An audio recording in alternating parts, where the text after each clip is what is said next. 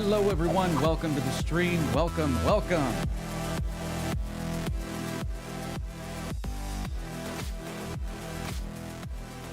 That music does not want to go down in volume. There it is. Welcome to the stream, everybody. I'm Thorn. How the heck are we doing this evening? How are you? What's up? Oh, why is that not focused? Focus on me, all right? This guy right here. Boop. Just moved my table. There we go. I locked that down. There we go. Welcome to the stream, everybody. How's it going? I, as usual, am Thorn. And I want to talk about plans and how they don't always go the way we want them to. Because that's what happened. So, I gotta tell you, was not expecting AMD to pull what they did. But I've always said it's better to do it right than to do it right now. And that's apparently how they feel about their entire lineup of processors. What can I say? You know, if they want to do it right, I will not begrudge them that. Are you gonna turn on for me? Come on. There we go. But speaking of AMD, so I spent some quality time with the Threadripper system, and I was just, it was one error after another. First, it was the memory, and apparently that generation of Threadripper was a little touchy when it comes to registered ECC. Okay. So I swapped it out for just some standard DDR4 3200, and it got past the memory problem. That's when it was like rebooting was because of the memory. Then it wouldn't recognize the CPU, and I was like, oh god, do I have bent pins? Because that's like a really good indication of potentially bent pins. No, I updated the BIOS, and yeah, it was originally designed to run the Threadripper 1000 series, and it didn't have the BIOS for 2000 series. All right, cool. Now it's just giving me a error 33 post error, which is like, that's not very specific. I'm trying to get it to post. A post error doesn't tell me a whole heck of a lot. So that's on hold right now until I can figure that out.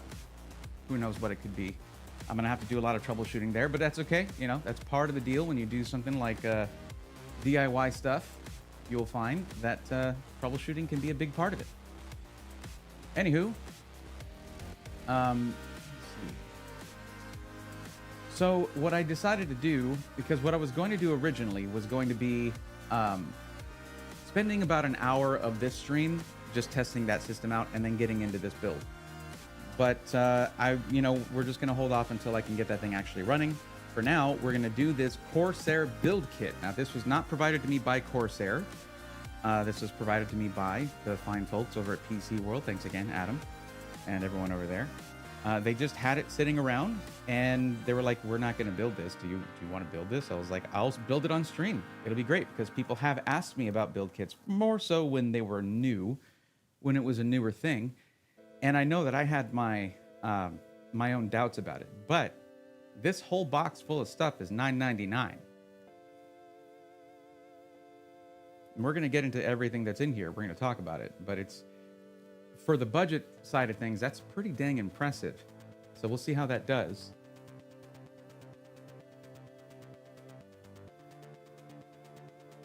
Just get a preview of the stream over here so I can see it. There we go.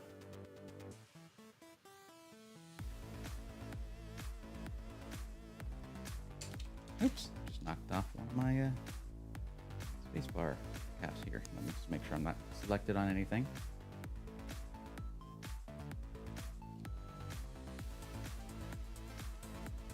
Okay. But yeah, here we are. Is this a 1080p build? Yes, it is indeed. $9.99. 1080p, as you might imagine. Let me say hi to everybody in stream. What is up? What's up, Crash? How's it going? That is I like the Master of Puppets parody. Very good. What's up, Medic? How's it going? What's up, Showtime? How are you? Hey, Nanel Official, what's going on, buddy? How's it going? Troubleshooting thermal throttling with my 13700K, and the only thing I can come up with is warped IHS from the stock bracket, which means even the contact frame, my 360 Capellix, might not be making full contact. Well, Showtime, you know, as long as you're keeping up with all the stuff they're talking about, I mean, they were talking about oxidization specifically in 13th gen high-end CPUs, or just 13th gen Intel in general. So if it's thermal throttling, it could be, I mean, it could be something like that. And just keep an eye on that for the purpose of RMA, you know, if it comes to it, if it comes down to that. But yeah, check out Gamers Nexus's latest video on that. Also, I believe Roby did a video with Wendell from Level 1 Techs. Check those out just to see what's going on there. Doing good, doing good. Now let's take a look over here at YouTube chat. What's going on, everybody? What's up, Steve? Medic is over here as well. Wade's Farm, welcome in. Mustang, how are you? Sailor X, glad to see you. Country Bumpkin, welcome. Alice, how are you? Jay Green, welcome, welcome. And Sandy VS, welcome. What case is this build today? This is the build kit, so this is going to be the 4000D. This needs to stop focusing on this. This is not the star of the show. I am the star of the show, camera. Look at my face right here. Okay. Let's see. Got my Alexander PC yesterday. Totally awesome. Can't thank you enough for the recommendation of the coupon code. You got it, Dave. Absolutely. That's exciting. WS6, how's it going? Any thoughts on the Corsair Premium build kit? I don't have any thoughts on this build kit yet either. I mean, I haven't messed with that one at all. But they are all 14. Other than this one here, they're all 14th gen Intel, which we need to see how they do with their microcode update in mid-August before I'll start recommending any of that. This is 12th gen Intel. There's 12400F in here, so I feel more comfortable with that because it should perform just fine, as it's meant to. 25 watching with 14 likes. Anton always coming in with the critical math here. Appreciate that, bud. What's up, KB24? How are you? Are you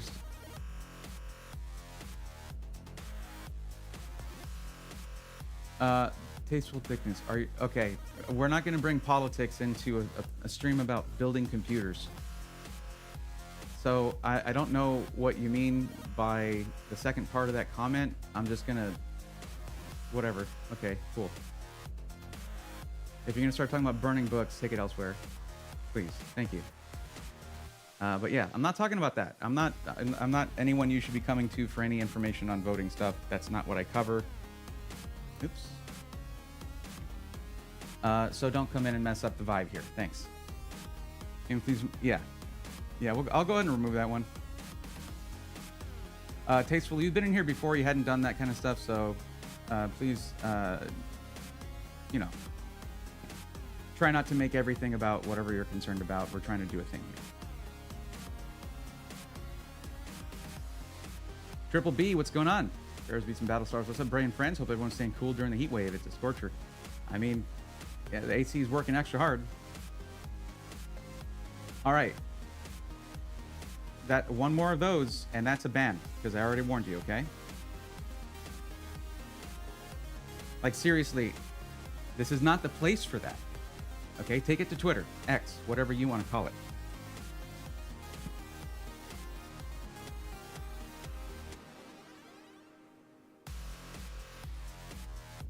We watch and find out how this goes. Hopefully all goes well. Yeah, I hope so. I hope that this is for someone who wants to do, for anyone who wants to do DIY for the first time, that this would be a good option for them. Yo, Greg's Universe, hold up. I don't know if this is gonna work right now, but I'll just do it this way. Greg's Universe is raiding with a party of 7. Let's go, nerds. Thank you for the raid, my friend. I appreciate it.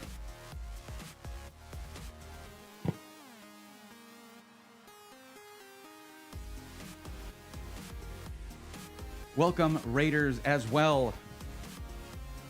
Go ahead and... It's a little different when I'm not sitting at my desk, but... Somebody told me to raid you. Just realized I watched a monitor vid of you on YouTube before. A monitor video. Well, there is one coming out, but... I don't remember when I did a monitor video. Oh, hello, Nugget Ari. How's it going? What's up, Disco? Deathly Nightshade, welcome.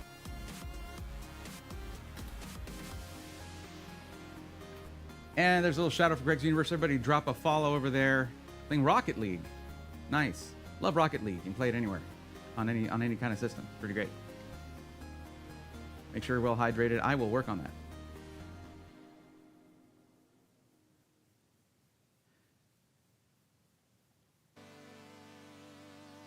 I think you did. Maybe I'm losing it. I mostly cover pre-built PCs. YouTube vids helped me build a PC for the first time. Glad to hear it, Disco. And that's what we're doing here. Crash, I cannot believe that. And that's before you start buying extra stuff. But yeah. We'll go with a 1700X 3D, but it's in a weird spot considering pricing in CAD at the moment. Oh, is it highly priced right now? Yo, thank you for the gifted sub, Triple B, giving tier 1 sub to Greg's Universe for the raid. Much appreciated. Thank you.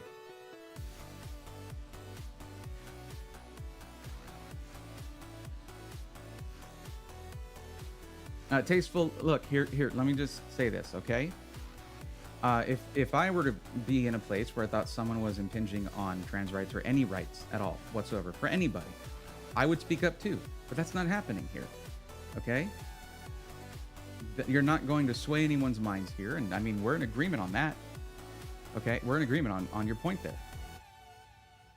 You know, full-on ally. Like, that's how I've lived for a very long time before it was popular to do that. Because I feel like everyone deserves equal rights, no matter who they are. So yeah, everyone is welcome here. All peoples are welcome here. And the thing is, you might make other people feel unwelcome here as a byproduct. So please don't do that, okay? Because no one here is saying anything against that mode of thought. So you don't have to speak up for that. Okay, take a break from it. All right?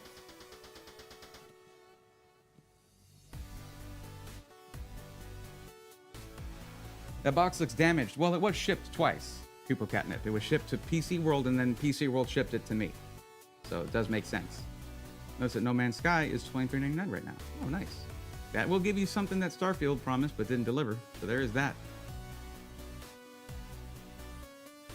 Don't forget to get a UPS for your new PC if you don't already have one. Yep. Always good to have an uninterruptible power supply or battery backup, whatever you want to call it. So let's talk about the build kit. When you go to the link that I put in the description, of the YouTube stream, which by the way is not an affiliate link, you'll find that this is called the Core Build Kit. The main specs are i5 12400F, RTX. Well, that says 4060. This might be a 4060, so it might be the newer kit. It might be a 3060, making it the older kit that they just had lying around. But really what we're looking at is the experience here. Now, it's on back order until the 27th of this month. That's not too bad of a back order. Also comes with 1 terabyte M.2 drive, 16 gigs DDR4, and Windows 11 Home included, and a toolkit included. They call it a $35 value. We'll take a look at the toolkit. And the case, a 4000D, a Corsair 4000D in black. Stock cooler is probably what we're going to be looking at here, so we'll take a look at that. So let's go ahead and start opening this thing up.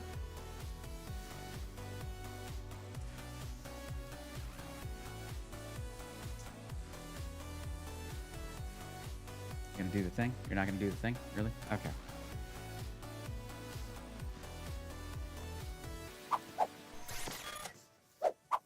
Oh, man. I would love to fix that. Let me do that real quick.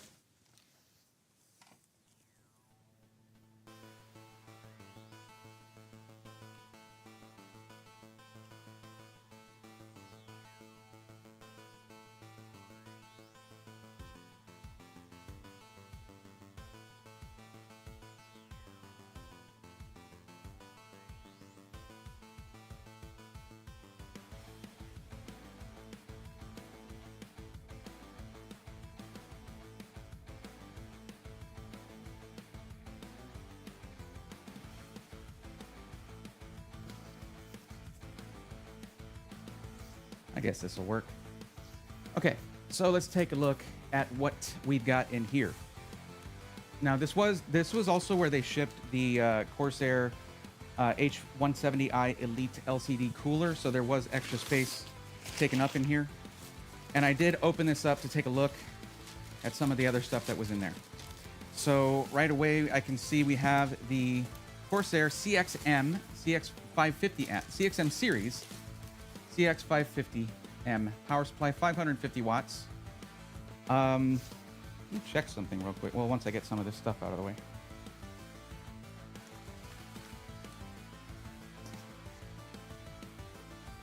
And I think they just separately packed this. I don't believe this came in an Amazon Prime box in the original packaging here. We're gonna check on the default specs needed for the GPU that we're getting, which I'll find out here in a second.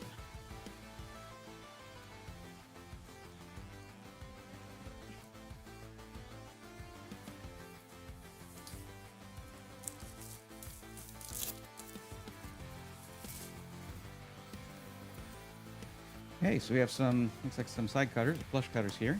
And we have a 4060, so this is their newer kit, which is nice. I guess PC World must not have been that long since they got it. We have a B760-P Pro Wi-Fi DDR4 motherboard from MSI. It's going to be pretty sparse. There's our GPU. It is an Asus Dual 4060. So there's that. Here is our Core i5 12400F. And this is going to come with a stock cooler, and they expect us to use the stock cooler, which I'm fine with that. There's more stuff in here. Accessory box includes one NVMe drive, 2 Wi-Fi antennas, and swag stickers. Because why not? There's our RAM, our Vengeance LPX, 3200 mega transfer per second, 2x8, so 16 gigs. Pretty much the minimum you would want at this point. I usually try to push towards 32 gigs at this point, but because some games are not really optimized that well. And this is my Windows 11 Home kit. What is this, a DVD? Corsair, there's no drive in here. Really? There's no DVD drive in part of this. Give me a freaking flash drive. But okay. And there is our... Here, let's raise this up. And there is our PC DIY Precision Toolkit.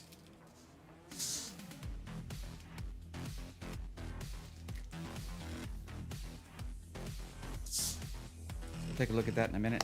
But I wanted to check something really quick.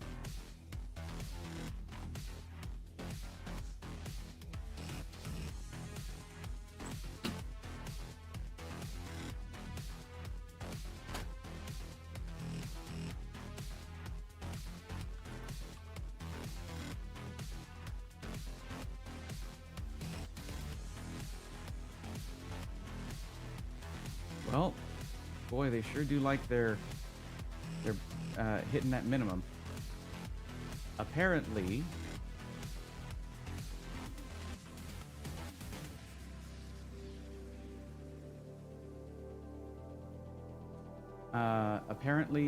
the recommendation from NVIDIA, or from Seasonic anyway, is 550 watts. And those usually line up with NVIDIA's recommendations. So we're really hitting the bare minimum here. Fine.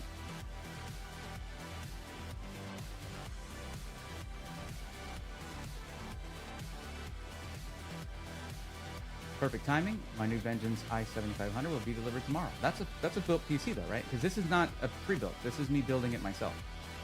Great. On what keyboard is that? This is a Dureu mechanical 70% keyboard. It's one that, it's not an expensive one. I changed out some of the keycaps with the ones that they gave us at a little bright here. This year, some of these keycaps were the gift from TwitchCon for our partners. So I just threw some of those on there. Actually, the lighting looks a little better this way. But I don't like that my head is being cut off.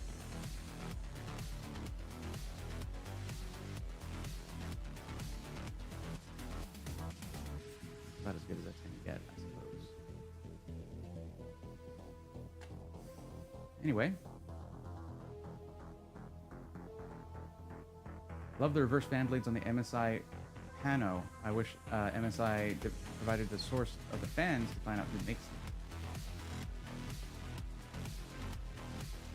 I know we have an MSI video that is just like the longest one out of all of the ones for Computex, so we hadn't gotten that one out yet, but I believe we covered the pano stuff. But they also sell their own fans, so it could be just from them. Let's check out this build kit real quick.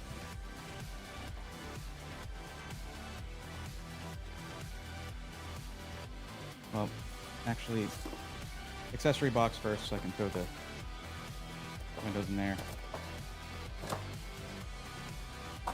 Swag stickers, I guess, and then our drive, and our pretty standard Wi-Fi antenna. Okay, I mean, yeah, it's stickers, guys. That's what it is. Okay, that makes that look a little bit neater.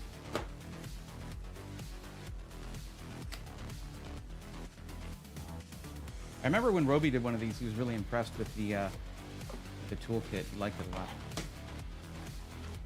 Well, it looks pretty nice.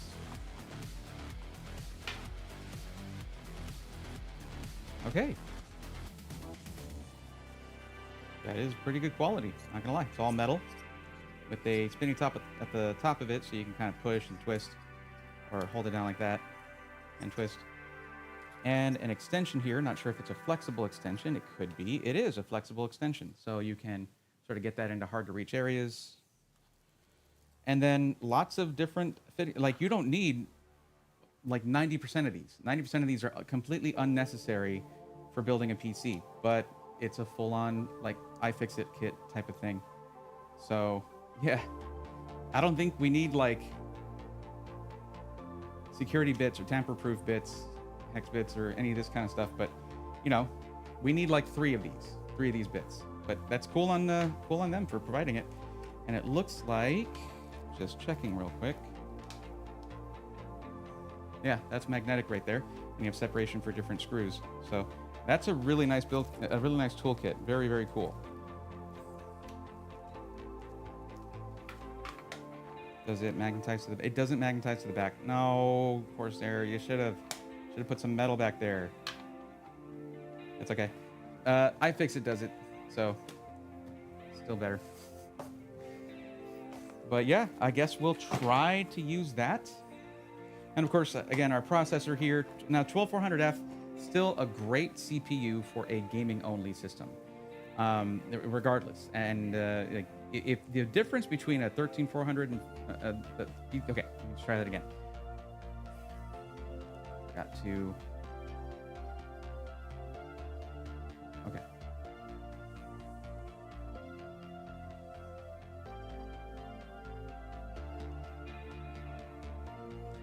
The difference between 12th gen 12400F, or the 400 class CPU, and the 13th and 14th is that in 13th and 14th gen, it got 4 efficiency cores, making it a 10-core CPU. This is 6 cores and 12 threads, no efficiency cores. But again, just for gaming, totally fine. In fact, this should be able to handle gaming and streaming as long as you're not doing anything too crazy. And there is our CPU right there. The rest of this is all just stock fan. I'm thinking I have a arc different. No, anyways, we'll worry about that later. And there's our memory. I do like the LPX. It's great low profile memory if you have any kind of height concerns with the kind of cooler you're going to be using. Already went over the GPU, but this does have 8 gigs of VRAM, and the 4060 is going to be a 1080p gaming card. This is one from ASUS. That's just what they gave us. Let's take a quick peek at the motherboard.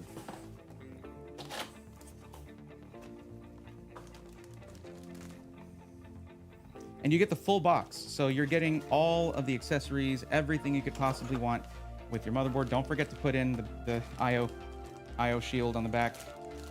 But let's get a good look at this. I want to see how bare bones it is, because I remember this being a complaint of mine.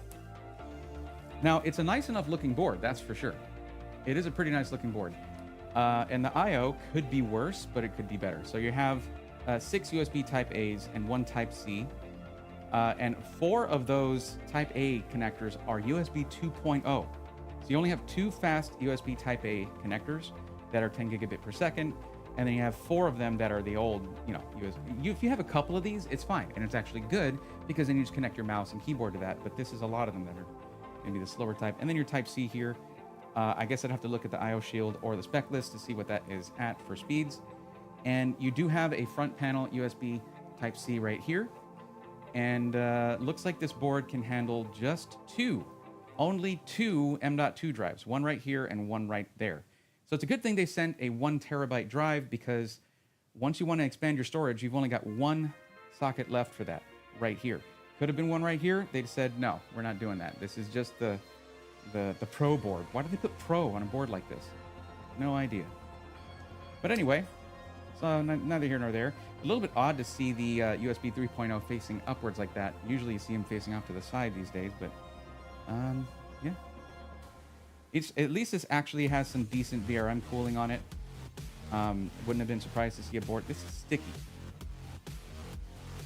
I don't know whether to ask Corsair or MSI why this is sticky, but look at all that muck on there. You see how that looks? Those like that haze, that's all stickiness. What the hell, Corsair? Like I don't know if you can hear this. Listen. Yeah. We're gonna just assume that that's fine, I guess. Wow. I'm a little grossed out. But okay. That's great. So we can go ahead and just start building this up. All I'm really going to need out of here is this. Now, what I'm not noticing, I don't see a guide anywhere. Or I didn't see a guide. It could be in the box for the case. That's not what I want to do. I want to do this. It could be in the box for the case. We'll have to check that out. But I'm just weirded out right now as to why the back of this is sticky. That's kind of questionable. Ruhutu, that's a good try, but I don't think that's why it's sticky. 2 build streams in a row. What's up, Dodger Dog? Solder flux? I would hope that would be cleaned off.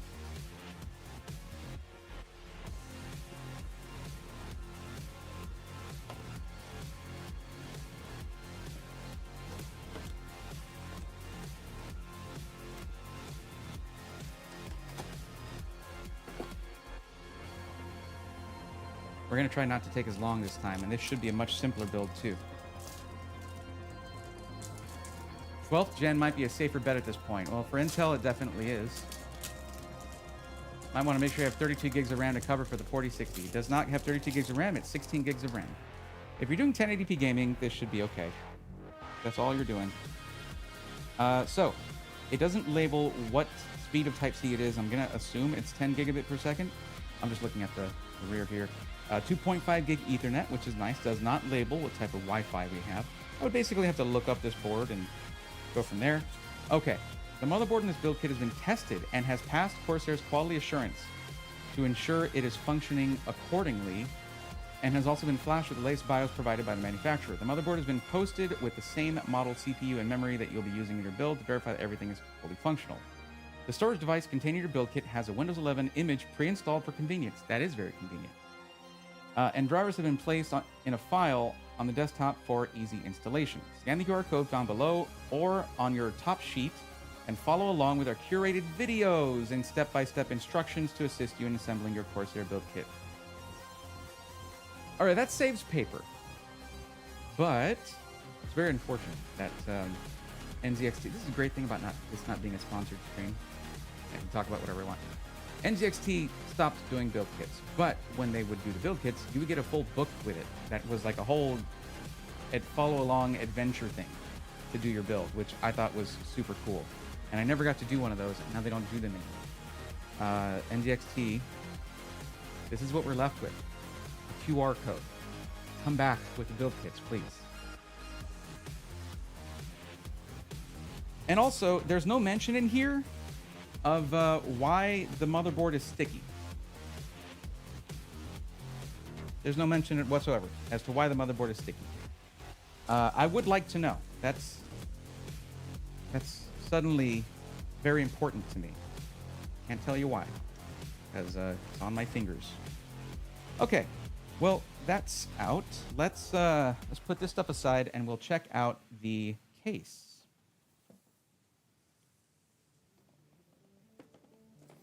Believe it or not, I have never built in a Corsair 4000D, as common as that case is and as long as it's been out. I've never built in it.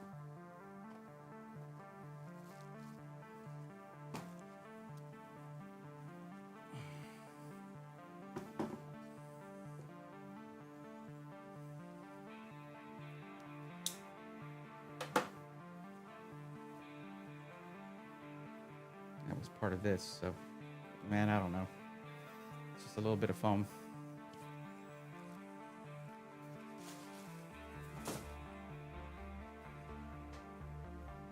All right. Steam Deck pedal. Stream Deck pedal? What are you doing? Why are you not switching scenes for me?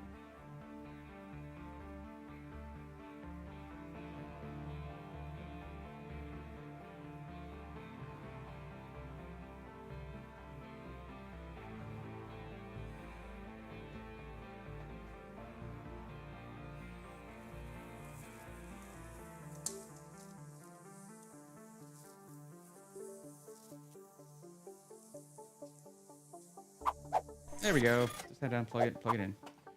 Okay.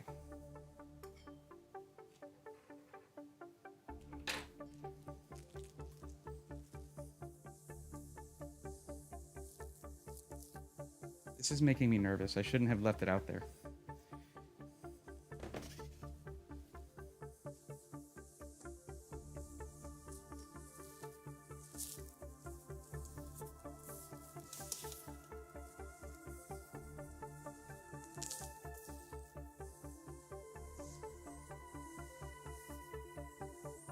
After a short search of the Google, it appears that this is a common thing with the MSI Z790 boards. The sticky ickiness.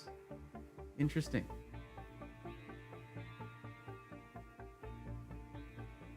Showtime, I wouldn't be buying either of those right now. I'd be waiting to see how results are for 9000 series. Like right now, buying any AMD CPUs other than 7800X3D, which probably won't be replaced in performance. Anything other than that is not something I will recommend, even if they did push it back by 2 weeks.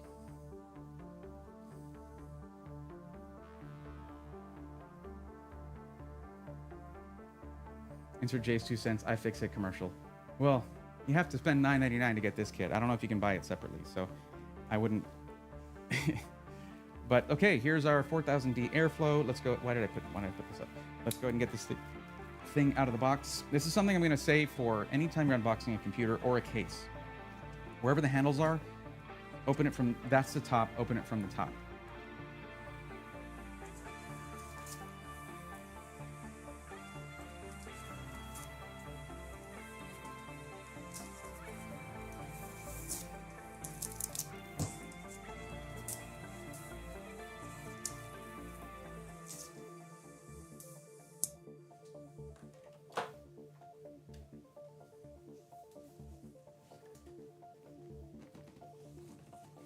So I'll just kind of support that in there, make sure it doesn't come out. Should move this. I'll put this back on here when I need it. I gotta say, unboxing like this is much easier when it's an empty case and not a pre-built. So that's nice.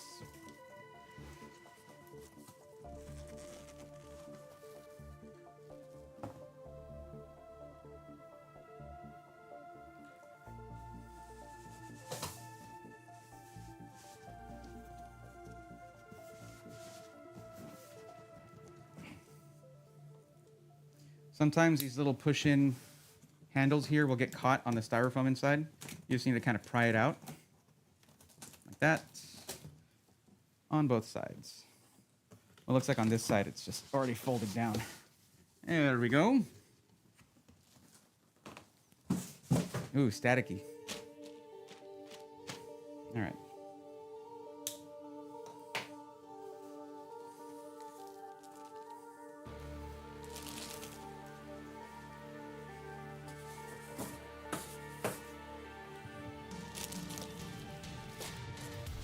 Now, especially for a kit like this, keep all your packaging. Keep all your packaging in case you need to RMA a specific part or the, you know, anything like that.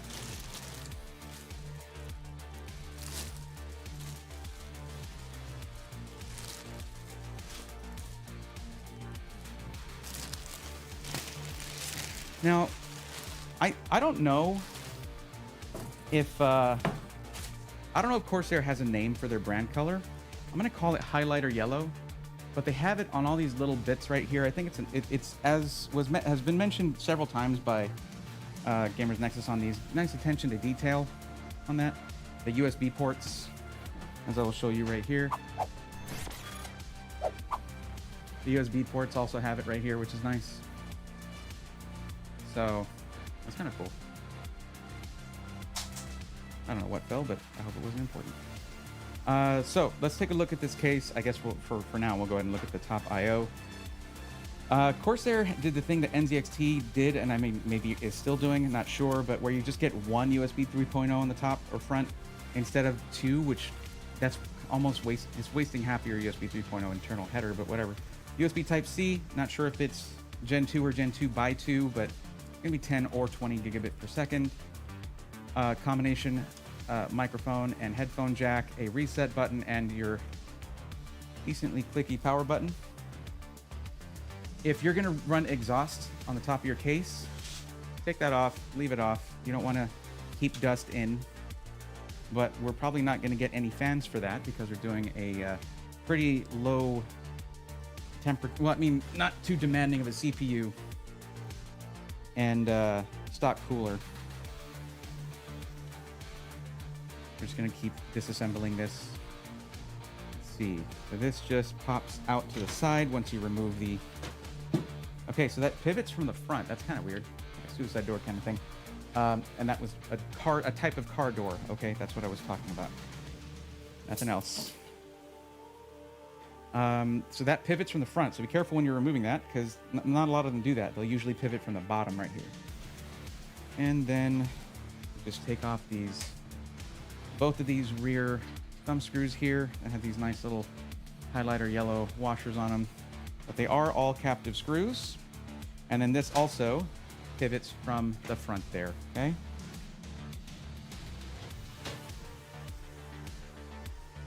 Then looking inside, this is such a light case compared to what I just worked with yesterday.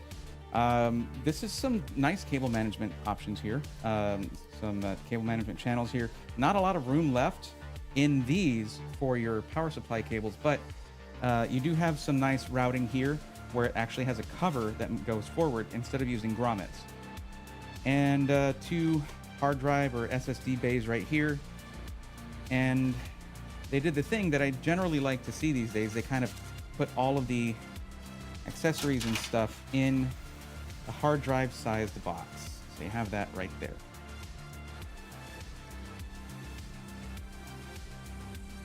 Why do you taunt me so?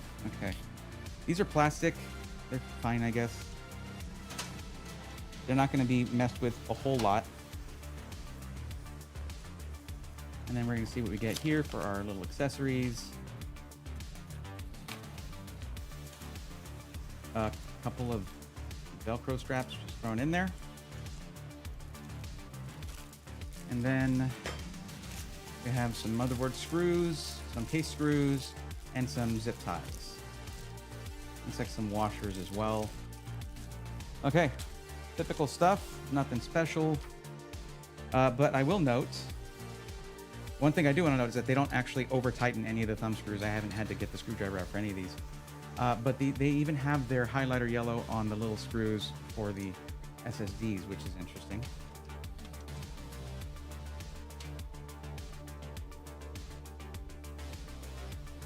There we go.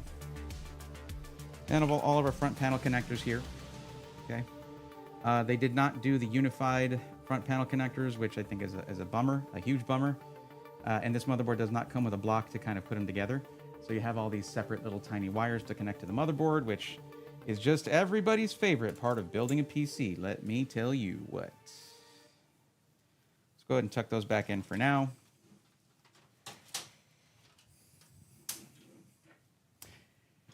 Yeah, don't vertically mount your GPU in here. It's going to be right up against the glass. Don't do that. So all we get, one 120 millimeter fan in the front and one in the back. That's it. That's all we get. But I mean, you could always buy Corsair fans. It's just, you know, you don't need both of your legs. You just sell one of your, you know, give your right leg, get yourself some Corsair fans. Yeah. We at least have everything you know, we have all our standoffs in here. Not every budget case is going to have that, but most do these days. And the center one is one of those that sticks through, so you can place your motherboard in there without putting a screw in, and it lines it up for everything else. Let's put this aside for now. We're going to go ahead and get everything installed on the motherboard, and we'll go from there. Really seems as though my camera wants me to be sitting down for this. And yeah, we can fix that. I am trying to take better care of my back while I do these.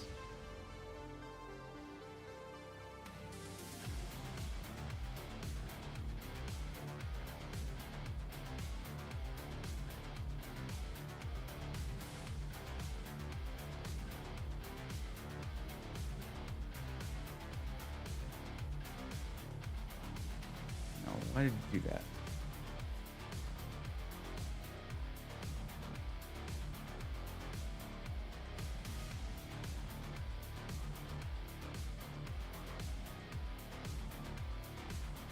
All right, that'll do. And I'll zoom this in.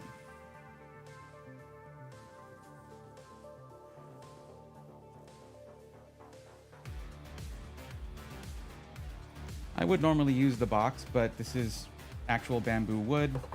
We shouldn't it's not super hard wood. It won't mess with the solder joints or anything. And it's also non-conductive. So we'll just work on this.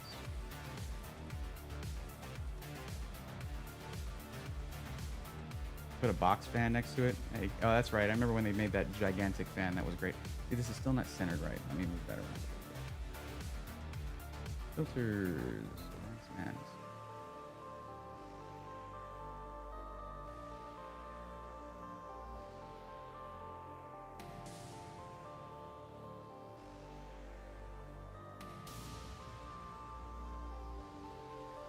That works.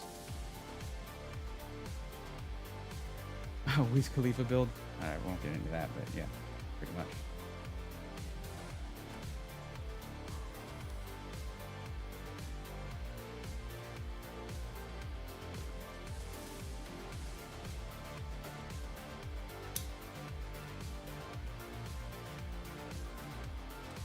I'm a power ready Y40 RG201 next week, hopefully.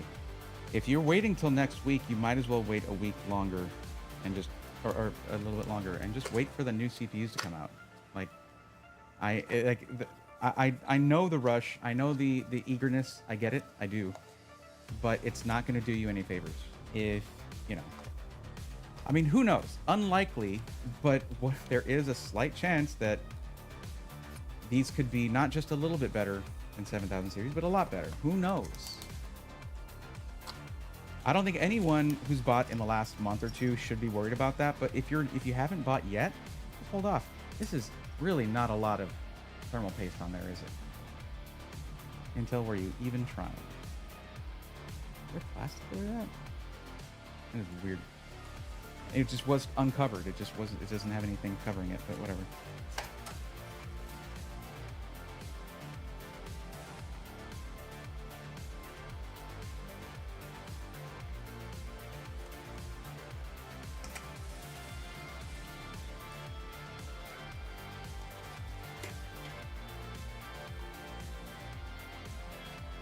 Now, I do have other coolers I can use in here. However, that's not the point. We're not trying to make this thing perform better. We want to see exactly how it's going to perform right out of the box with no parts except the ones that they sent. So, of course, you get this. You're going to see a little arrow on here. Okay, it's going to be hard for you to see it there, but it's right down there. It is tiny, a tiny little golden arrow. And if you look on your socket cover here, it shows the arrow right there. So.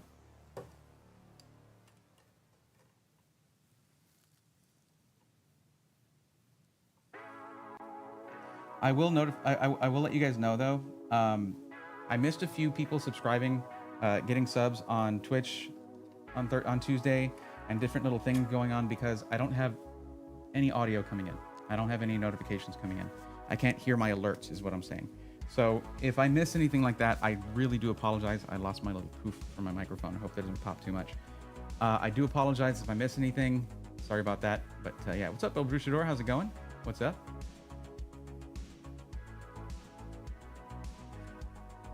I should probably run my fan, actually. What happened to the little puff here? Where did it go? It's the one on my mic. Like, now I don't want to run my fan because you'll get wind noises on it. There's nothing keeping that from happening. It's going to be tiny. It's going to be hard to find. I won't worry about it, I guess. Okay, so that is sitting in there. You can wiggle a little bit. It doesn't move around. Okay, push that down. And then it didn't pop off. What a shame. Don't lose this. Put it in your motherboard box. Do not throw that away. If you need to RMA your motherboard, you need that. Unless you want to send it with your CPU. All right, next we're going to be getting our memory and our storage.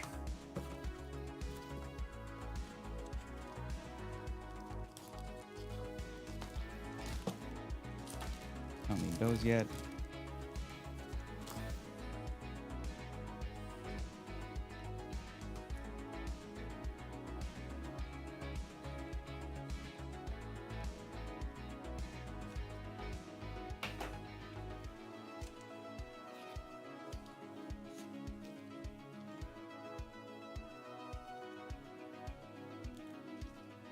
That goes the other way. As a general rule, when you're putting in your RAM, the side that has a sticker goes towards the CPU. I have seen some come in where it didn't have that. It, like maybe someone had misplaced a sticker, but that's generally how they do it. There are some tiny plastic peels on this, so we're going to go ahead and peel them. It will be potentially hard to reach later. Here you go. A little audio for you.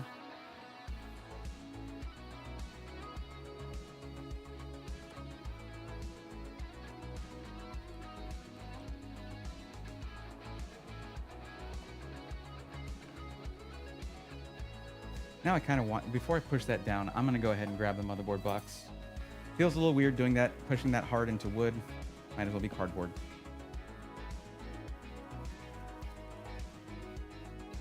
Yeah, what? Oh, do they actually have it backwards on here? Huh. Yeah, they do have the stickers towards the outside. That's kind of dumb. But all right, sure. I wasn't pushing that hard. I generally will try to see if there's any kind of resistance first, and it was wobbling back and forth. I'm like, that's sitting on the key right there. That's not right. So yeah, they do have this backwards where the stickers are facing away from the CPU. Right after I talked about that too. How about that?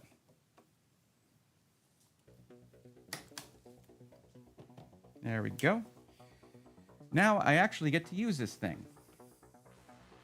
I really don't know why they invested so much in sending this.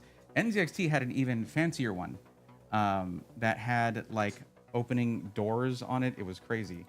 And I'm like, you barely really need to use a screwdriver to build a PC.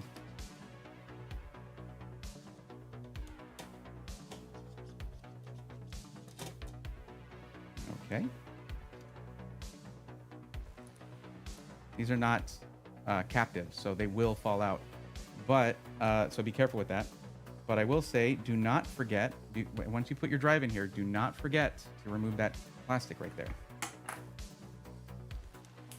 And here is our drive in a little anti-static bag.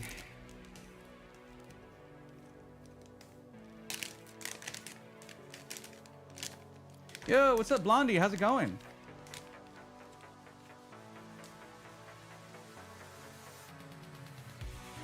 Welcome, welcome. Glad to have you. Everybody say hello to the, you already know Blondie, but say hello to the newest mod for the channel, Blondie. For Twitch, rather, not YouTube, but for Twitch. Not opposed to it on YouTube or anything, but Twitch is where you do it most, right? So, because it's a very exciting motherboard. Oh, you're talking about how big it was? What's up, Simo Walati? How you doing? RMAs are no fun. They are not fun. Gentle Stone, how's it going?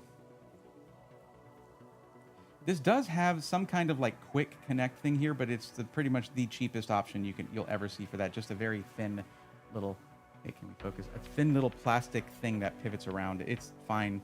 You don't need a strong mechanical connection. The type of drive they give you, by the way, is an MP600 Core XT. That's what we're getting for our 1 terabyte drive that has a preloaded image of Windows 11 on there. Kind of curious. I want to go and look on the Zax Tech Turf SSD spreadsheet and see what the specs are on this thing, whether it is DRAM-less or not, but it probably is.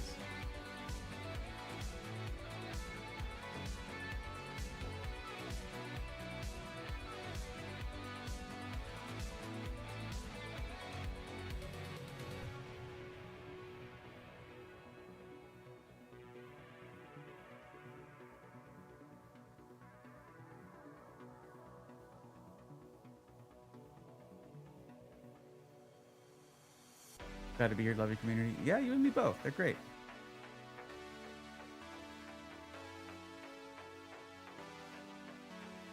I feel like I missed something, though.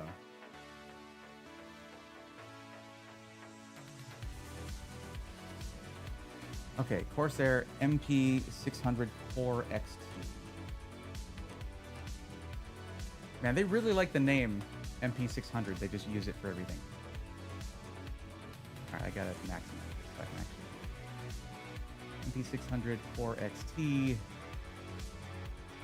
is indeed a DRAM-less M.2 drive. So instead of having onboard DRAM, it uses HMB, which can be pretty good.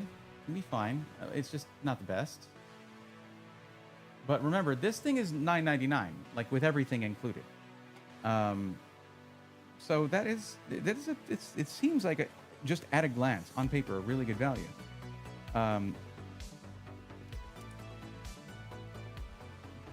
Regardless, though, I think that they could have done maybe a little bit. I mean, they sell these things. You know? Maybe they could have done a little better with that. I don't know. I mean, when I say they sell these things, I mean SSDs. This is a Corsair branded SSD. But this is the budget entry. It's going to cut corners in order to give you the best gaming performance that it can do, according to Corsair. I forgot to tweet about this. Man, oh well.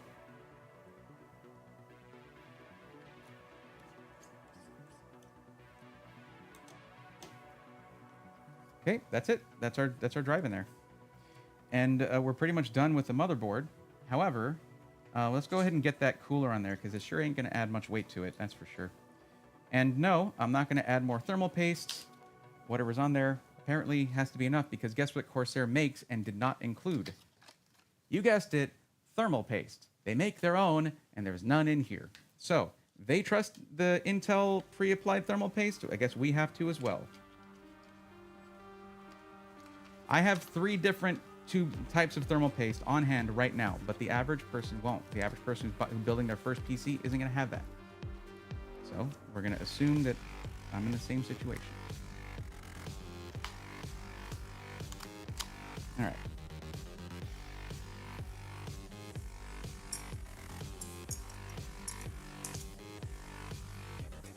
And these, you cannot have a simpler mounting solution for your cooler.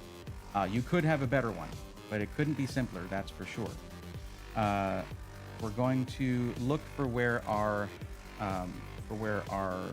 CPU fan header is here, and that is going to be CPU fan 1. So this one right here. So what we'll do is we'll orient this in such a way that we don't have a bunch of extra cable, and this should do it right here. So all you do is you line these up, put them in place, kind of free socket them, and then you just push them in. That's it. They're just push pin.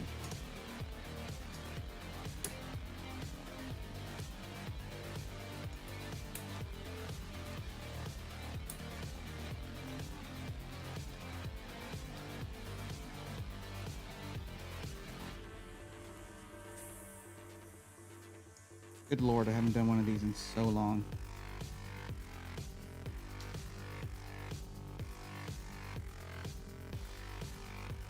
That doesn't feel very good.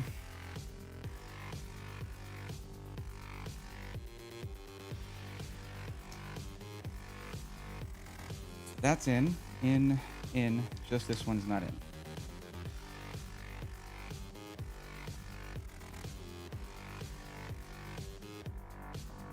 Oh. Actually, yes it is. It is socketed in. Ah, God, this feels horrible. Corsair, you're testing these things. Do not, whatever goop you laid it in, don't do that. Yeah, it's down on all four corners. That's good. Just feels loose on this one, but that's fine, I guess. Thing's not coming up, and that's what matters. Yeah. Okay. That's our board. All done. Of course, our GPU is going to go in here. If you did want more I/O, you could always use something like a PCIe add-in card. You could totally do that. We're going to go ahead and push that down to prepare for the GPU, and we're going to put this in our case now. Let's do that.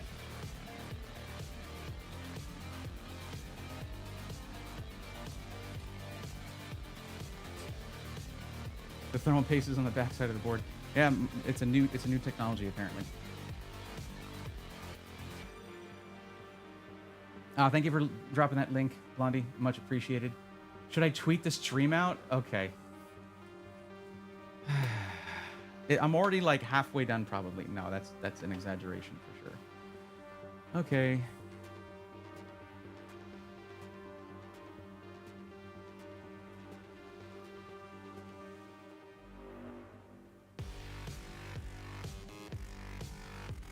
So glad Microsoft gives us 1 pixel to expand or collapse windows. That's great. Okay. I know what. Let me grab the thumbnail for it. You see, the thing about tweeting any kind of anything on a platform other than Twitter, X, whatever, is that you can't put the link in the main tweet. You have to put it in a reply, or else Twitter will bury it.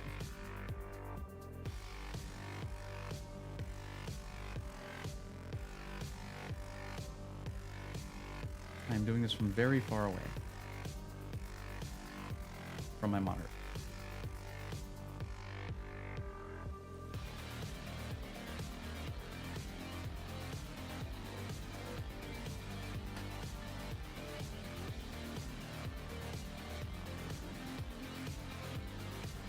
Okay, come on.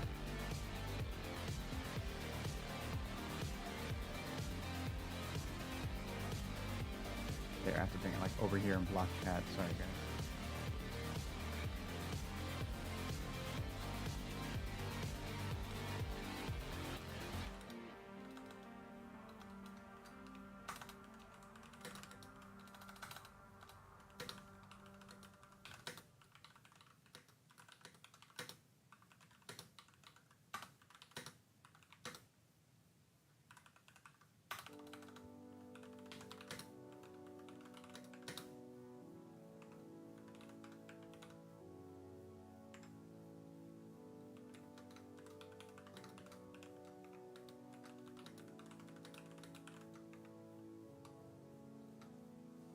All right.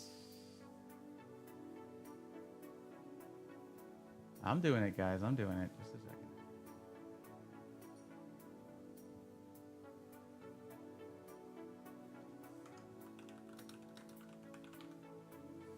I do need to get the link for it.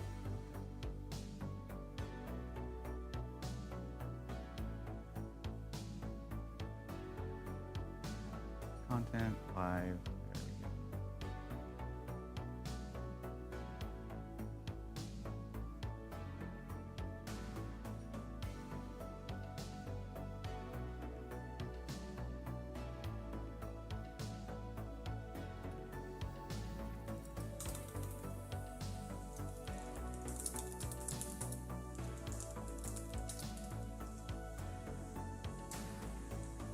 Put the YouTube link in there. That's what I usually do.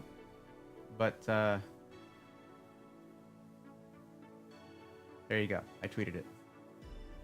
Are we all happy now? It is going to mean more people on the YouTube side, but you know, the people who follow my Twitch know my Twitch. If they know what I'm doing, they might be more likely to come in. So there you go, everybody. Oh my gosh, we don't need a poll for best dipping sauce. It's anything with sriracha in it, okay? It's not really.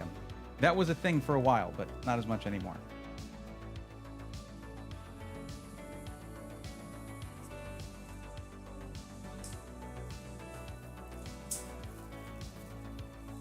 Honestly, for me, it's got to be spicy. I like spicy stuff.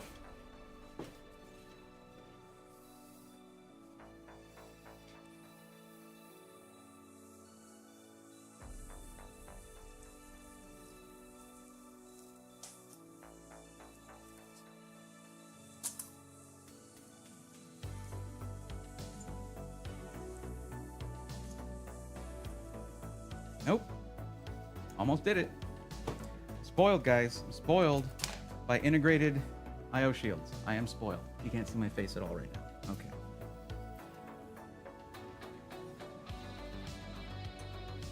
Be careful with these. They are very sharp.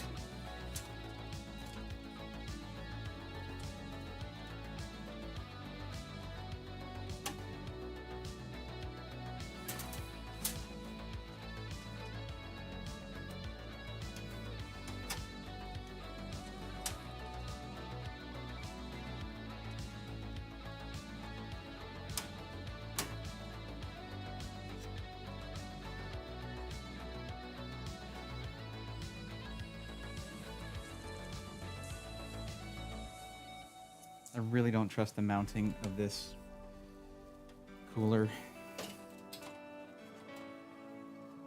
There we go. Just like that.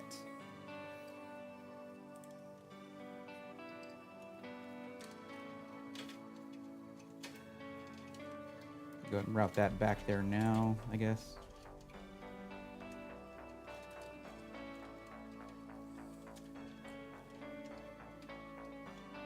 Oh, it's this way. There we go.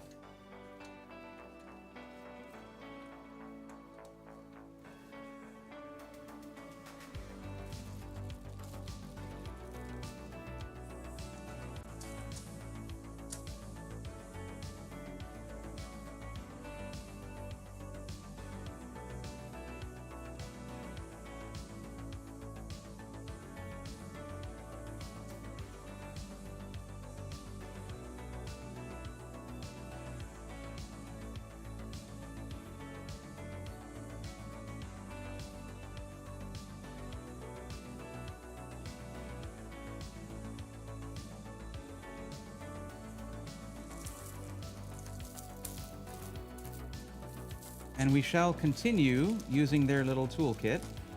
Why not?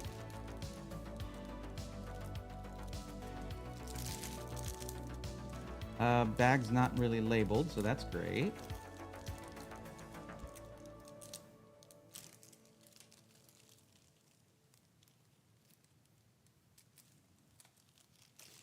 But I imagine they want you to use their online guide, their video guide. That's a lot of fan screws.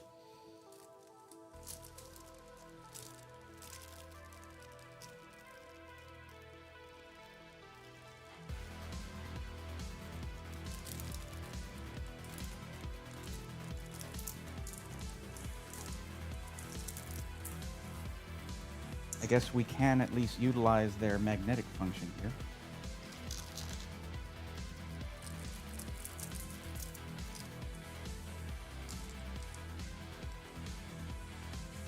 Those don't look right for motherboard item. I don't see the ones I typically see. Motherboard screws usually look like they have a little hat on, a little hat brim on them.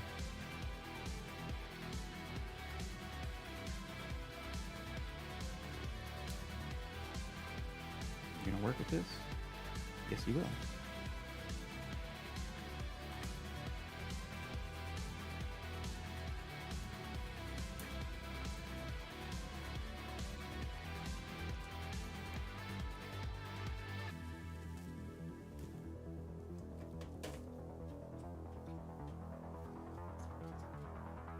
This also has nice grips right here.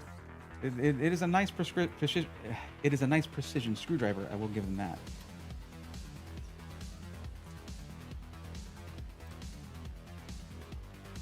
Decently magnetic. I wouldn't necessarily trust it with a whole thumb screw like I do my LTT screwdriver, but hey, not losing these yet. Knock on wood.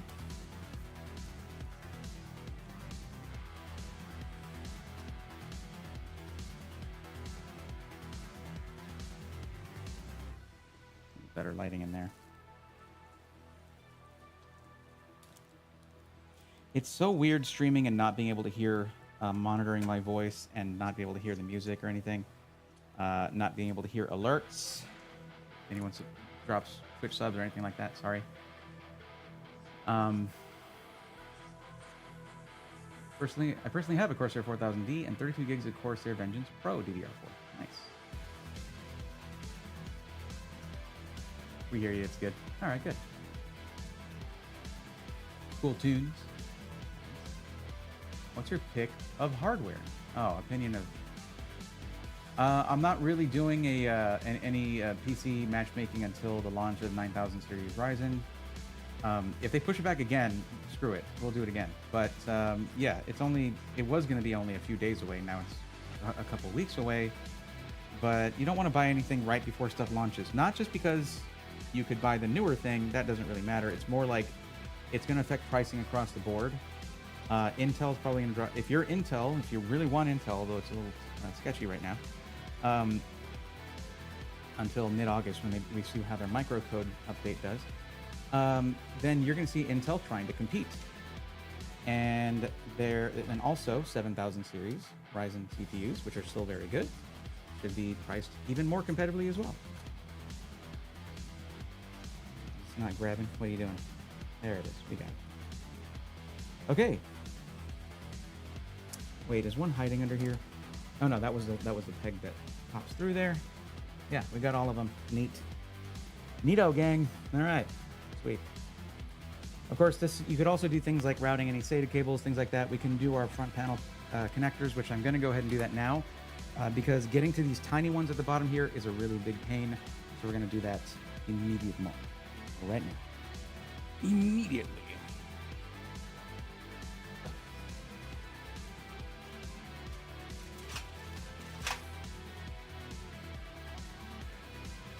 So that is our USB 3.0 and our Type-C. Here we have our little button, power button, power switch, reset switch, and hard drive LED. And then we have our HD audio.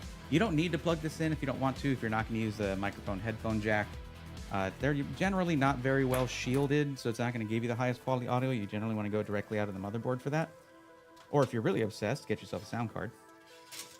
Okay, that's cool. Flop all over the place. If I see what I care.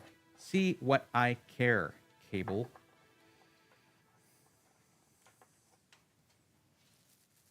And that one goes right there. And then these go up to the top. Yeah, you're just going to fall right out. That's great.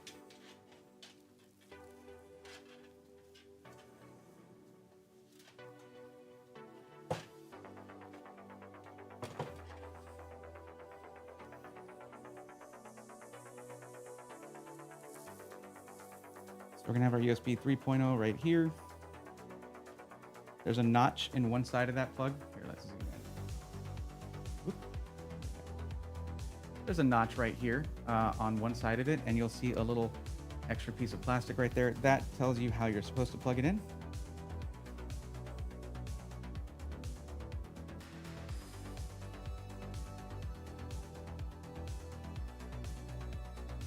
And our front panel USB Type-C right there. There should not be a lot of resistance to plug that in. If there is, you flip it around because you're getting it the wrong way. Then we've got these tiny little guys. They're just tiny little guys right here. And now you don't really need to worry about the positive and negative on the power switch. It's just, and same thing for the reset switch, I suppose. But because they're just momentary switches that close the circuit, it's fine. Hard drive LED, you don't want to get that backwards. And they don't have it listed here. It's not screen printed on the board, even though everything is usually a specific way. we can go to the motherboard box and probably find the instructions that will show.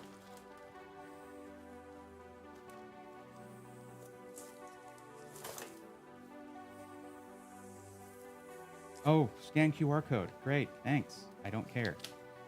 Just show me. There we go. This is what we're looking for right here. Okay.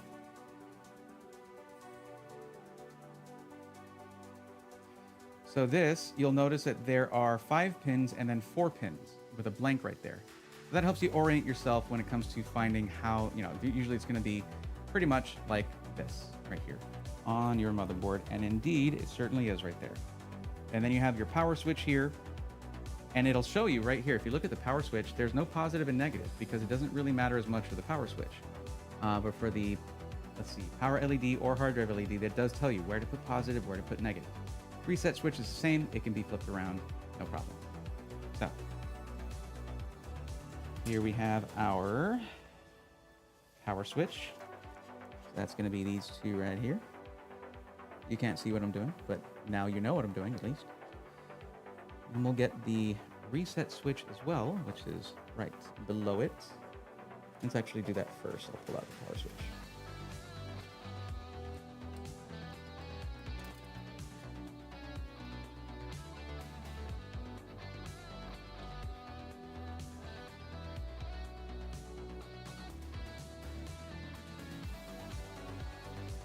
Okay, and this is marked as power LED. So power LED is next to the power switch, not the reset switch. So if you look at this, you can't really see because it's too far from the camera probably, but this one has a plus sign on it. This one has a minus sign on it. So positive, negative. And if we look here, that negative is going to go to the right and the positive is going to go to the left.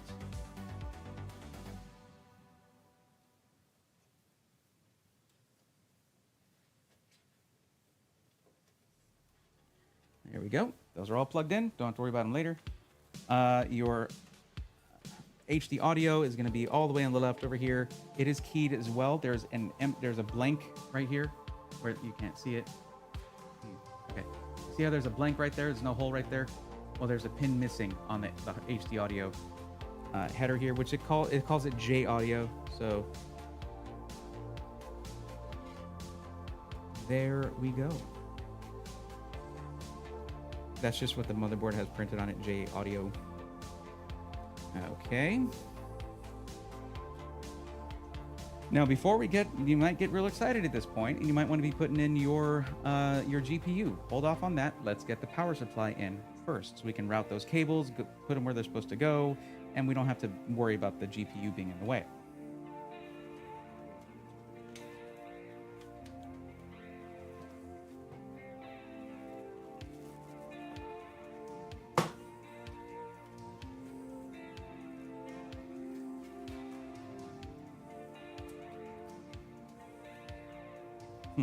Should have thought about that before. You know what? Here. Don't cross the streams when it comes to your cable management. Try not to get let things have their own path without crossing over each other. So I'll just have to reconnect that HD audio later. That's not a problem. But it was going to mean unplugging one or the other to get these cleaned up. Okay, let's go there. I can tie these down here later on. Okay, power supply.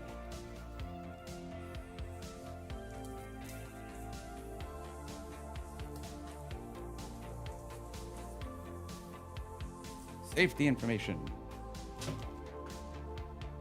We have our C13 power cable here. That is. And it looks like this is a semi-modular power supply. So semi-modular means your critical cables that you know you're going to use are going to be fixed to it. They're not going to be loose. They're not going to be optional. And then you have the optional ones here. So like if you're running something without a GPU that needs external power, then you don't need any things like that. If you're running an APU or something, you probably don't need Molex. You probably don't need SATA, that kind of stuff. Accessories, as they call them. And you can see it right there. And this is pretty sparse here. So we have, they're going to make sure that this has enough power for the system itself. But if you're going to be setting up a GPU that needs dual 8-pin PCIe, you have to swap your power supply already. Like, they went to the absolute barest of bare minimum for this. So, wait, PCIe or CPU, but this is CPU right here. So we already have our EPS CPU power right here. And then so you need that PCIe for the GPU. So that's the extra cables here. And then some zip ties and the 4 power supply screws. But wow, man, that's just like the absolute bare minimum here. And I get it, this is the budget system. Like, I'm not gonna begrudge them that or anything, but like, not happy about it either. All right, that's twisted a lot. How much do you need to twist this? Why y'all so twisted, Corsair? What's going on? There we go. And remember, this is a 550 watt power supply, and the GPU, the 4060, NVIDIA recommends a 550 watt power supply at minimum. So they are basically skirting the line here. Is that scratch? No, that was just a fuzz of some kind.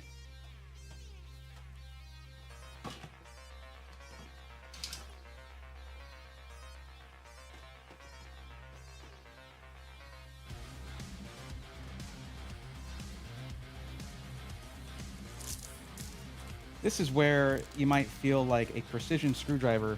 Oops, that just spilled everywhere. Great. A precision screwdriver is a little bit small for this. All the effort's going to be in holding this thing tight and screwing these in, but these are, I would say for fan screws it would be the hardest, because you have to actually dig into the plastic with those. Okay, I'm not doing this in the easiest way, to be honest. Oh, it's right there. Okay.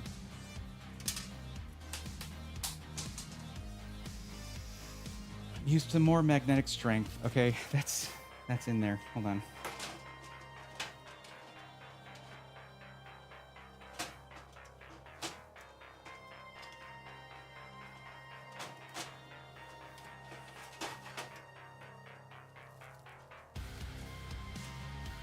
I'm a little spoiled, all right? A little bit.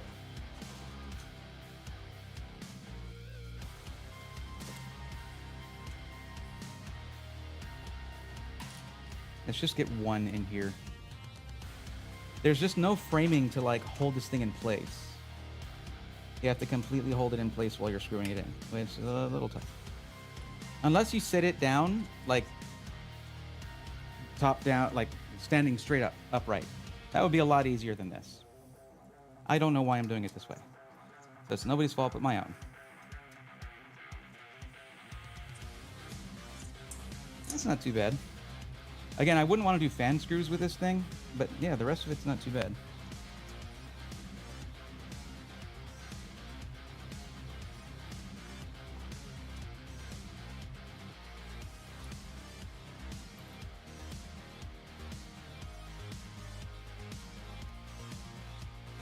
Trust the process.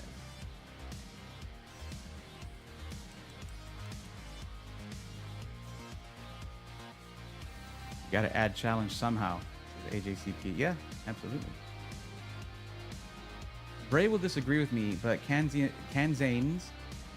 Hold on a second. Is that what people in Kansas call themselves? Well, okay, what else would you call someone from Kansas? Kansasians? Kansites? Kansites. Kansites sounds better, all right? It does. But yeah, no. It's not my opinion that Texas has the best barbecue. It's 90% of people's opinion that Texas has the best barbecue. And not just Texans. Most people who come here are like, oh my God. Like, I thought it was just malarkey. No, it's not. We really, like, perfected it. But that's not to say other barbecue isn't good. It's just that ours is better. There's lots of foods out there. You can pick any food to claim as your own. Okay? States, other states, pick something other than barbecue. It's an uphill battle for you.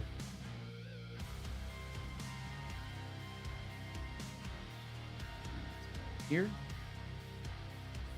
Bam.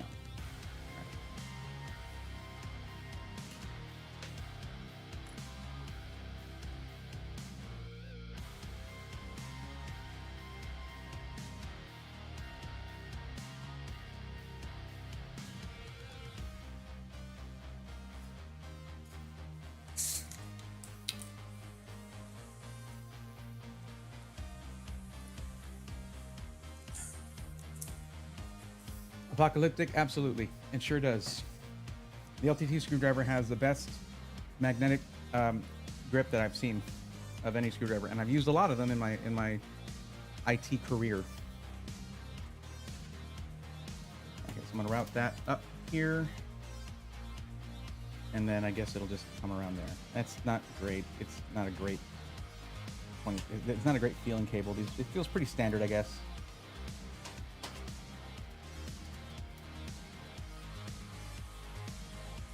And this one's gonna go up here. I'll go ahead and route that now, or I'll go ahead and tie that down now. Actually, oh, that's probably just gonna go across the top there or something.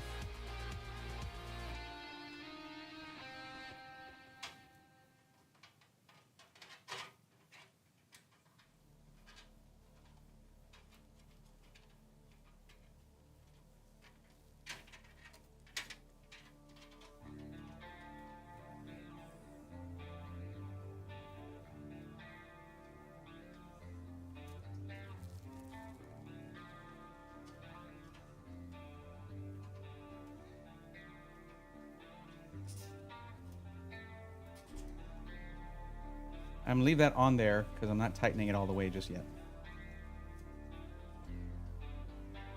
Not for that one.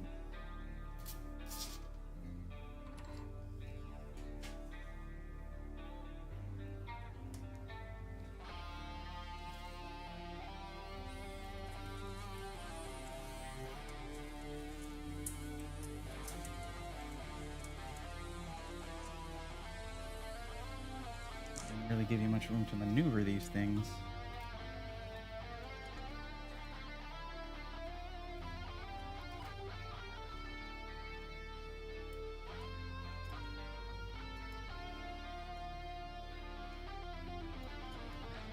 Okay, let's just go the right. Let's go the easy way.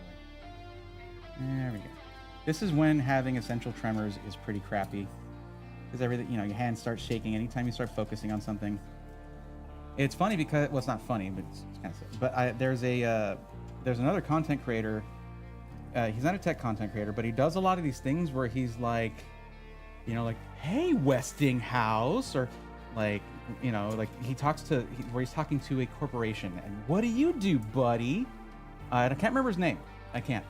But he had a one thing that I've noticed in his shorts, his YouTube shorts. He probably does TikToks and then puts them with his shorts. Okay.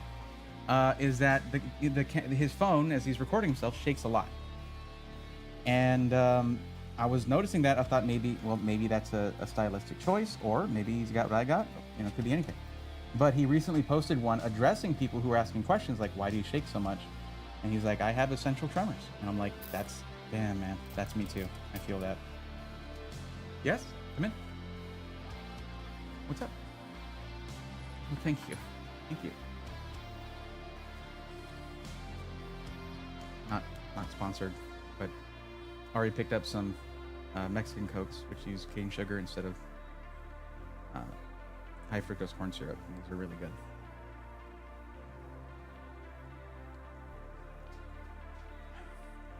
I rarely drink soda. I mostly just drink soda water. And when I drink soda, it has to be good. Good stuff. That's looking nice. All right. Oh, I'm dumb. I'm an idiot. I didn't plug in the PCIe cable. Well, that's okay. It's just one that I have to plug in. I wonder if anyone was Youth Pastor Ryan. Okay, that's the guy.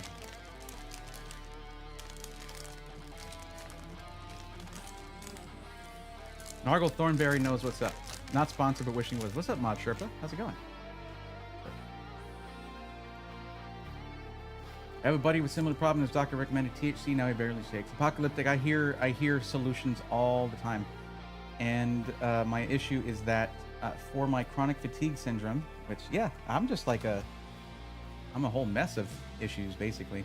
But for my chronic fatigue syndrome, I take an amphetamine, like a strong amphetamine. So anything that I take to reduce my shaking is null and void. It doesn't help because then my shaking is exacerbated by the amphetamine, but I can't operate without it. I can't function without it. So I really don't have much of a choice on it. I'm going to go ahead and zip tie this together already because I'm not going to use any pigtail on this thing.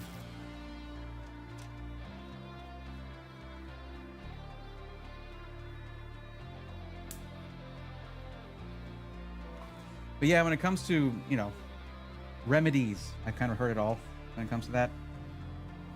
The wanting to help, I will always appreciate. I appreciate that impulse to help. Like that's a good thing. But it's not like I don't let problems lie. Like I looked into it, and as long as I'm taking this amphetamine, which I need to function, I'm gonna have a problem with that. Can I just take this out? Is it just? Is it a thumb screw holding it in? Yes, a thumb screw. Two of them, actually. Oh, they're really hard to get to. Okay. Well, I can remove this if I need to plug this in. That was dumb of me.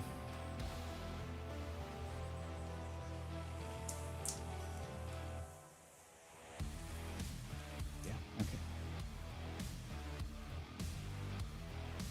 Oh, it's actually a closer one. Good. Not the farther one. Not the one that's farther away. That helps.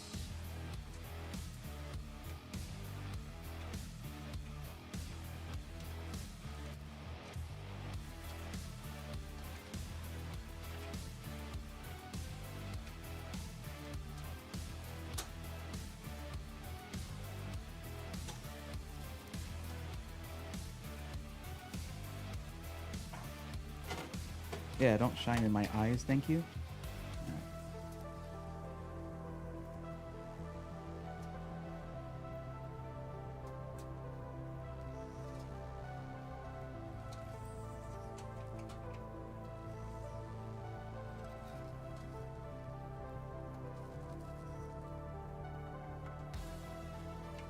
There we go.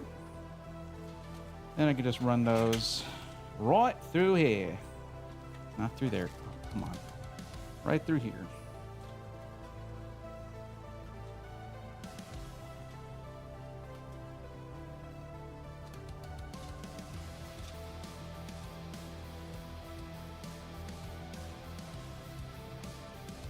Okay.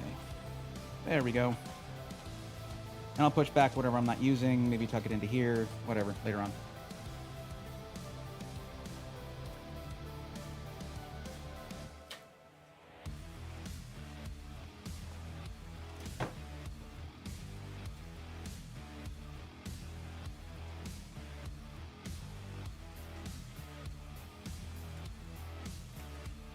Stop doing that. Thank you.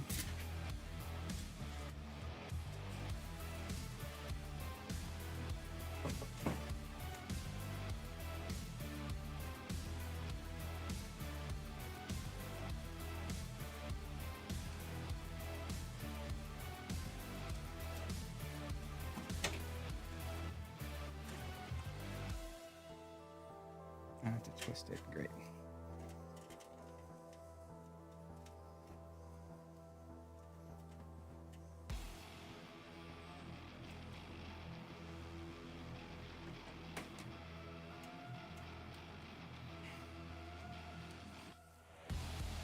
Okay, that's not coming out. Then we have our CPU power right here. And let's put this on the top. Here we go.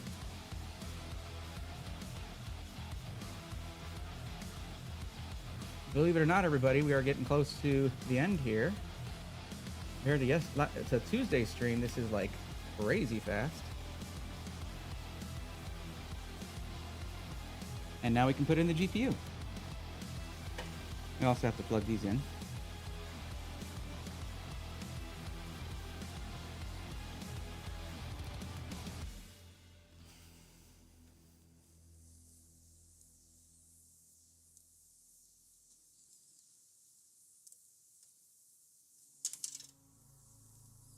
That needs to be routed through the back.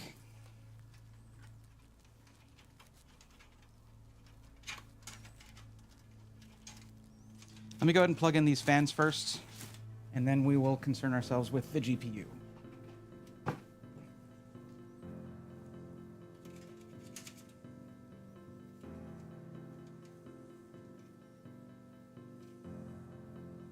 Let's see where our... Let's identify where our plugs are. For... Oh, back in.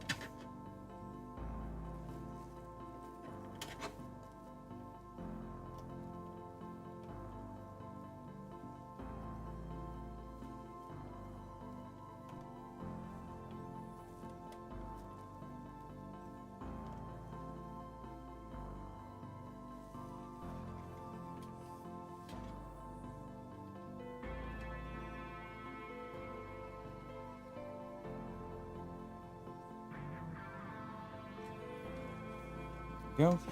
So we have a couple ones on the bottom, right? No, actually, yes, there's a couple fan headers on the bottom. So down over here, we have a couple fan headers, 2 of them, system fan 2 and 3. And then we're gonna go and plug both of our fans, the rear and the front fan, into the system fan 1 and 2 headers right there. It is crazy how lightweight this thing is. And it's not necessarily because of a lack of quality or anything. It's just not overly heavy.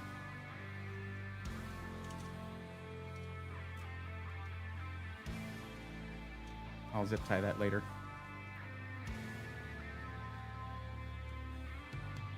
Yeah, it accounted for quite a bit of the time, that's true. Here the parts are pretty simple. It's a budget system, 1080p gaming. I mean, it's pretty easy.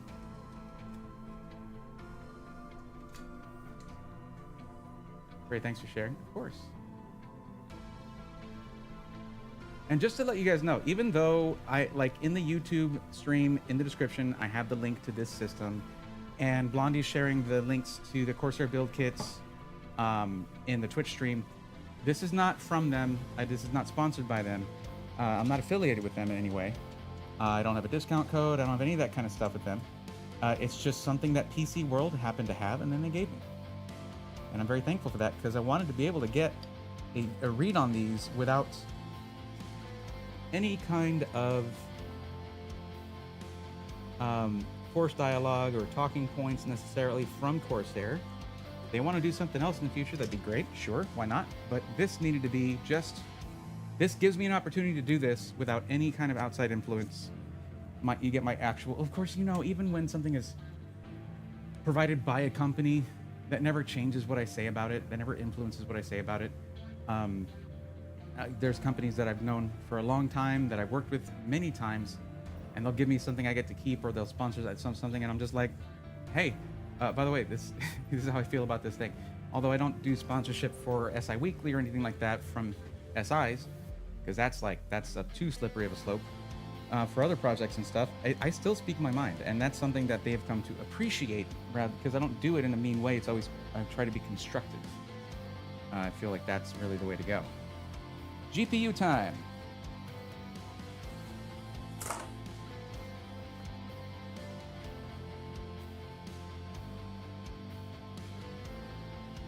Yeah, this is still brand new, sealed in box, 4060. Can't be mad at that.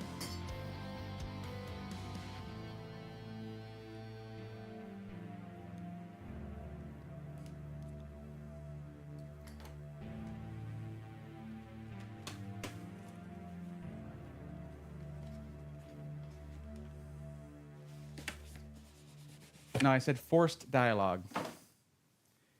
What Intel CPU you have in this one is a 12400F. So that 12400F, by the way, the F means that it does not have integrated graphics. So if you're trying to build like an amateur editing rig or something, and you want, oops, there that goes, and you want to be able to utilize QuickSync, you're not going to want to use this chip. You want something with, you want a non-F CPU.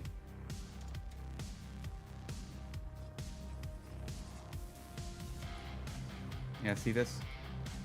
So a quick comparison here. So that's a thumb screw. Just comes right off. This is the LTT screwdriver.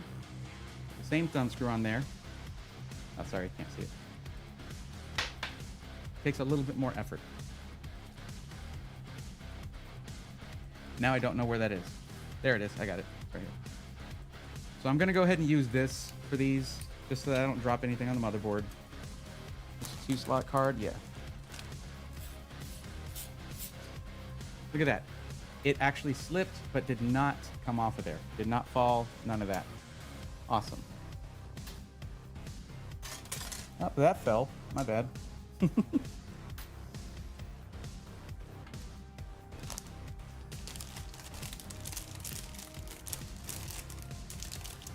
Kenneth, no. Blondie's in Twitch chat.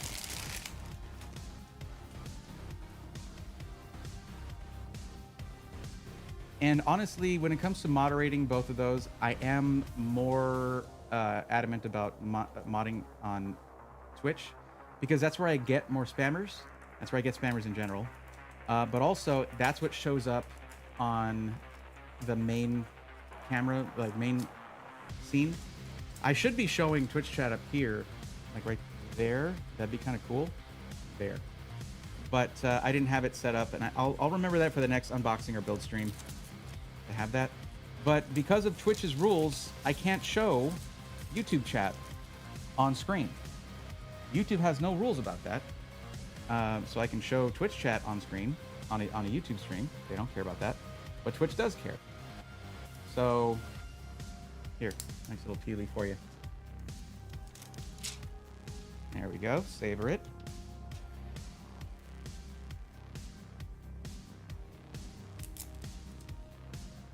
Oh, these are going to force me to... Yes. Great. You can also hold on to these, by the way. These little plugs that plug up the HDMI and DisplayPort. And as a matter of fact, you might want to use them on the motherboard DisplayPort or HDMI, especially if you're using multiple monitors on your GPU. Just plug up the ones on your motherboard. That way you will never accidentally plug something into those outputs on the motherboard. Anything on these? Feels like it.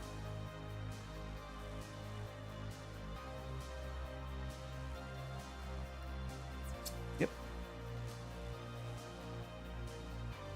Guys, I had this room so freaking clean before Tuesday's stream, and now I'm just compounding upon that mess. I need a crew. I need a cleanup crew after I do these. I already expend all my energy doing the stream itself.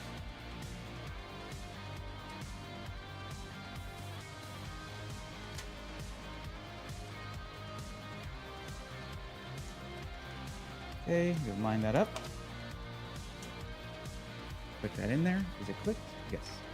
And we have just a single 8-pin. So they knew what they were doing when they chose this power supply. They definitely knew that it would meet the minimum requirements for this system. There's no room for upgrading with the power supply that's going in here. That's already in here. There's no room for upgrading. It kind of sucks in that way.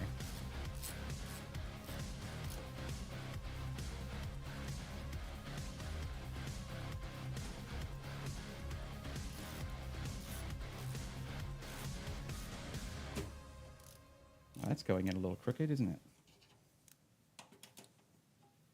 Let's loosen that up. Pull that back. There we go. Perfect. At least with a GPU like this, you're not going to have to worry about GPU sag, because it is not a chonker by any stretch of the imagination.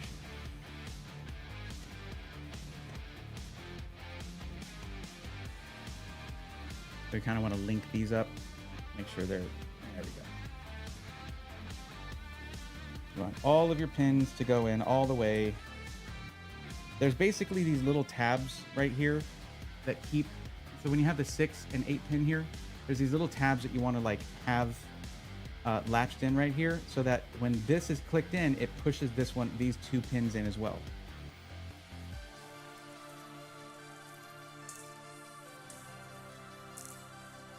Okay, can't pull it out. We're going to go ahead and push that back in a little bit. There we go. That's it. That's our system. a little cable management just to tidy it up a bit, and we're Dunyan rings, baby.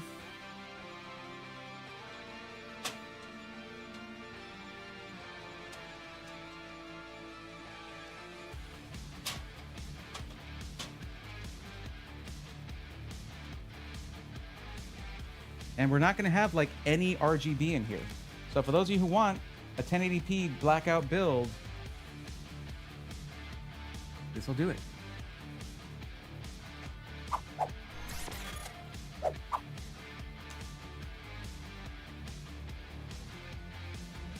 I think I can go ahead and power it up before I start cable managing any of that stuff. We want to make sure everything works properly. I got burned so badly on that Threadripper build.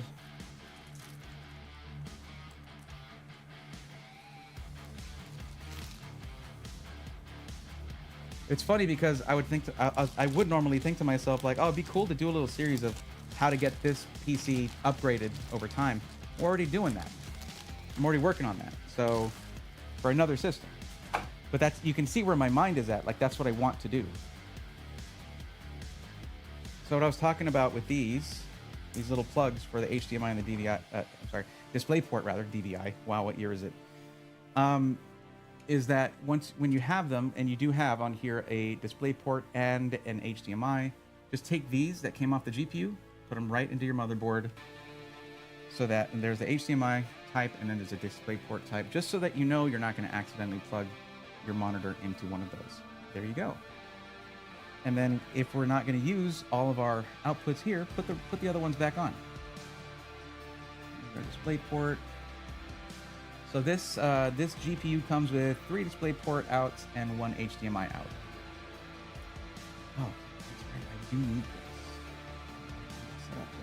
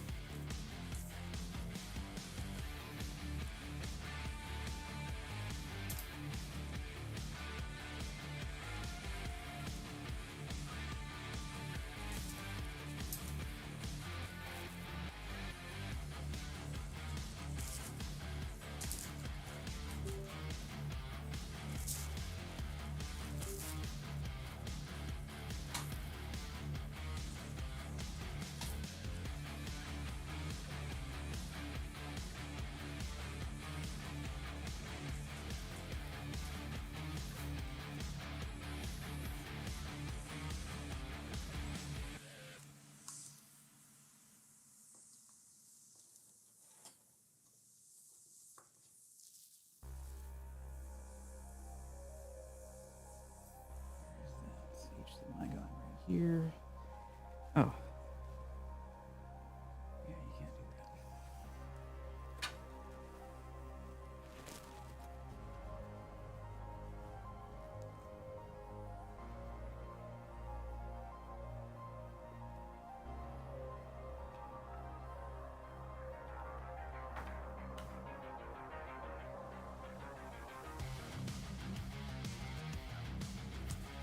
Sorry if my mic was making a bunch of noise.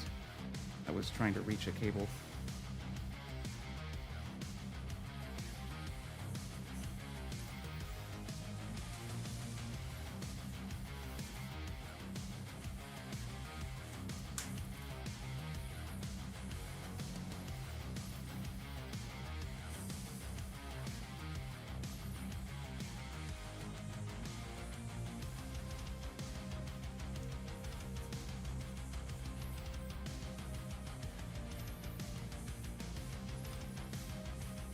I almost want to put one RGB fan in here just to have it on. Have something so weird.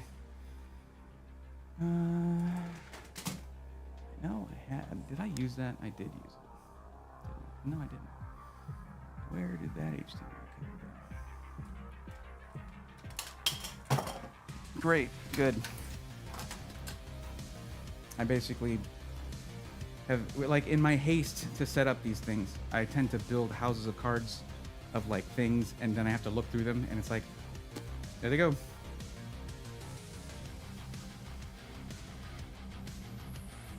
There we go.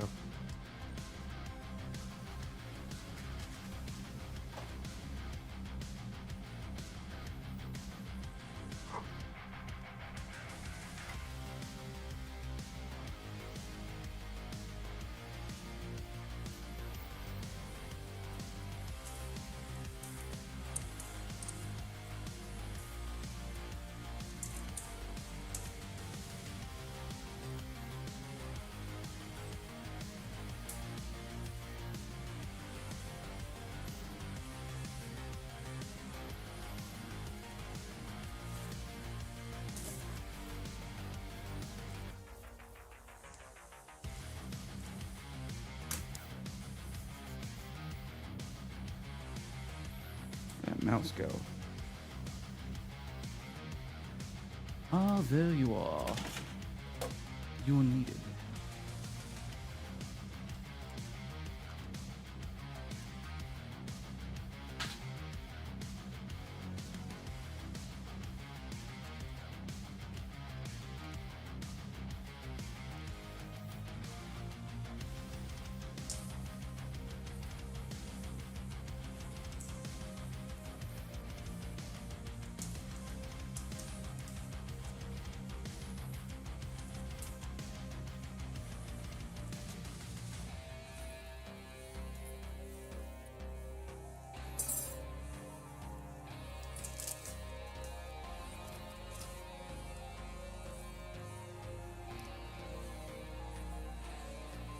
Okay, cool. Got our C13 plugged in here, and off we go.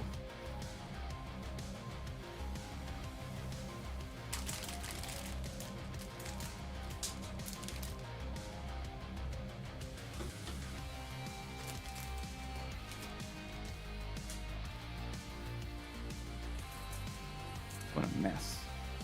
Holy jeez, everybody. What a mess.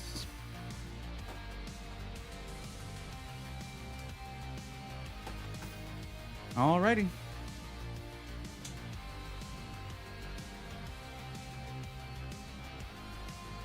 I'm sure B could have found similar parts for around $600. Can't really say for sure, honestly, that 4060 is going to be a good chunk of that already. The motherboard is not the cheapest thing they could have gotten. They could have gotten something cheaper than what they got. There's a few things in here that make me doubt that a little bit. But the thing is, I might not have spec'd it like this. That's the difference. Honestly, I don't like the feel of that power button. It's just mush. But you have 0 lights to let you know what's going on here. Well, I mean, you have your LED indicators.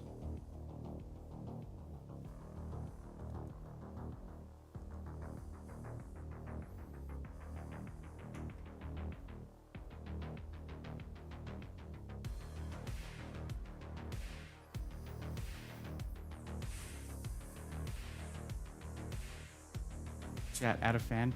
I gotta run this the way it is. Oh, why are you looking at DisplayPort, you idiot? No, stop looking at DisplayPort.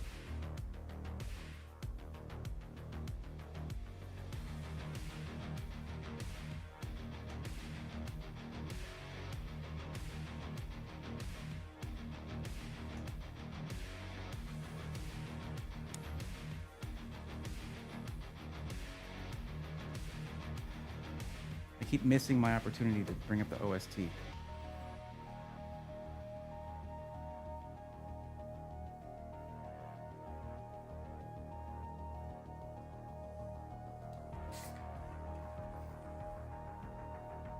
Okay, we don't have any warning lights on. That's a good sign.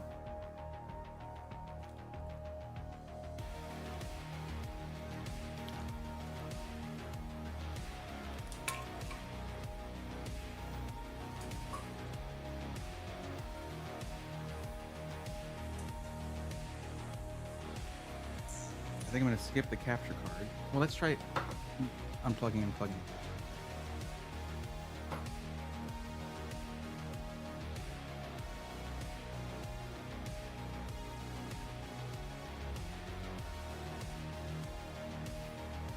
might need to do.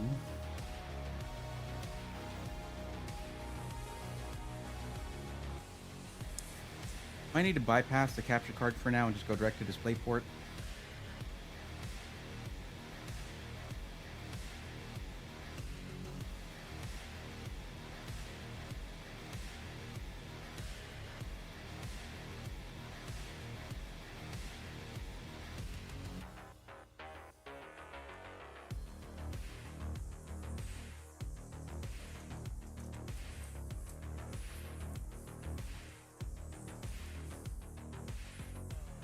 We'll just have this cable dangling right across the desk.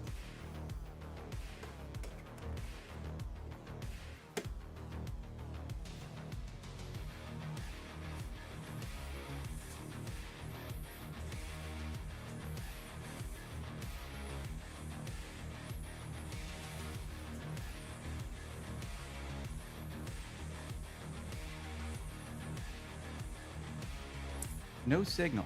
All right. You thinking about it? Is that what this is about? Really? Am I cursed? Maybe I'm just cursed.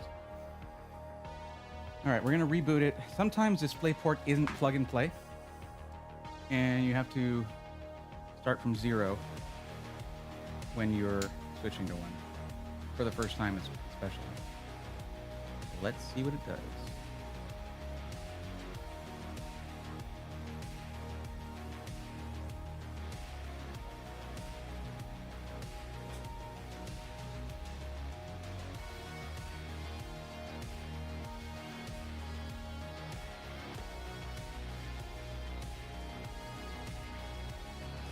What's going on, Bleach? How are you?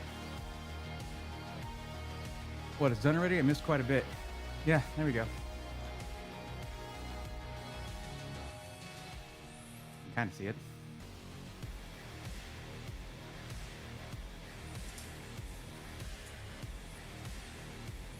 But I can also just do a thing where I duplicate the output, duplicate the display to the HDMI as well, and just not run anything out of the capture card. Yeah, there you go.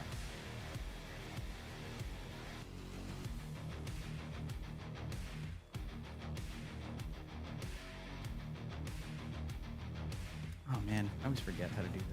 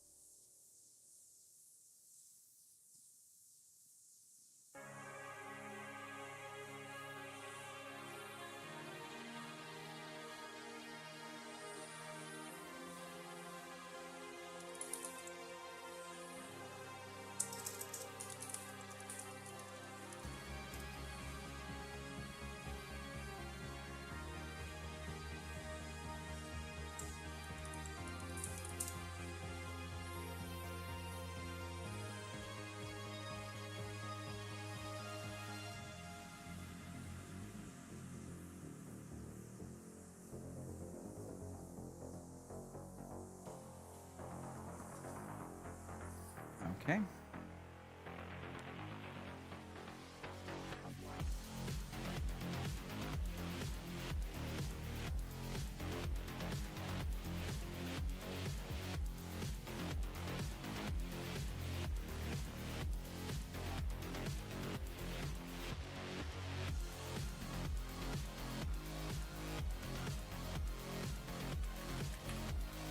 Are you, it worked for the... Okay.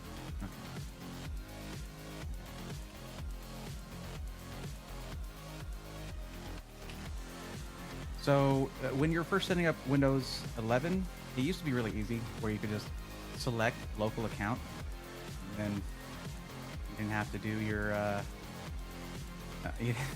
Oh, we got a dance party going on right now. That's good. Here we go.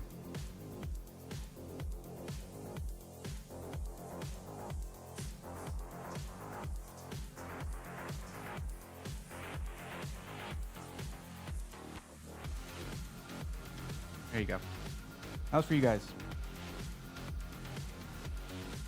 No, I'm doing bypass NRO right now. basically what you do is when you're at the country or region section, the first thing that pops up, you do Shift F10, and then the command prompt window will come up. Be sure to click on it because it won't be automatically ready for you to type in there. Then it's OOBE/bypass NRO. There's a forward slash, whichever this, whatever. I always forget. I mix the names of those two up. I know the right one to use. Anyway, it'll restart the setup process, and then you can go in and make a local account, which is good. I like that. OOBE stands for out of box experience, and bypass NRO is just a feature of it, which is great. The only thing I need to go in and do as well, I need to go into the BIOS and set up the XMP.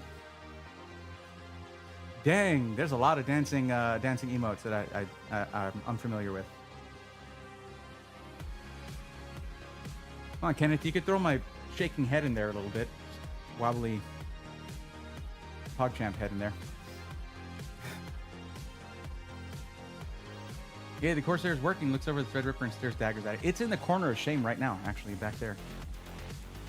Their blinders got it. Oh, I guess it's a sub emote though. That is true.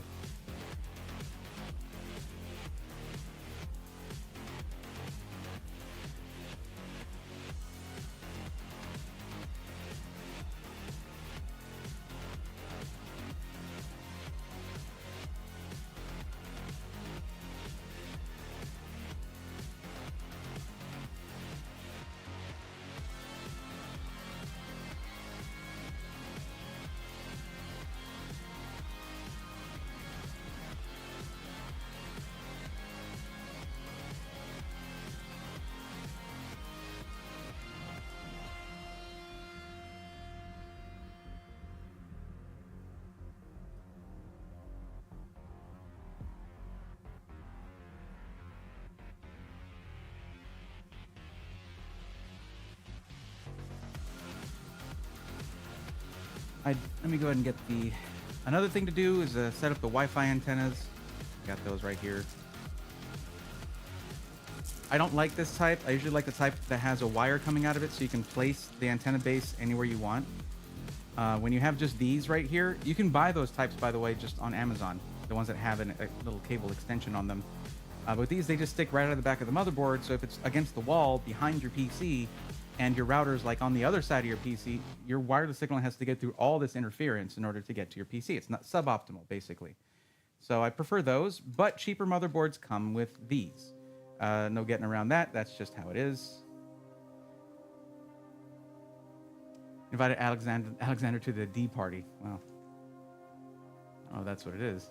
I don't know if that's what this is.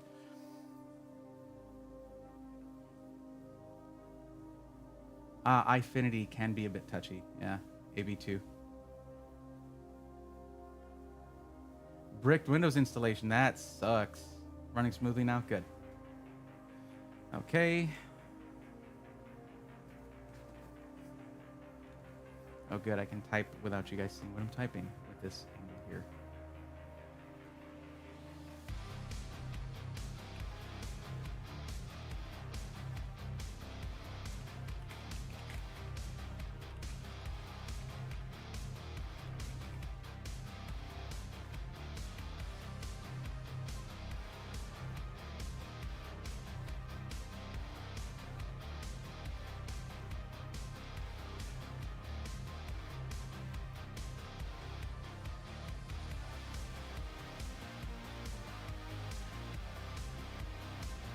I know you're kidding.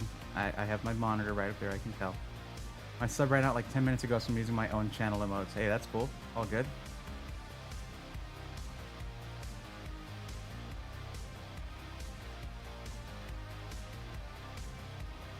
And John, you're saying, I'm sure it could be built cheaper, but this is nice since it's all Corsair parts where possible. This is the one that's going to have the least Corsair tax on it. The only Corsair parts here are the power supply, the RAM, and the case. There's not a bunch of Corsair fans in here, just the two non-RGB fans. The cooler, there's no Corsair cooler in here. It's just a stock cooler. So if you want to minimize the Corsair tax on your kit, you go for the $999 one. But it means you're not going to get any RGB or any of that stuff. But if you want to use your own fans anyway, well, there you go. And the SSD, definitely Nightshade, very true. Very true. SSD as well. Now you can play World of Warships and hunt down Jay's 2 cents. True. I could do that. It probably wouldn't go well for me though. So you're setting up with or without internet. I went ahead and connected it to the internet. Doesn't matter to me, honestly. But I'm not doing an online account. I'm doing a local account.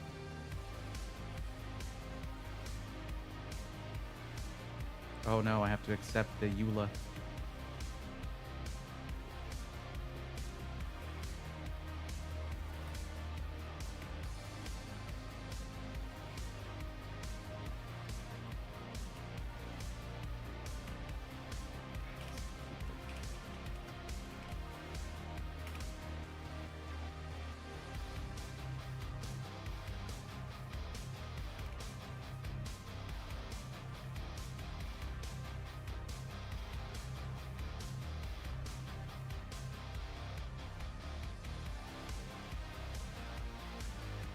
Forgot to mention my Corsair K70 TKL Pro review. I've had a lot of keyboards from big brands and stuff over the years, but the keyboard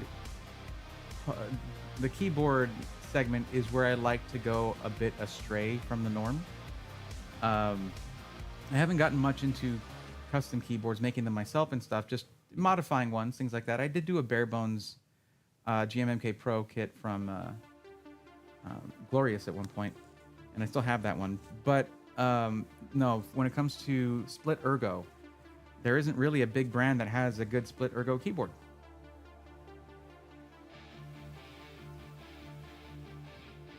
Okay, is it making me sign in now? What the hell? Options.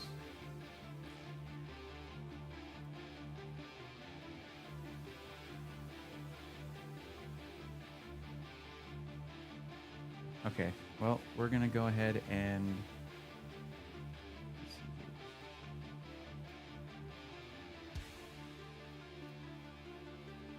I'm gonna redo this and disconnect from the internet, basically. I guess I have to.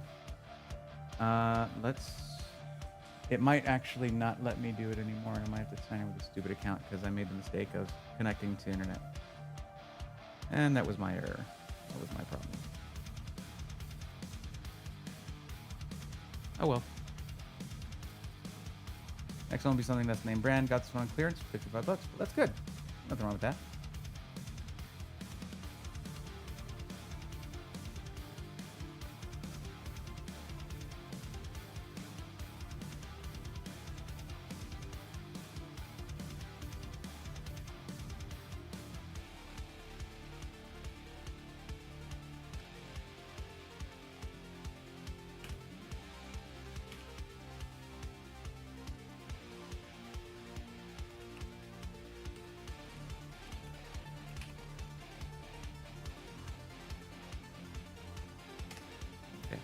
Let me do the bypass on a row thing again.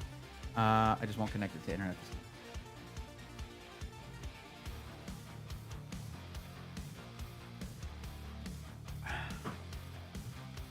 Delicious.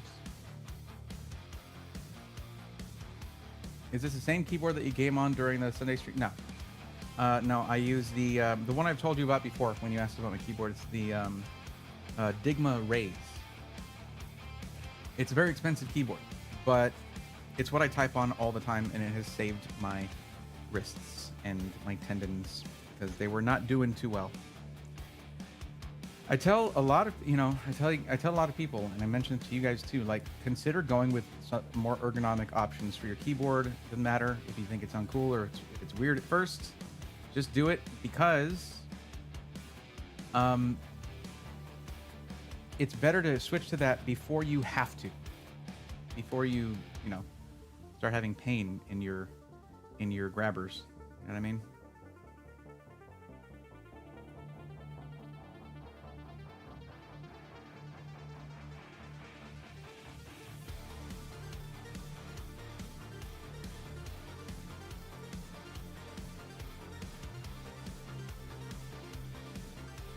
Where's the English global option for keyboard? You're supposed to be able to select that, and then you don't have all the bloatware, but whatever, I guess.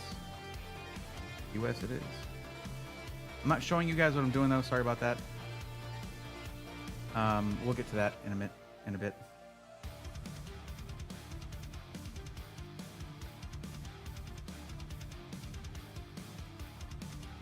Also, split keyboards are fantastic for gaming. Yeah, they are. Grabbers, indeed.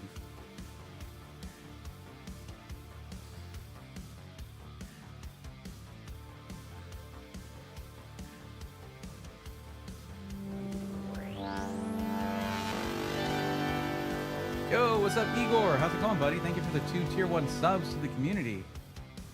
Thank you very much. It's tier 1 sub for Pandaman 1981 and Daisy 0 Day. Welcome to the swarm. Welcome, Igor. How are you? Oh yeah, no, it's trying to make me sign in no matter what.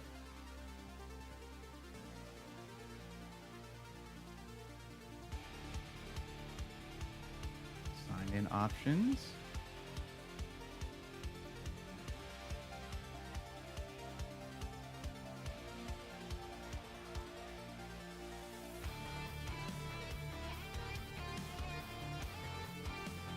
Other ways to sign in.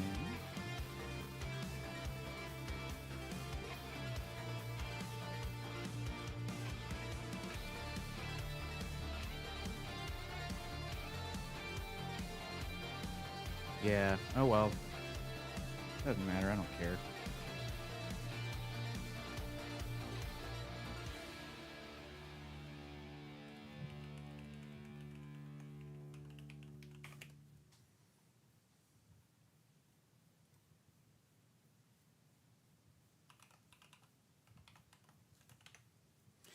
Because I connected it to the internet earlier, it didn't take me back to that page to disconnect from it. And because I didn't use Ethernet like I normally do, because I have that, when I was cleaning up here, I wound up that cable. It's behind that. It's all tucked away right now, so I could bring it back out, but I can't just unplug it.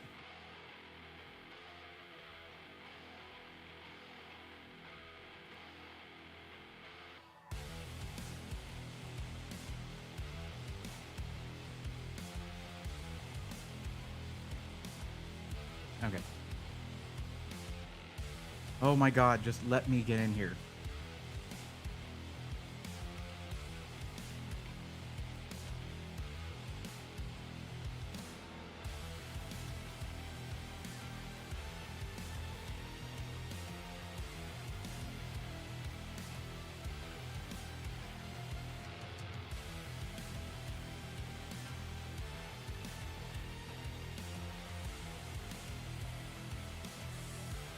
Turn off all these options here.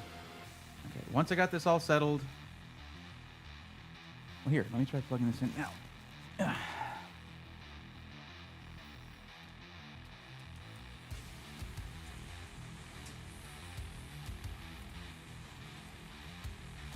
Man, this setup has just gotten worse and worse. I don't want to connect this to my phone. I don't have a camera on here. I don't want to back up pictures. Leave me alone, man. Find Microsoft 365. Do they want us to use their operating system or what?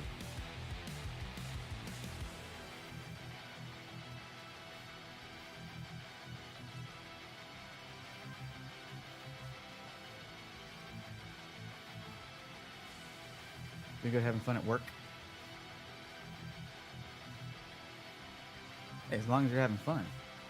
All right, you got it, Leech. Thanks for coming in.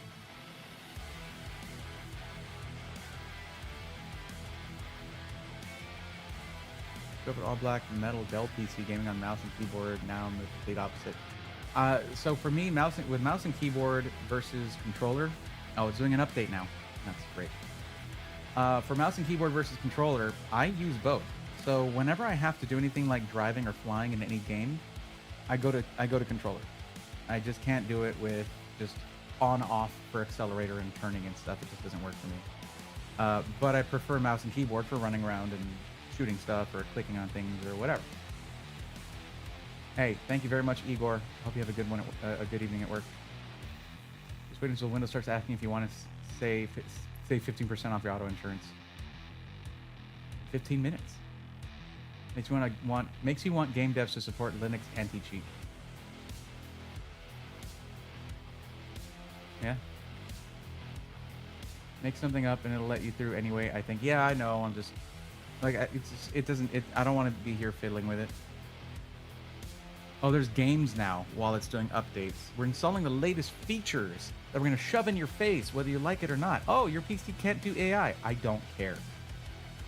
Actually, this 4060 is much more capable of AI than any Intel processor out there. Intel SoC, I guess I should say. But more capable than any, Qualcomm Snapdragon. Crazy. You're gonna say a 4060 will AI all day. Indeed.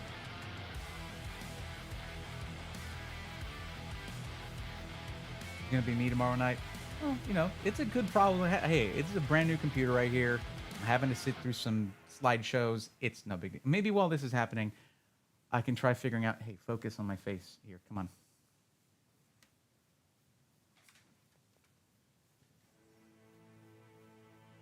I cannot reach it.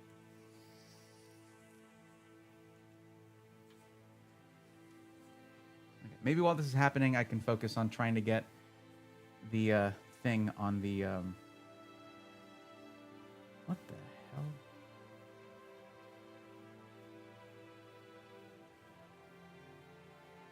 Hey, we're a third of the way there, everybody.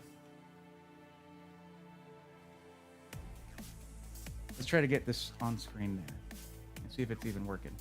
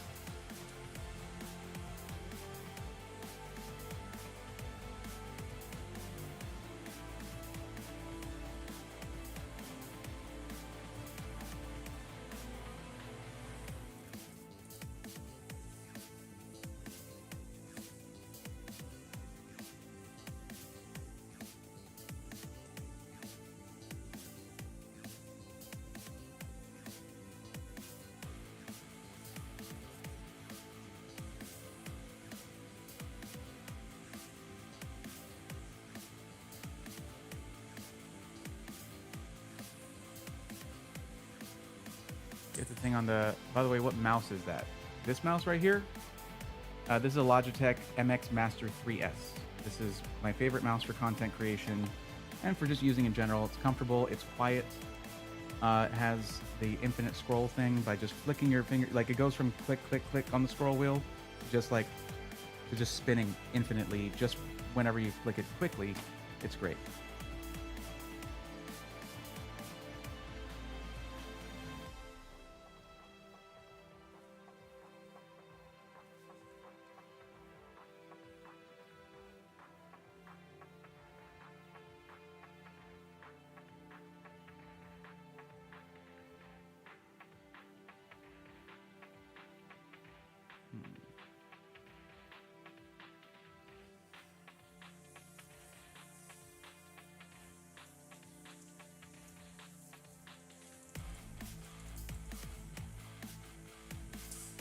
Don't ask. Do not ask.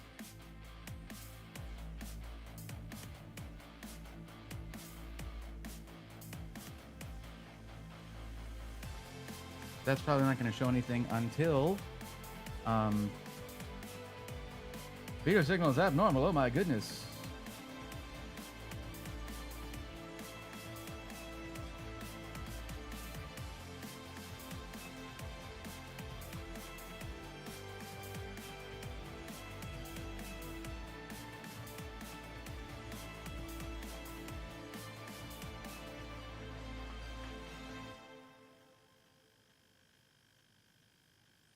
Yeah, that's going to look like that until we get that figured out, basically. Until I can get into Windows and make it mirror or duplicate the screen, it's gonna look like that.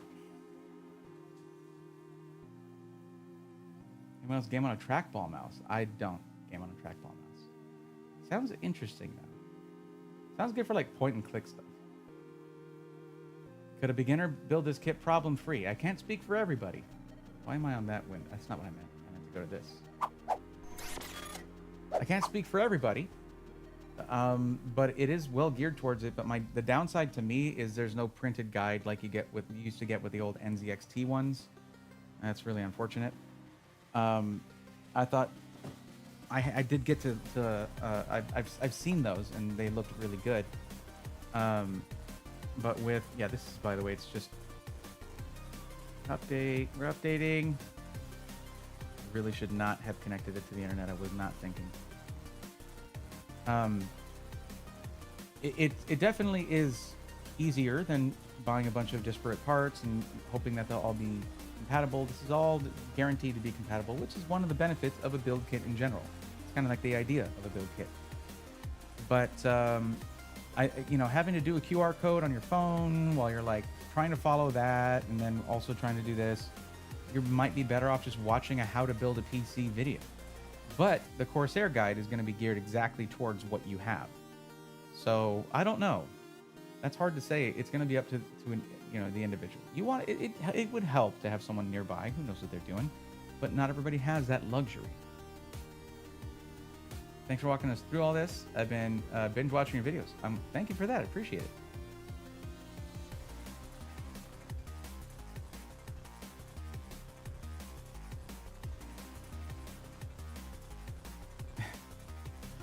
This keyboard, I don't know if you were talking about this one. This is a Yunzi keyboard, and this one, I was at CES in January, and as I was leaving, one thing that you want to do in not the area where the suites are, where all the SIs are and stuff, but there's at the Venetian, where a lot of the stuff that I look for happens.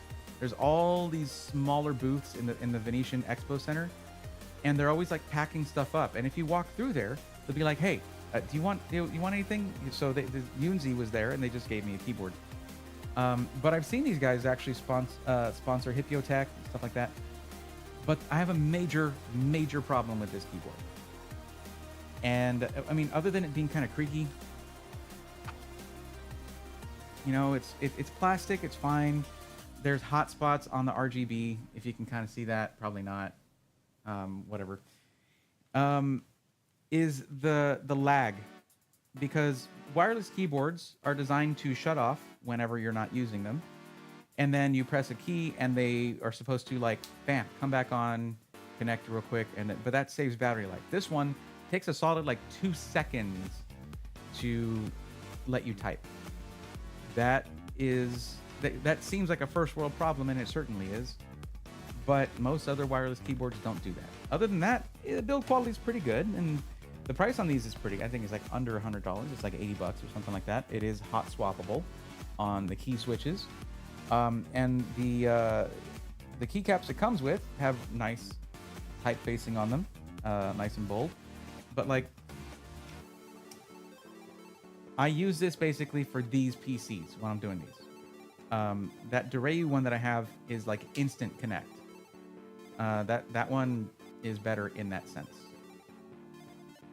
I don't have a schedule command, Blondie, but I do have my schedule in the panels, essentially.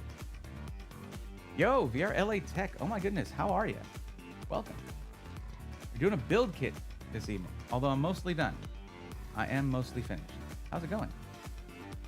Do PC part picker for compatibility and watch PC builds. Now, for someone who's a little bit familiar with this stuff, yeah, that would be enough. But if someone's doing this for the very first time, we have to account for the fact that they're probably going to be super nervous about it. You can never have enough reassurance and enough resources.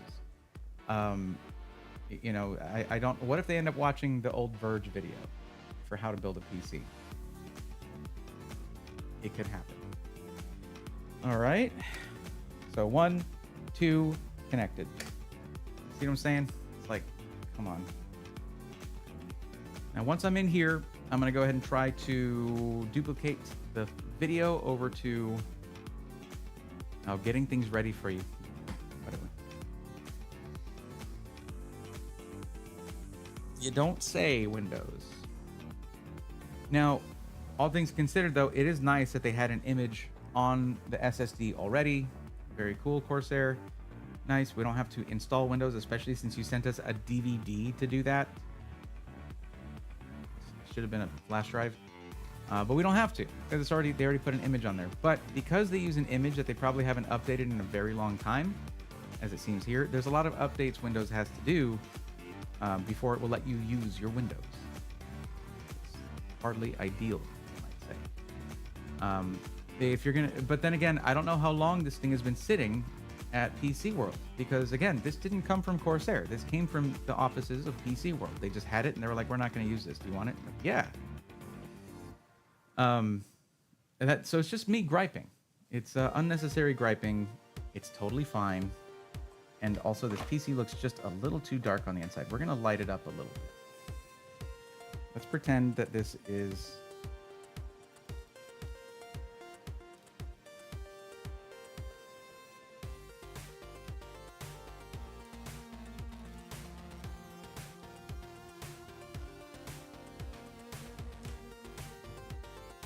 Pretend that came with it. There you go. Looks a little better.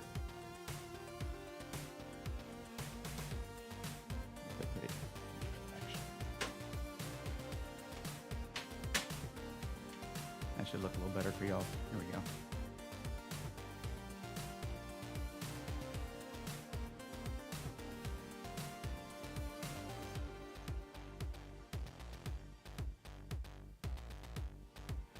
Okay, let me see here. Display settings.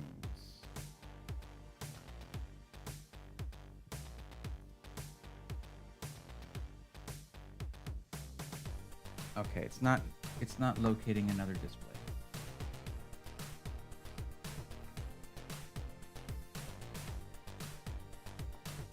Okay, cool.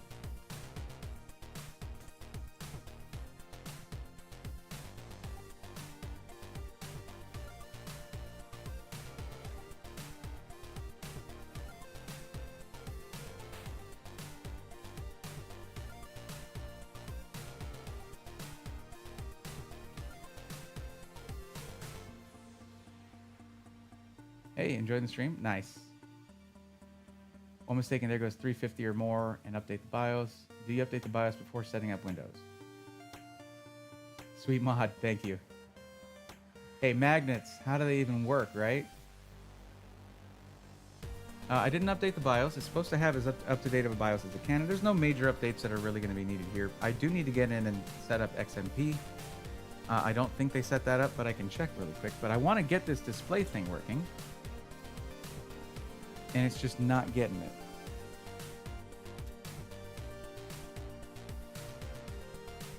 This has been not my favorite capture card. We'll put it that way. This Asus Tough capture card has been kind of a pain in the butt ever since I got it. The CU 4K30.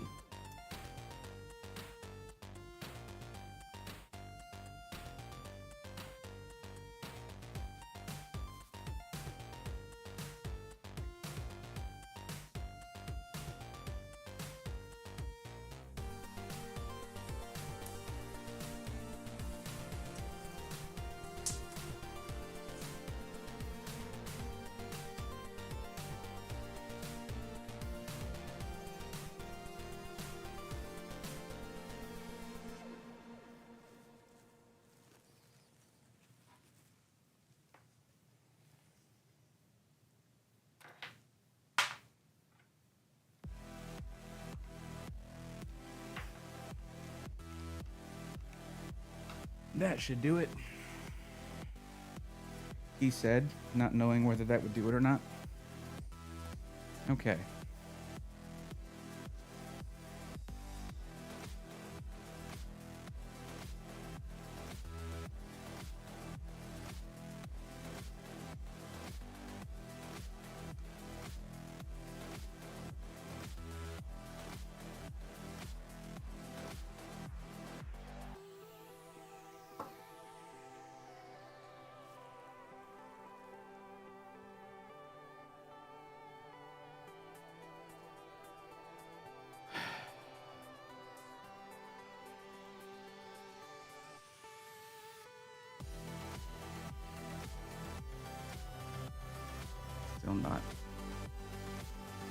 still not detecting the other display.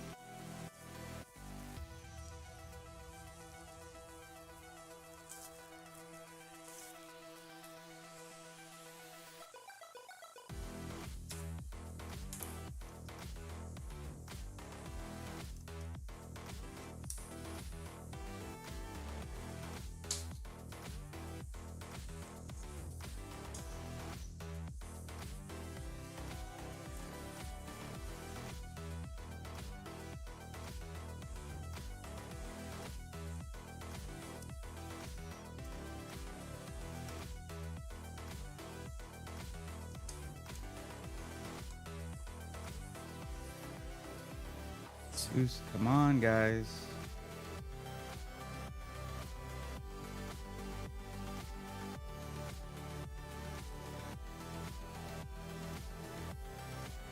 Like, if I can't capture the PC, like, how am I going to show you guys performance stuff, testing things? Come on. Now it's not even lighting up.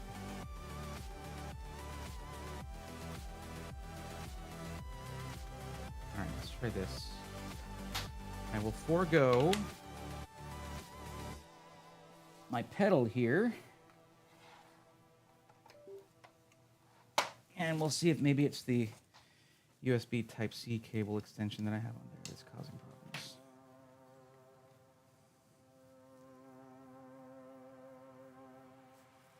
Not even, okay, really?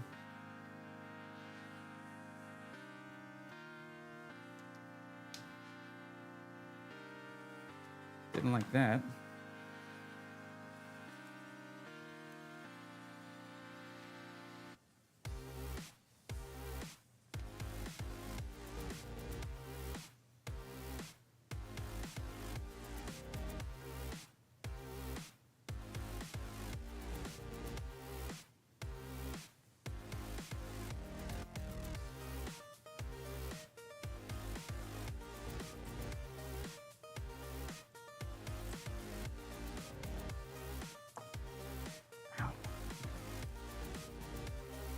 Yep, I'm crawling under my desk.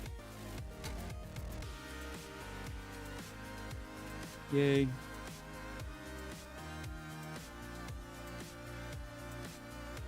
Okay.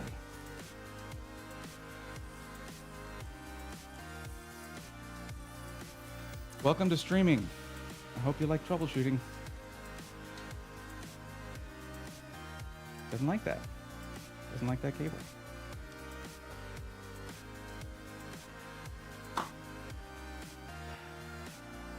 I don't think I have another option for capturing this.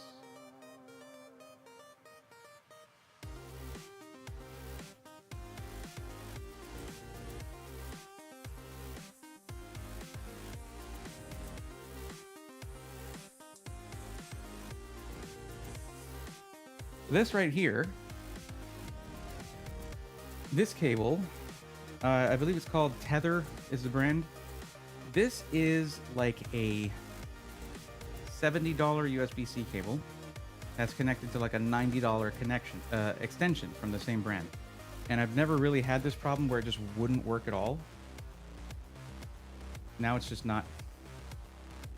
This is what it does. It would light up and then give an error or whatever, but now it's just doing this.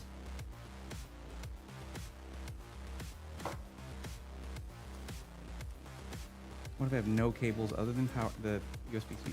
No, it's just not working. I guess I can just do this. Out of the way. Thank you. I guess I can just kind of do that. show y'all that way. It's great. It's top quality stream.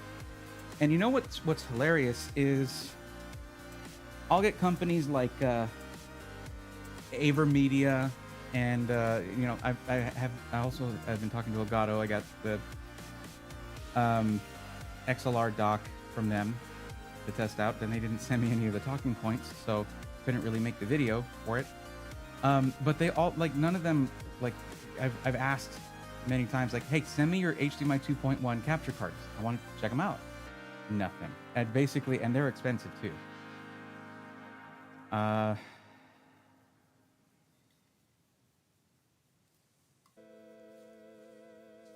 right. I'll try a different cable direct into the PC. I should have a good USB Type-C here somewhere. It's probably fallen down, though, because I was moving stuff around, but I know I've got one. There you are. Okay. The whole point was to get any cables off the floor that I might not want to have there.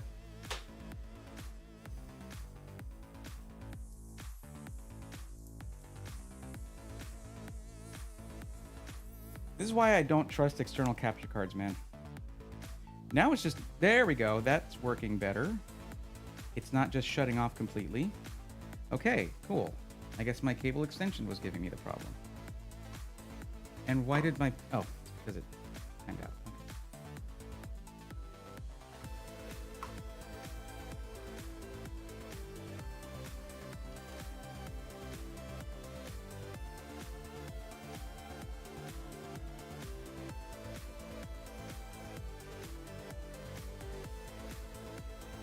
Telling y'all I had this place. Well, you saw on Tuesday how clean this room was, and now it's an unmitigated disaster.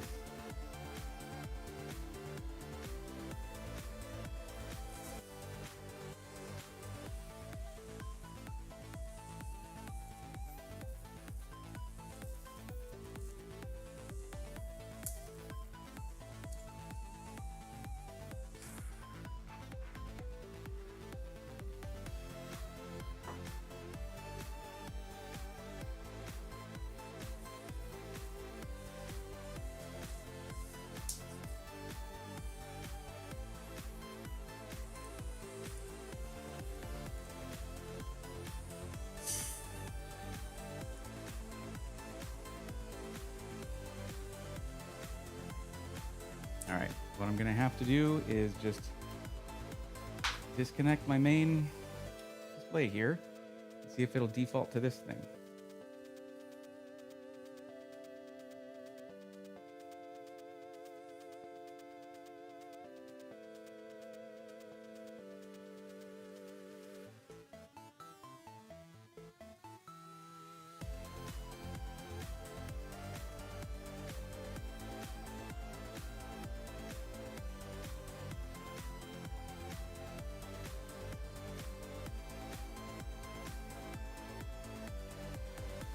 Oh, let's try this. Let's force it to look at HDMI. You guys enjoying just staring at my face while I do this? Is it good? Fun? Okay.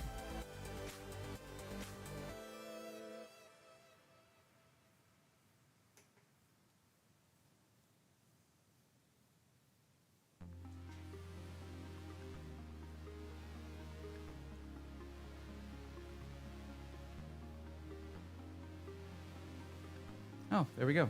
Now we're on HDMI. Now this thing seems to be working. Got it. What's up, GT Beakerman? How's it going?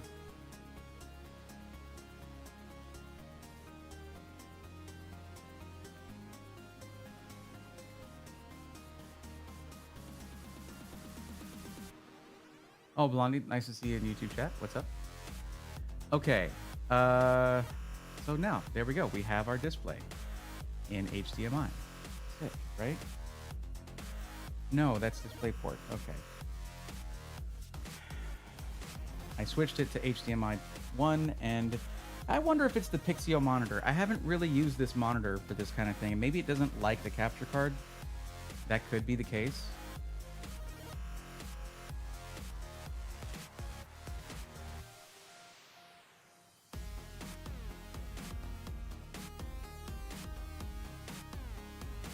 it just keeps going back to DisplayPort. What if I run the HDMI directly into the monitor instead of into the capture? What then? Get this extension back on here, I guess. I've used it before. It worked before. I ran really nice cables under this desk, well managed, and it's just, I think it's the capture card that's too finicky. It didn't like those cables. So I've tried 100 different things, and I'm just gonna have to give this thing up. Like, it's just not good. And Asus made, they made a bad capture card. It's way too finicky. It's not their main business. It's not the main thing they do.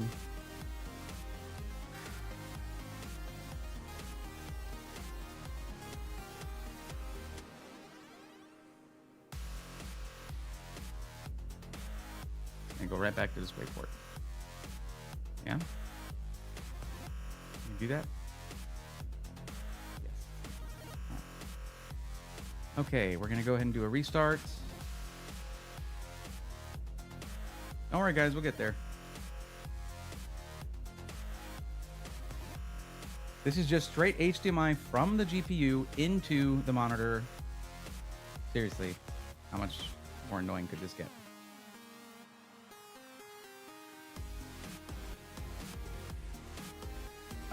It varies apocalyptic. It does tend to be whole body now and then, but mostly it's my hands. If I strain any part of my body or anything like that, if I'm lifting something heavy, it can cause tremors there as well, but yeah. Where'd you get those dope posters in the back? That's from V1 Tech. V1 Tech. The Real Storm 1906, my PC arrived. Congrats, that's exciting. Nothing is worth the disc. Nothing is worth the disc. If you guys know anyone that has physical disc copies for consoles. Okay.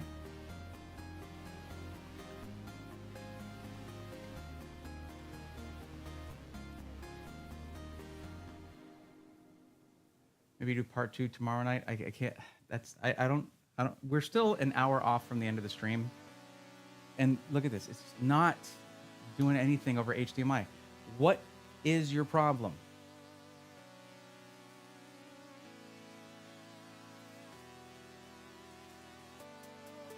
I'm just unraveling all my cable management here so I don't have to use an extension. I can run directly into the monitor with just one cable with no extra potential points of failure.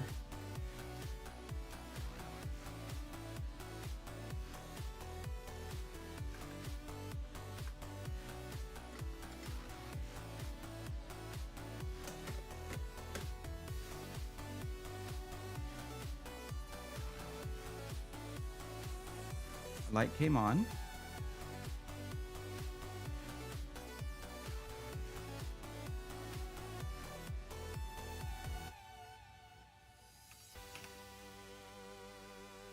I'll make sure it didn't time out and go to save the screen or whatever.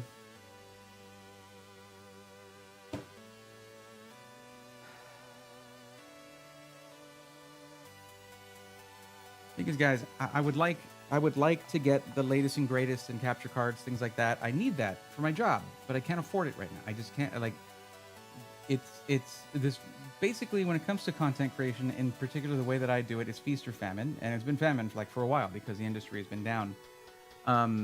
It's coming back slowly, according to reports, but, you know, it's a recession. People aren't spending as much on luxuries, and the PC is a luxury. So I just can't, like, there's times when I've been able to just buy whatever gear I needed. This is not one of them times.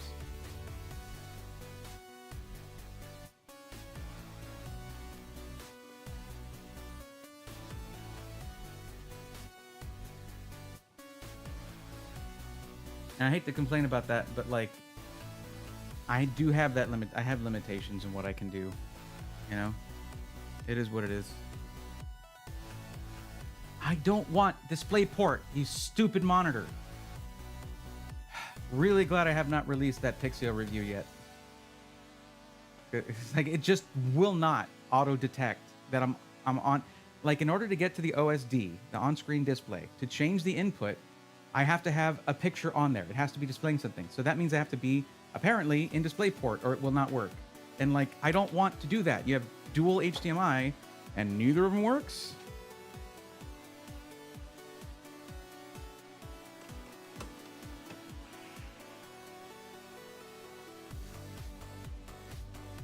Okay, this has nothing to do with whether the build kit is good though. It was easy to do, easy to build. And I mean, I would need to go and search each of the parts, do a PC part picker list to check on the value of it. But really, it's an all-in-one package, you know? And it's upgradable to, I would skip 13th gen Intel right now. And 14th gen needs its new microcode middle of next month. Oh, now we're not getting a DisplayPort signal. But it's upgradable to 14th gen later on. It's not going to be a Z series board, so don't get like a crazy 14900K or something, especially not that. But there is some upgradability to it. I wish they did AMD systems. They don't seem to do that, and I don't know why. Corsair, why don't you do that? John Smith, thank you for the $3 super sticker. I appreciate that. Thank you. When I complain about stuff like that, it's just me explaining why, you know, I deal with crappy tech like this Asus capture card, and it's because, and that was expensive too, like, and it's because it's not easy to just upgrade everything all the time and have the latest stuff. All right.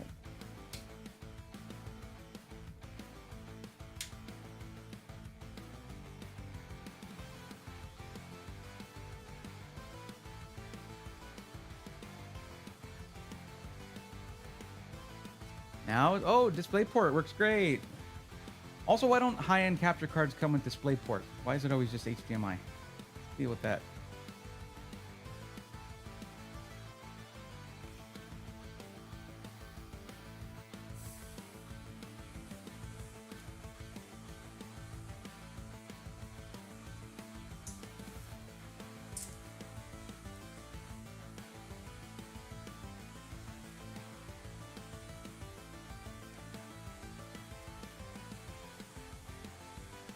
Okay, what I'm going to do is I'm going to try updating the drivers for the GPU.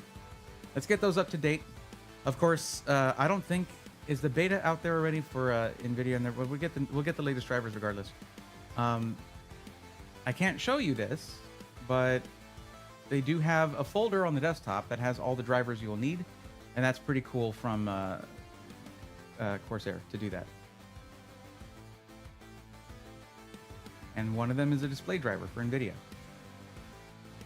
Ed, thank you for the $3 super chat. Super sticker. I appreciate that, guys. Thank you. Thank you very much. It's again, it's not me asking y'all to do that kind of thing. It's just me whinging about being a small content creator and trying to be professional when I'm limited by things like that. For real, DP cap card went, right? Ms. Ninetails, we gave our community manager that feedback too. We prefer AMD. Very cool. Yeah. What's up, Mrs. Ninetails? How's it going? Oh, Patrick uses technology. I can't believe I missed that. I can't hear those things, unfortunately. So I wonder how much feedback I would get if I ran my speakers right now.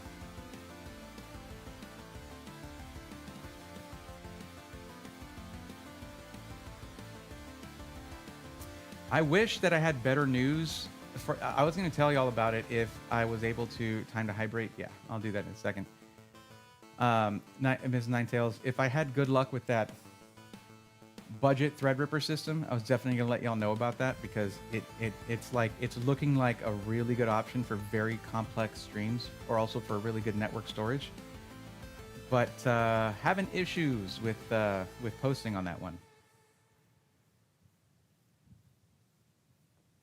Oh, the NVIDIA graphics driver they had could not be installed on this version of Windows.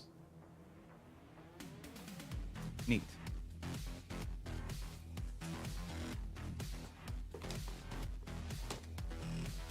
Bit of a fail.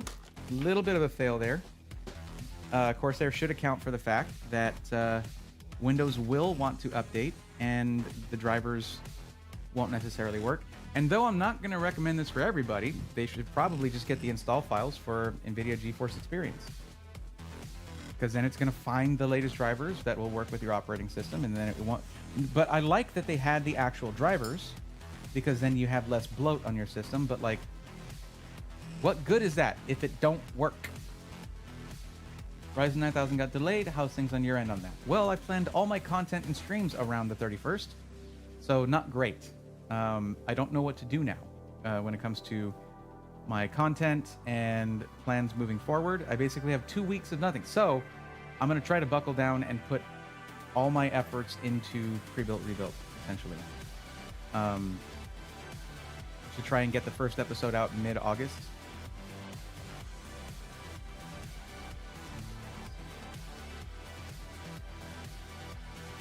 Okay, Chrome setup. Set up Chrome on here. You just gonna have to trust me that this stuff is all happening, I guess. Sorry. If that light was a different color, it would probably actually work. What do you mean? Very valuable real-world content. Oh, true. Yeah.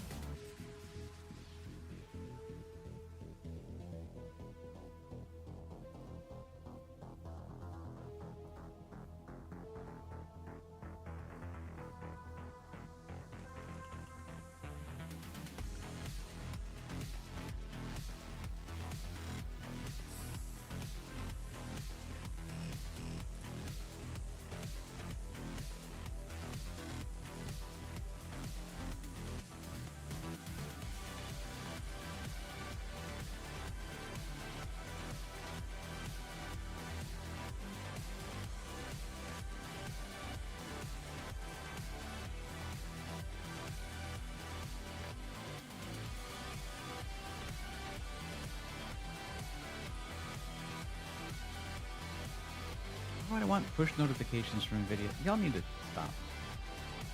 Okay, July 16th, 2024. That sounds good to me.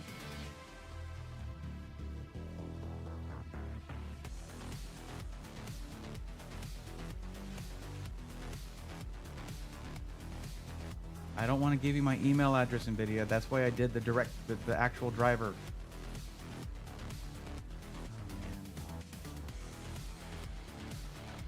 Okay, we should be good soon. Hopefully the driver update will fix the issues. If that's the case, maybe I feel bad about saying all that bad stuff about Asus and their stupid capture card, but it is dumb. It has given me other issues in the past, so whatever, they deserve it.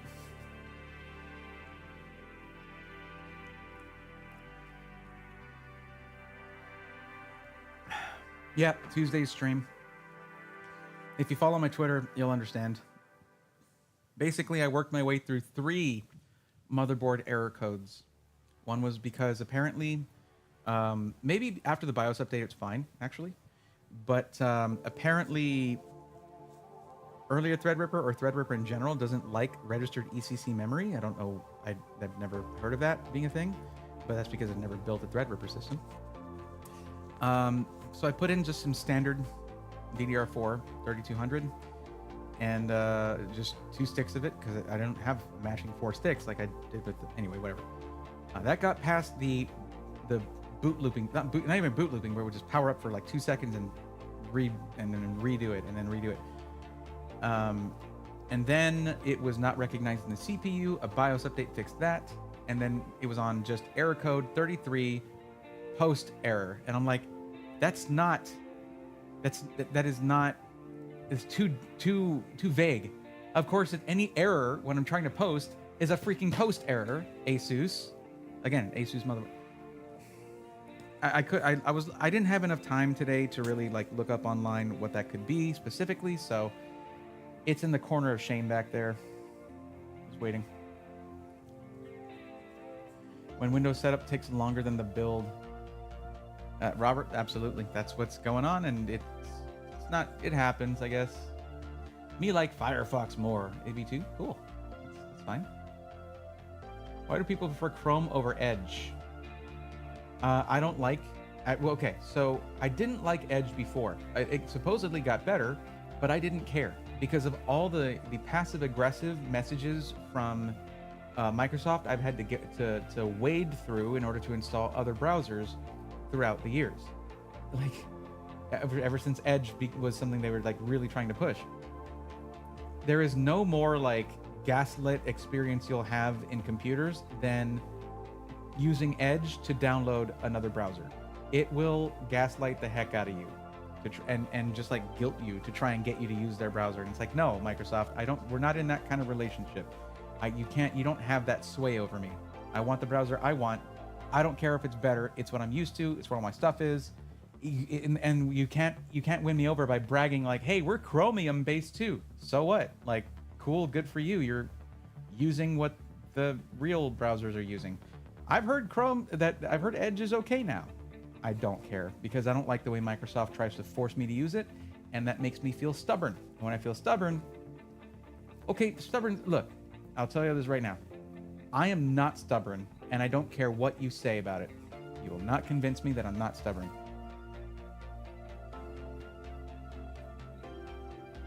Okay. So we have the update there. All right.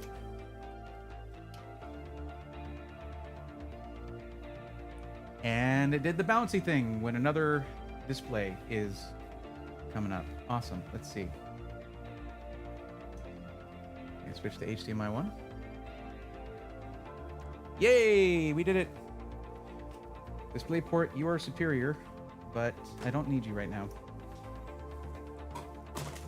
So what we do is this. Let's see if it works with the capture card now.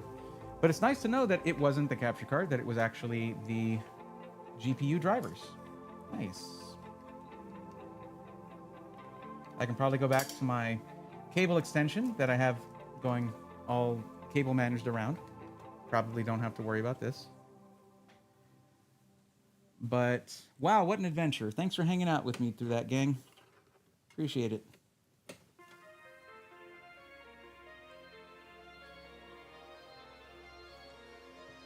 I'll have it up on the stream momentarily.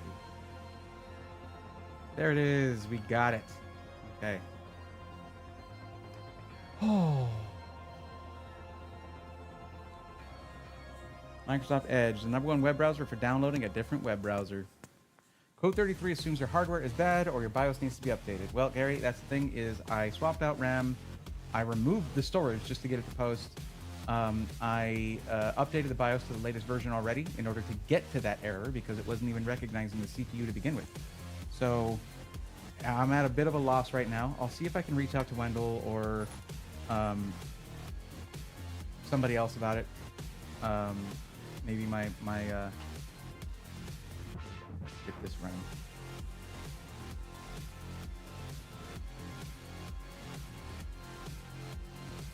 Maybe my buddies at Liquid House. I know they have some experience with Threadripper. Okay, so that's probably going to be...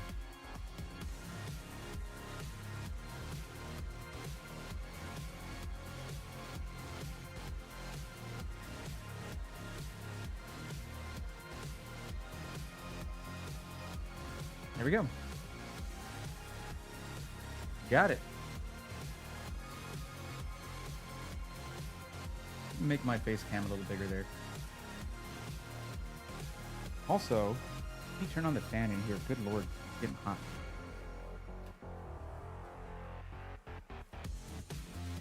I always have a little slight twinge of fear whenever I turn on that fan because of all the things I have mounted from the ceiling around it.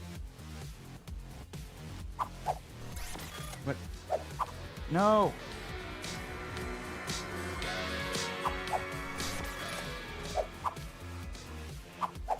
Accidentally press. I have a Stream Deck mounted right here, and I accidentally pressed the add spot button, which I have never like really used other than one time.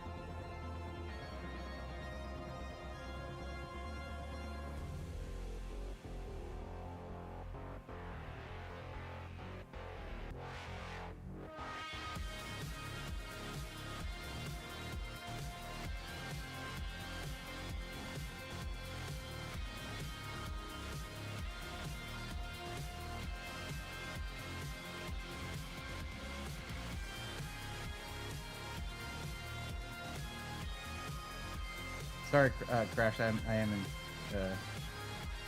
bit in the middle of something here, but I appreciate the request. Okay. Let's get this moving here. Good lord, what did I lose? Like 45 minutes, an hour to that? Make sure our display settings are good. Advanced display, 144 hertz. Let's make. I hope this doesn't break it. So we're running this thing. Okay. We are running this 4060 at 2560 by 1440, 144 hertz. That's punching above its weight limit. We'll see how it does in gaming and stuff. But I might try to lower the resolution of the monitor to 1080p. Doesn't matter if it doesn't look good on the monitor, but I should probably do that. We'll see. Okay.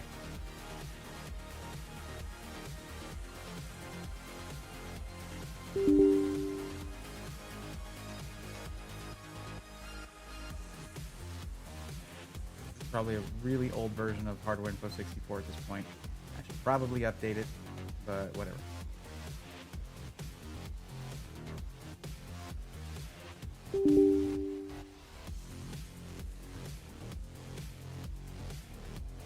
Yes, I know there's a new version. Shut up. All right, so the RAM is running really slow. We're going to get into the BIOS, and we're going to try to fix that. But yeah, 12400F, six performance cores, 12 threads, and the 4060 with 8 gigs of VRAM. Everything's looking normal. All systems nominal. Oh god, I forgot to fix this. Pin mat, taskbar settings, and taskbar behaviors. This is one of the first things I usually do. Left, there we go. Automatically hide. Yeah, that's a preference of mine. There we go. Now, all things are as they should be. Oh, there's more to it than that, though. Let's see. Taskbar settings. Turn off Copilot. Turn off Task View. Turn off Widgets. And we're going to go instead of search box, search icon only. Now, I do need to activate Windows, but I can do that later. That's that code. That's that sleeve that they gave me that I can use for that. Russ Peter, hi, Break. Quick question. What do you see? 13600K. Only 13600K? Okay. If you're going to type a whole paragraph, Russ Peter, I appreciate the question. If you can type the whole paragraph without saying what you're trying to use it for, if you're just using it for gaming, you need nothing more than a 13600K. If you're doing it, I mean, if you're gaming with a 4080 Super, you're probably doing 1440p or 4K. You hardly need CPU horsepower for that. It's all on the GPU, especially at 4K. Gary, by the way, I don't mean to imply that I have a direct line to Wendell. I have met him once, but during his stream with Dr. Ian Cuttress, I actually asked, hey, I'm doing this build, and I guess he remembered me, or Ian did anyway, at least. And I said, hey, can I get your help on an upcoming Threadripper build? He's like, yes, send me an email at this email address. And I was like, okay. I hadn't sent it yet because it's like, I don't want to bother him with it, but now I actually do need some help. So hopefully that's something he can do for me. Just give me a little advice on that. But yeah, we're going to go ahead and try and get into BIOS here. Let's just bam and restart. Just need to make sure the keyboard was active. But yeah, I definitely would like his help on that. Plus, I'd like to get his opinion on the idea of using something like a 12-core Threadripper, but leveraging all of those PCIe lanes for a streaming system. Oh, it already had XMP Profile 1 going. Wait, but what is that doing for us?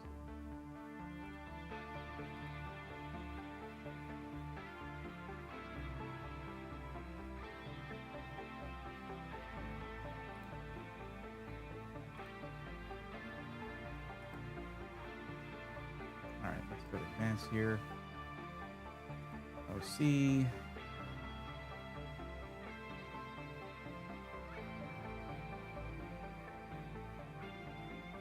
XMP is enabled.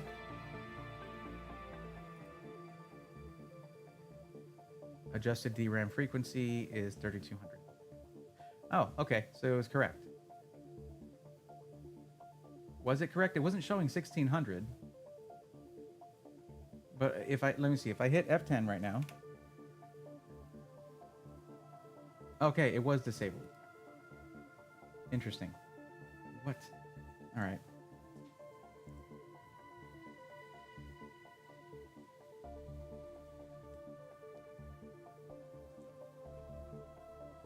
All right, thanks, Blondie. Appreciate you hanging out.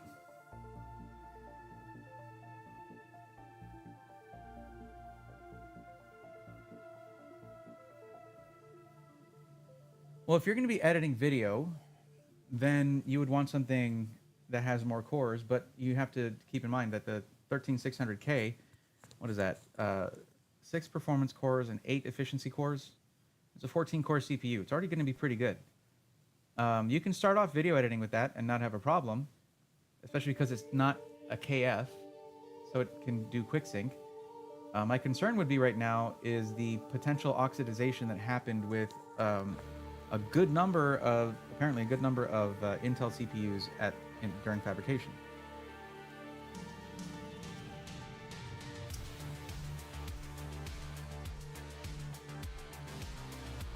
Bring this back up. So make sure to look into all the reporting on that to make sure that you have the most up-to-date BIOS as possible.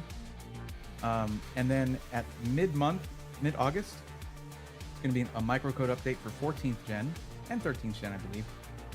But that should help with any instability. And then you can look at something like a 14700K, which is going to not just add a few more efficiency cores. It's going to be 8 performance cores and how many was it? 12 efficiency cores. It's only four efficiency cores away from being a 14900K and some power and frequency, but you don't want the highest power one necessarily. 14700K is going to be enough for most people.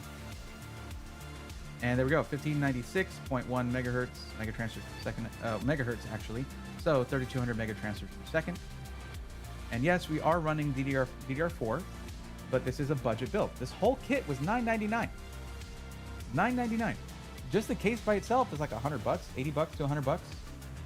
A 4060, a 12400F is, it's a good budget gaming CPU. I wish it had 32 gigs of RAM, but again, budget system. RAM is one of the easiest things to upgrade. And with DDR4, it was a lot more stable with 4 sticks than DDR5 has proven to be. So it seems like a pretty good value, honestly. Bring up the sensors here. I'm really sincerely doubting the I don't know about the capabilities of this stock cooler. We will find out. We're going to stress the CPU here. Can I not click on this? I can close everything. Okay. Minimize that. Oh, there were more drivers that I wanted me to install. Motherboard drivers. All of those.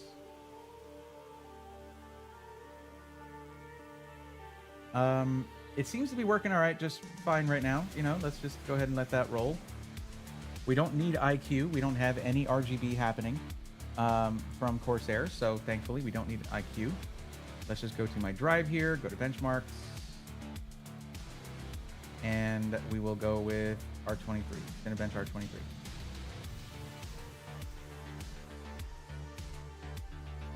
Oxidization, what's that about? It's a manufacturing issue that they had that they did actually admit to, but they isolated it to 13th gen processors only.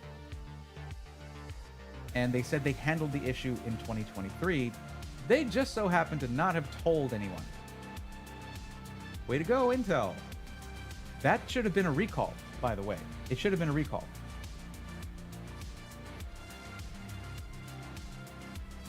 So frustrating. Should I switch this to 1080p now? Nah, we're just doing Cinebench. It's fine.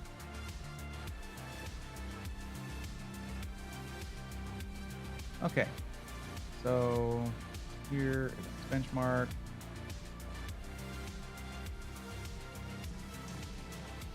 Let's run a single one real quick. Okay. Core temperature's already jumping up there.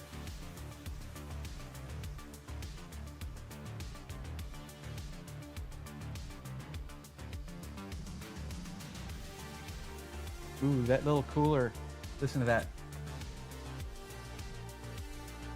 Can you hear it? It is screaming. But it's doing the job. Staying at 75C. Well, Core Max is 78, 79C. But it's gotten up to about 80 so far. I'm not showing. Sorry, here you go. Chat, you were in the way, chat.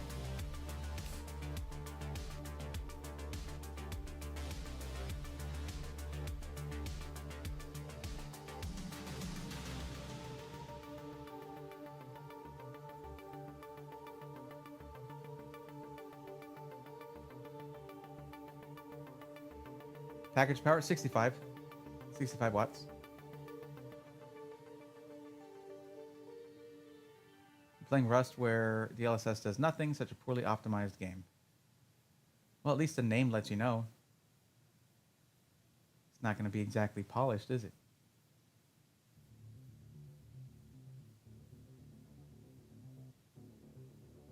Salad, hold the lettuce. That doesn't sound like much of a salad, to be honest. Oh, Steam Edge. Okay, so our max temperature was 82 degrees Celsius. That's... I mean, alright. The worst. Let's go ahead and get this thing running for 10 minutes. We're going to test throttling.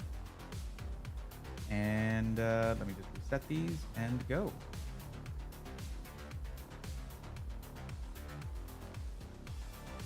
We got a little time to chat.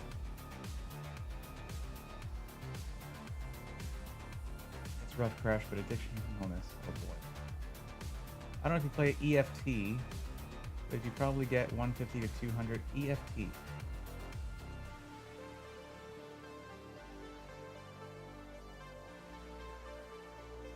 Would an upgrade from 3060 to something else be worth it? I'm mostly playing Warzone, some single player games. I mean, are you upgrading your monitor from 1080p to 1440p or 4K? Then yeah, you need to do that. If you're still on a if you're gaming and it feels fine, then don't upgrade. New 50 series GPUs should be coming out end of the year. If you're operating fine, everything's running fine, hold off, because it means 40 series will drop in price, or you get a 50 series card instead. That would be multi-generational uplift in performance right there.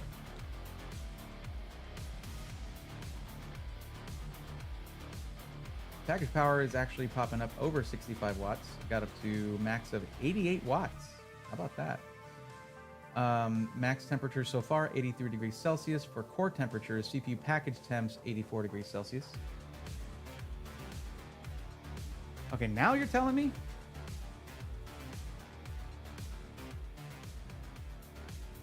I have been streaming for 3 hours and 17 minutes and 43 seconds, and you're just now mentioning that the music is too loud? You could have said that at any point. That means the whole stream, the music's been too loud. Oh boy. But it's okay.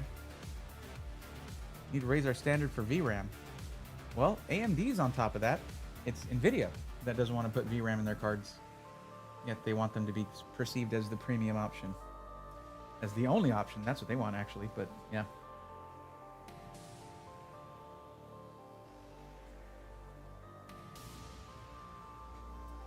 Hopefully, with 50 series, we'll see an uptick in VRAM and maybe a downtick in price. That would be cool. Man. I mourn for the timeline that could have been. I mourn for the timeline that could have been. The 3080 was supposed to be the 1080 Ti all over again. $699. Insane performance uplift from the previous generation. Great hardware. And they completely backpedaled on that. To where, yeah, the 4080 is a good jump in performance. It is. But they just cram more and more power into it. They demand more power. They charge more money, and they rely more on AI than hardware. It's going backwards, man. So far, our max is 83 degrees Celsius. This is doing the job for the 12400F. Unsurprisingly, it's not a massively power-hungry CPU. Not doing too bad.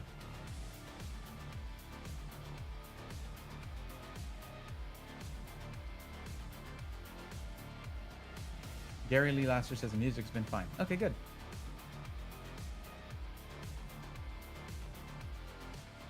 Apocalyptic, that is a major issue. So Apocalyptic said in YouTube chat, I wish these companies would chill on worrying about competition and slow down and make these parts right. Yeah. Intel made some boo-boos. They made some mistakes with 13th to 14th gen. Where it was just so much power. Like, but the thing is, AMD is not innocent of that as well. If you look at the 7950X, its performance in its normal mode versus the 105 watt eco mode, there's not a huge difference, but it's like a difference of like 150 watts or something like that. Some crazy number like that. They just keep pushing more power into their chips, and that's not great for the silicon. It's designed to be able to handle it, but like your car is designed to be able to handle 130, 140 miles an hour. Are you going to drive that fast all the time? I hope not.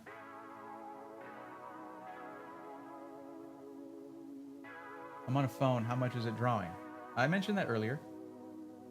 It's hanging around at, well, the average wattage is around 65 watts, which is the nominal TDP. But it did max out at 88 at one point.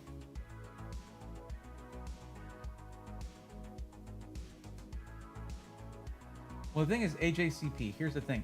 If all they need to do to win in the gaming sector, which is where a lot of people look for performance, all they need to do is use their 3D cache. There are rumors. Here's where I'm concerned. There are rumors. Wait, what happened to my signal? What the heck? Did this thing just like, oh, because I hadn't moved the stupid. Yeah, there you go. Wonder what that did to the performance.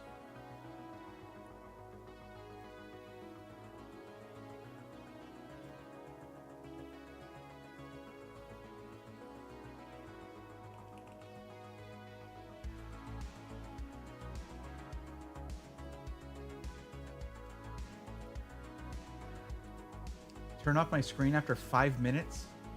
No, dude, come on. 45 ought to do it. And now Corsair has it in balanced power mode. That's fine. We could set that to performance, but no. The whole point of this is to run this as if it was just a standard, any random customer, any one of you guys that bought one of these, and you're running it as it's supposed to be out of the box. Well, although you would have built it, but yeah. I feel like they could have, because they tested the motherboard, they could have set up XMP on there, but once you take the RAM out and reinstall it, it might reset that. Hard to say. Trust me, we've been screaming L2, L3 cache since Ryzen 1000. Well, I mean, they know it. That's why 3D Vcache has been such a hit.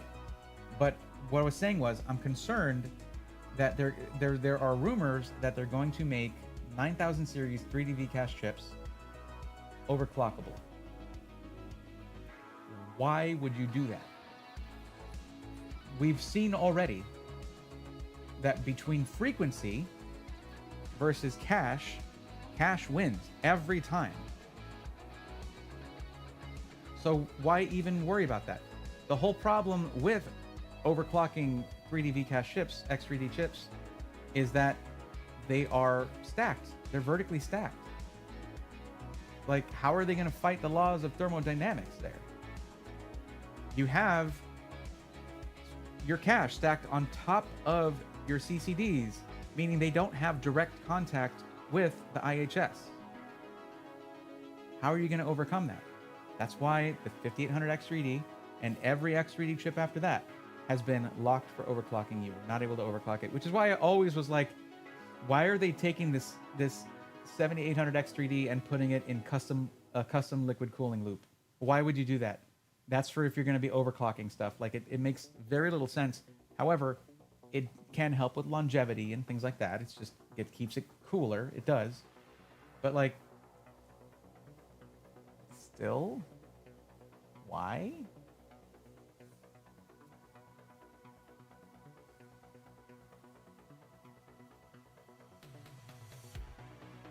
Well, when you think about it, AB2, the 3060 had 12 gigs of VRAM, so they were on top of that. But the 4060, 16 gig, doesn't really do much. Or was the 4060 Ti that had the 16 gig? I don't remember. But it didn't do much for the performance whatsoever in all the testing they did. When a game sees your VRAM limit, most games will not just like still ignore that. The system will use what resources it has. That's kind of the problem when people are looking at how much VRAM a game uses. Well, it used that much because you had that much. If you didn't, it would use less. There are very few games that'll be like, hey, you don't have enough VRAM to run our game. All right. Oops.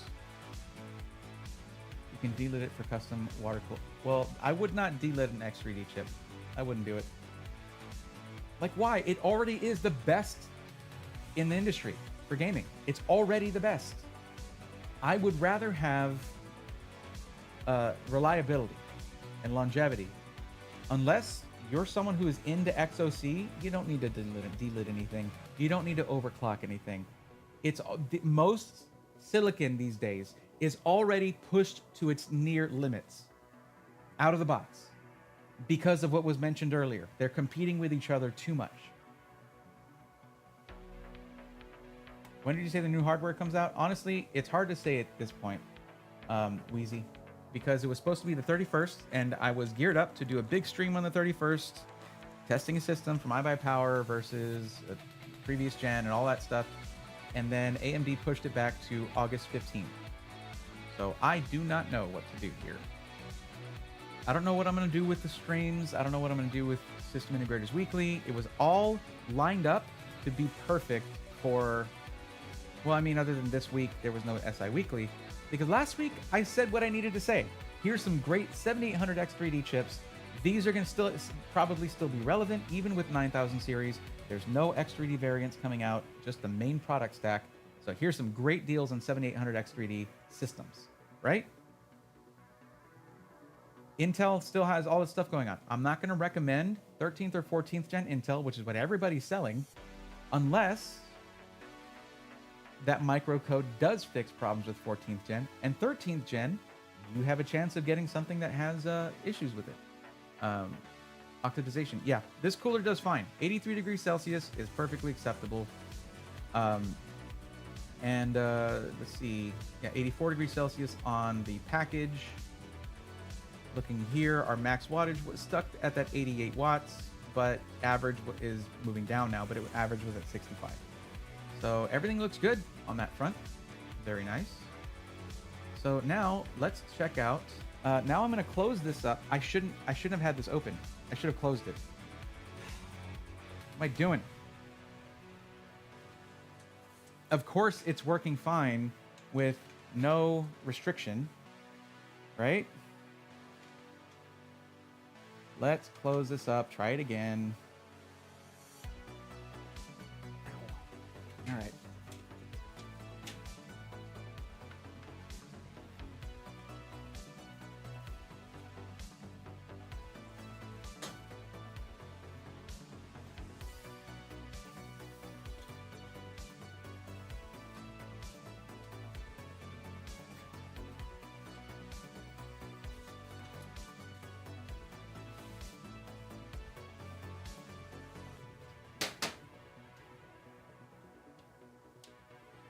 You're supposed to leave your side panel off for first boot when you first want to post, and I didn't do that. I didn't put it on after that. You know what? I'm going to leave that light in there until it dies. All right. We're not going to run the full 10 minutes again, but we will see if temperatures climb quicker. They probably will.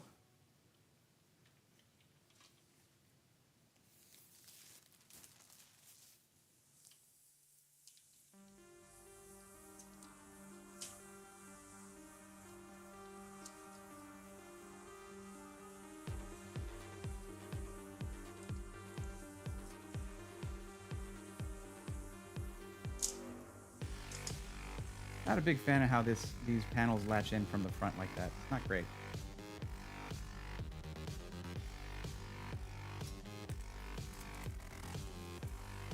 I'm not even showing you all the peels.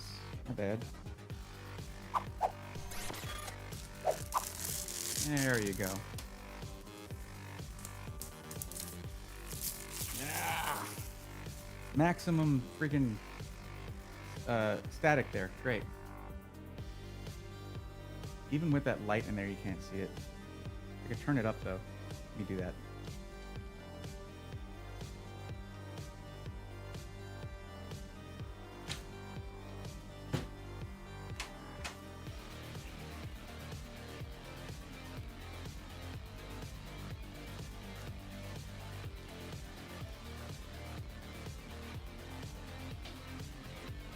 It's because the glass is tinted on these.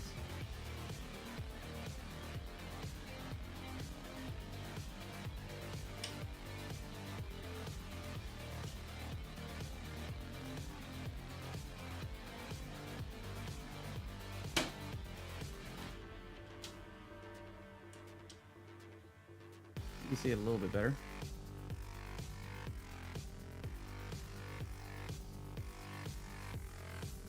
Okay. We're going to reset these. 83 was the max before. Let's see if we can hit a higher max real quick. And stop.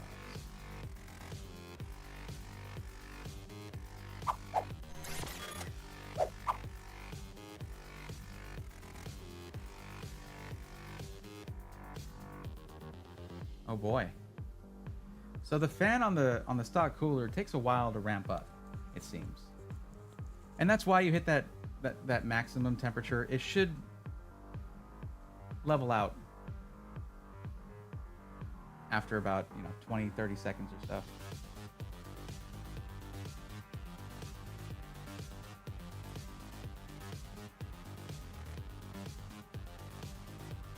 Spend the money on a laptop. Those chips don't have the problems. As far as we know, who knows? We're having some bad luck this stream. That was me. That was just me being negligent, honestly.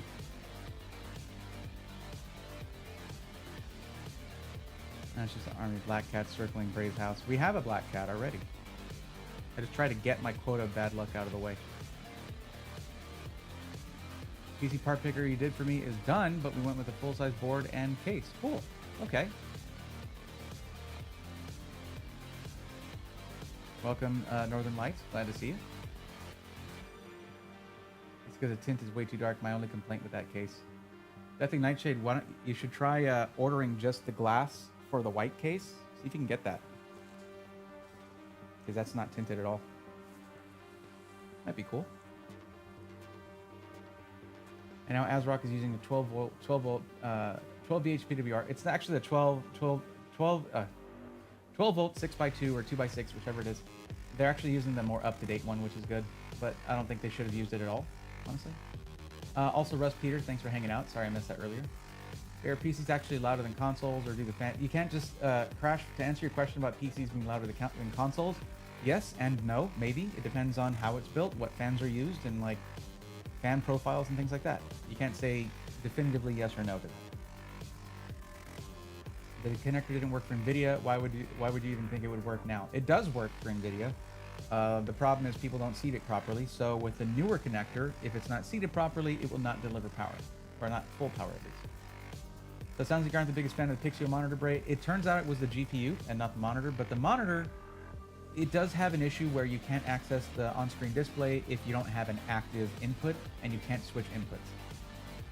This is not the only monitor that's had that issue. I've seen that before. But I wish it didn't have that issue. It could not have that issue. That'd be great.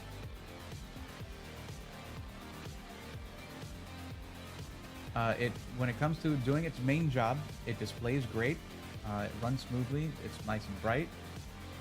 Color accuracy is nice, and the price is awesome. 220 bucks. What was that? 180 hertz, 1440p, fast IPS for 220. It's a good monitor.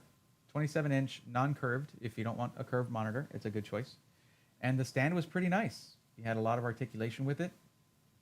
You can raise it, lower it, tilt it.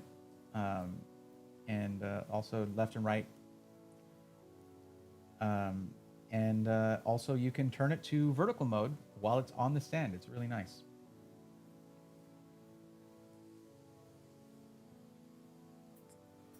All right, max temperature went up by 1 degree.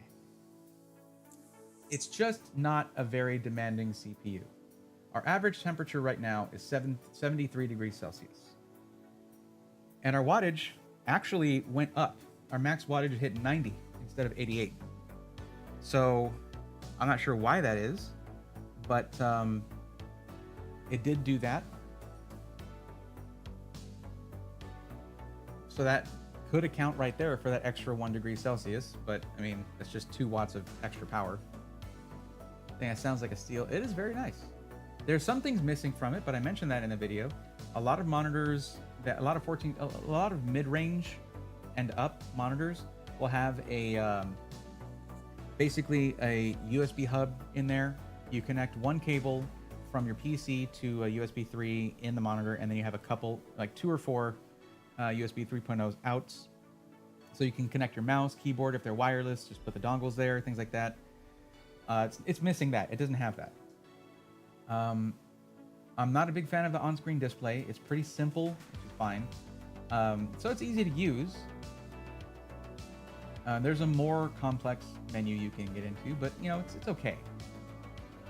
Not a fan of curved monitors. I find them taxing to view. It's funny, Sailor, that when I went to from a 32-inch curved monitor to a 32-inch flat monitor, I actually noticed the difference, and I didn't like it at first, because looking at it straight on, it's like the sides of the picture taper, because they are literally farther away than the center. A well-curved, like a monitor that's appropriately curved, is just meant to have the edges closer to you so that all of them are an equal distance from your eyes. The downside to curved monitors is getting them lined up with each other if you have multiple monitors next to each other, but I was able to manage it. It's nice that the new PCIe HVW connector works that way. Yeah, the sense pins, the 6 pins that are on there are basically the female connections are shorter. The funny thing is, like, it's like, why do they have to have a new design on the connector then? It's just the cable connectors that should have to, whatever, either way. I just use the plugins on the PC, mouse and keyboard, and you can do that. It's just, it can be nice when you do, if you have your PC a little far away from you, and you have your dongle for your mouse and your dongle for your keyboard plugged into the monitor, it's a little closer to the actual devices themselves, which can be better for responsiveness. So it's the what's the model? It's the Prime Neo, Pixio Prime Neo, and then numbers. But it's a 27-inch 1440p. AB2. I was responding to you on that.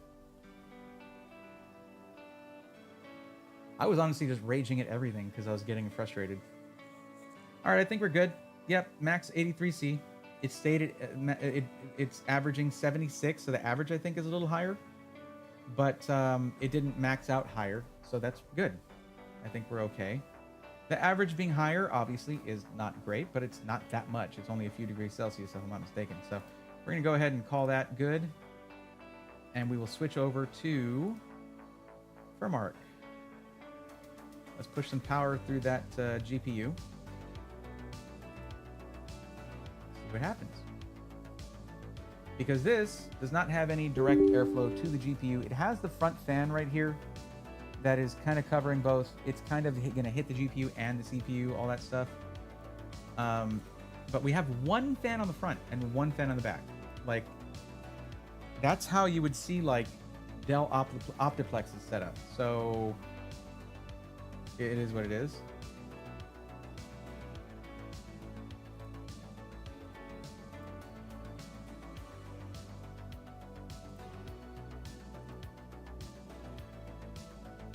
Oh, let me guess. Is there an update? Wow.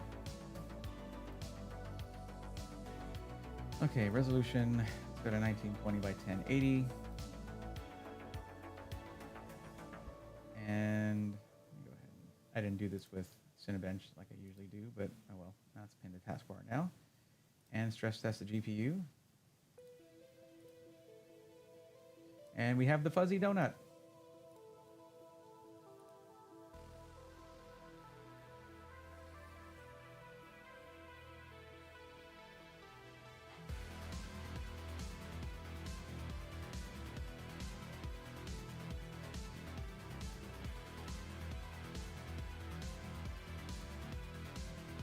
Now, unlike the CPUs are generally designed to go up to 100 degrees Celsius before they'll throttle it like 95 or 90, but they're designed to be able to hang out at 100 degrees Celsius and not really have problems on Intel CPUs. With AMD, it's more like 95, but it depends. Anyway, for GPUs, it's usually around 80 degrees Celsius. You don't want to hit that temperature. It'll start throttling at like 75 degrees Celsius, and we're sitting at a overall GPU temps of, the peak was 60.7 degrees Celsius so far. Best movie ever made, IMO. A reference to the room. Nice. I like the fact that it's not just the fact that you make references, it's that you immediately explain them. I never watched The Room though, so I'm glad you did. What's up, Beakerman? How's it going? Have you tested out the Omen 27Qs by any chance? No, they never sent me one. I've chatted with them here and there at events, but it's just, my show isn't called Pre-Built Weekly, it's called SI Weekly, and I think for OEMs, they're like, oh, well then. And I'm like, well, yeah, stop using proprietary garbage. But HP is, they're leaning away from that slowly. They're getting away from using proprietary stuff. But then again, they'll still have a proprietary BIOS that locks you out of doing a lot of the features anyone should be able to do with their PC if they get into a slightly more advanced level of experience with PC stuff. So, like Lenovo is the biggest PC seller in the world. They sell the most PCs of anyone. And they have a decent amount of Legion PCs that use the ATX standard. Cool. But there's still a lot of OEM garbage happening. And I'm like, I want to focus on system integrators. I want to focus on PCs where if something happens to your computer and you're out of warranty, you can just take it to any local computer shop and they can fix it for you without you having to wait a week for a part from an OEM. I want them to be able, I want you guys to be able to just say like, hey, just fix this thing. They go get the part off their shelf and they pop it in there and you're rolling. You're good to go.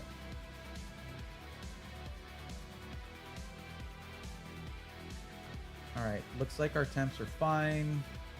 Still, max GPU hotspot temperature, 70.4 degrees. Apparently our GPU thermal limit is 83 degrees Celsius, and our max temperature was 60.7. Our average is 59. Seems okay. One thing that you won't hear though, you won't hear the case fans ramp up when the GPU is working really hard. And that kind of sucks. You can mess with some stuff in order for it to like monitor GPU temps instead of CPU temps, but in this case, it's running totally fine. The difference between CPU temperatures and GPU temperatures is there's one really significant one, other than 20 degrees Celsius, right? CPUs don't come with built-in thermal management, cooling solutions. GPUs come with a built-in cooling solution. So that right there is going to make the biggest difference as to the temperature of your GPU, other than, of course, airflow in your case. But even with this case, only having one intake fan and one exhaust fan, it seems to be doing just fine. Fuzzy Donut, I always thought it was the Eye of Sauron after partying with dwarfs all night. It's just so fuzzy though. It is so fuzzy. It's like a calico donut. How about the Disaster Artist? Never seen it? All right, I think I'm going to call this fine. We ran this for how long? Time 4 minutes, 29 seconds, 4 minutes, 30 seconds. We're already getting pretty late into the night here. It is 11, let's say 55 or 35.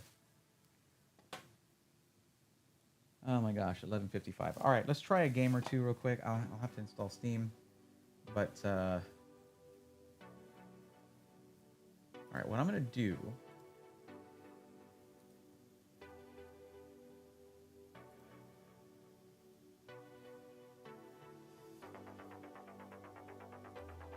This is going to look probably pretty gross because well, for me it does. I'm running it on a 1440p monitor. But we're running this in 1920 by 1080. Let's go to our advanced here. Still 144 hertz. Okay. Yeah, it's going to look a little grody, but it's okay.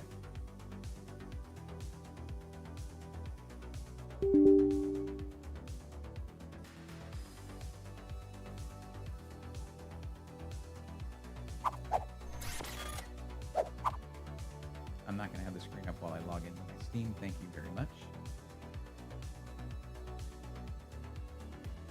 Well, I'm happy to see that the temperatures were fine. That's good. You don't have to spend extra money on a CPU cooler.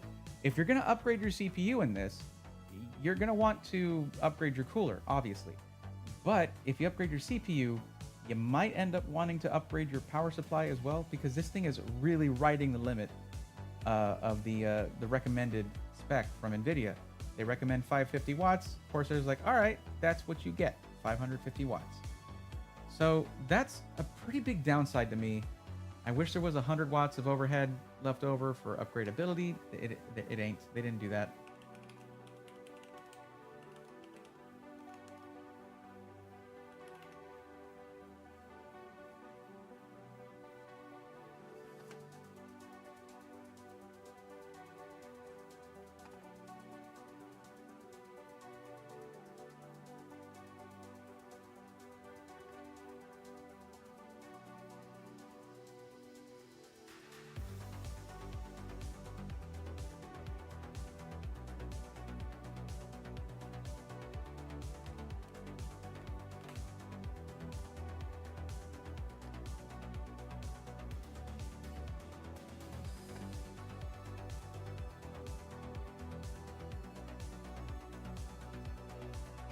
This is like a 350 watt system. Right. That's why I said if you upgrade it, you might need to upgrade your power supply. Don't think I stuttered, Rurutu. I don't think I did. I can't account for what kind of upgrade someone's going to do. They could put a 14900K in here. I don't know. The problem is there's really not that much. And plus, there are games that do utilize both CPU and GPU. This CPU did hit 90 watts. What was the max on the GPU wattage? Let's find out. Max GPU watt, well, maxed out at 117. That's not a lot. It's not. So yeah, got 350 watt system. But no, I'm just saying, depending on what GPU and CPU you get, you might need to upgrade your power supply. I don't think there's anything wrong with that statement.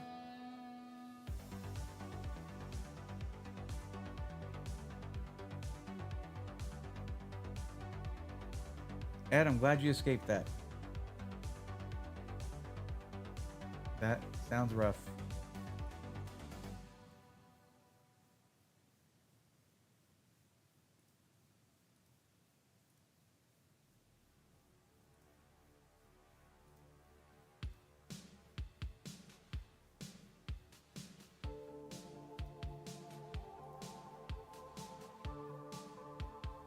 Pretty sure I got a Steam library in here. Y'all doing?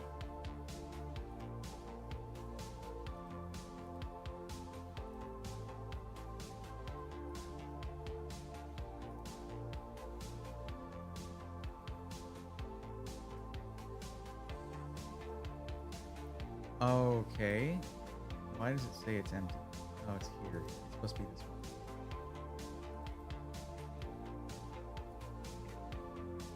It's looking at the wrong library.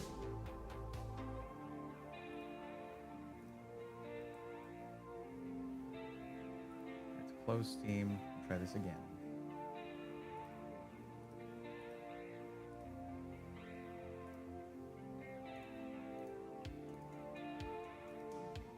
Closing Steam.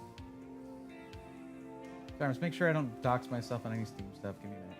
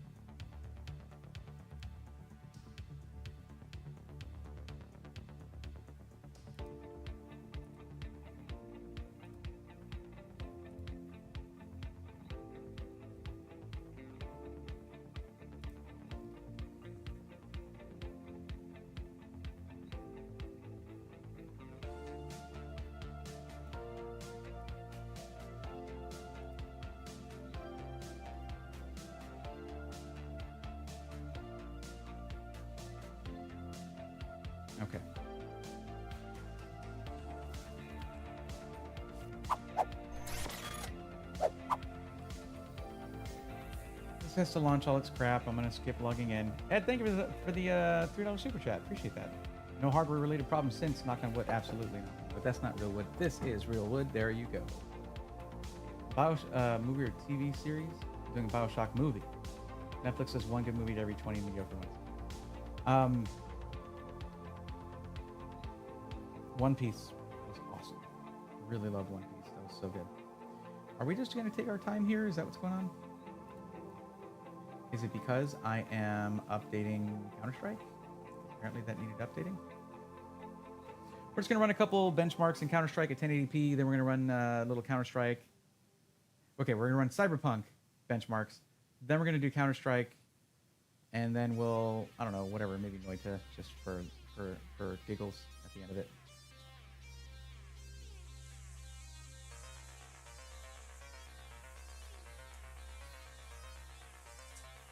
But hey, we successfully got through a PC build. It is working. That's what matters.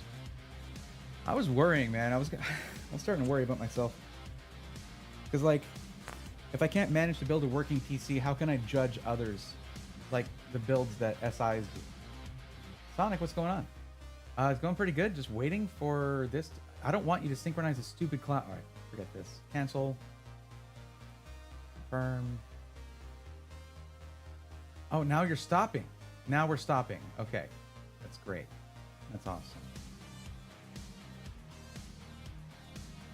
Okay. You don't need to synchronize the cloud because I took off cloud saves.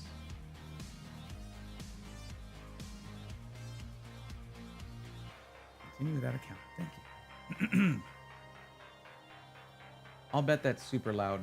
That's going to be super loud if I don't do something about it. There we go. Because every time I want to use this capture card, I have to add it as a new source every single freaking time. So that means there's no volume adjustment already in. Why are you there? Go away.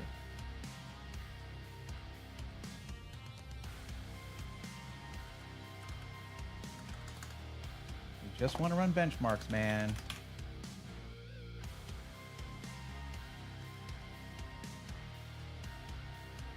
Yes, sure. Why are you playing on that? It's still extremely loud. Good lord.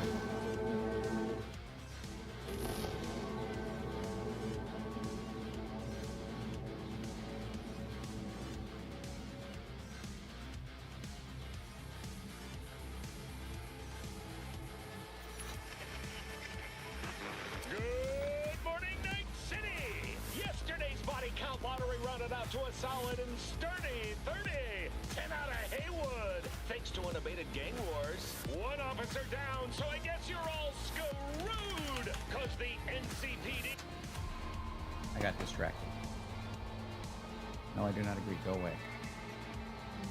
Alright, let's see.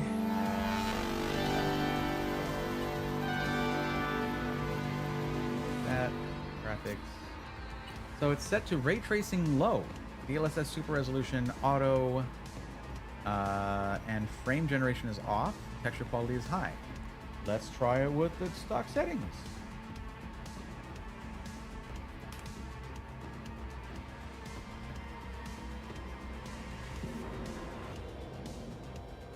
Oh, thank you for the prime sub, Deathly Nightshade. Appreciate it. Got to use PC. Realized GPU lock was broke off Mobo. Is it okay to run like that if I use a sag bracket if I don't move? Yeah, it's fine. But you can sometimes you can pop those back on if you have the piece. You can even take it off another X16. Just pop it off of there, pop it on the other one. I've done that before.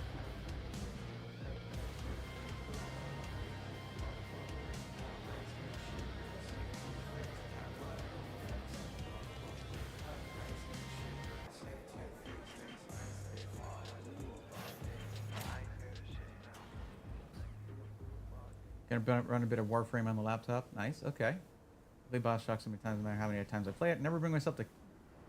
Oh, so you always go for a specific one. Yeah.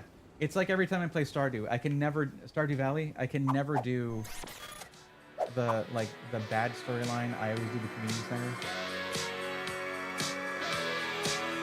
I just can't do it. Yeah.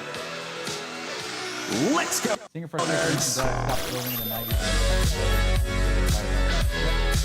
And servers do make it really difficult when you're using like kinds of thread zip tie to zip tie hold down to.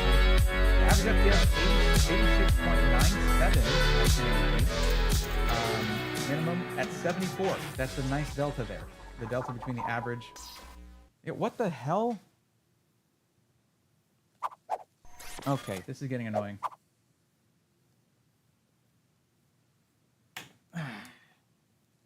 My chair keeps bumping into my stream deck that's here on the side. No.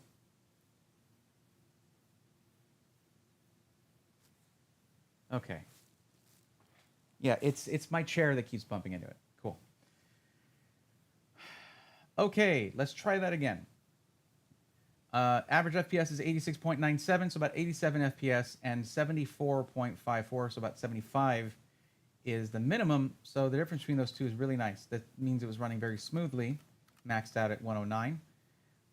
That's very playable, but of course we had ray tracing on with DLSS, so that's going to affect the scores.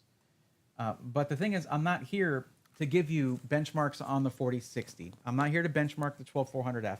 Those benchmarks have all been run. This is if a customer bought the build kit, built it, and did XMP, which Corsair should be setting that up in the BIOS for you, or at least explaining that you need to do it. And that might be in the online instructions, but it wasn't in anything in writing.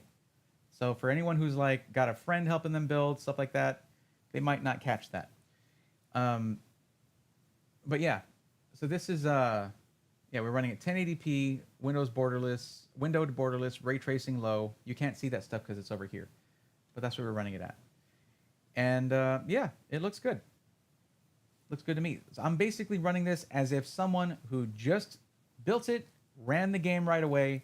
This is what the kind of performance you would get.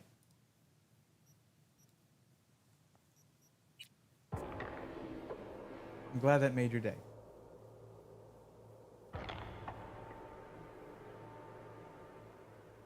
The intro, you hit accident. It's the outro, but yeah.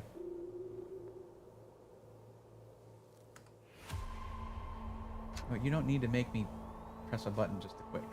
I mean, an extra, but whatever. That's just... All right, so let's go ahead and hop into Counter-Strike 2, play some bots, see how smooth it runs. We can also turn on FPS counter in there. Just remember, the game is fixed. They did fix Cyberpunk. You're right. It was pretty broken, and then they fixed it. So you're right, Crash.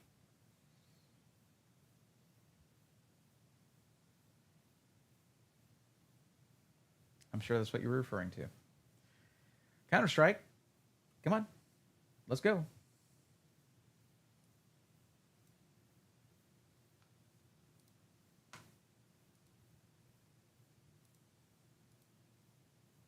Yeah. I clicked a little too much. I get it.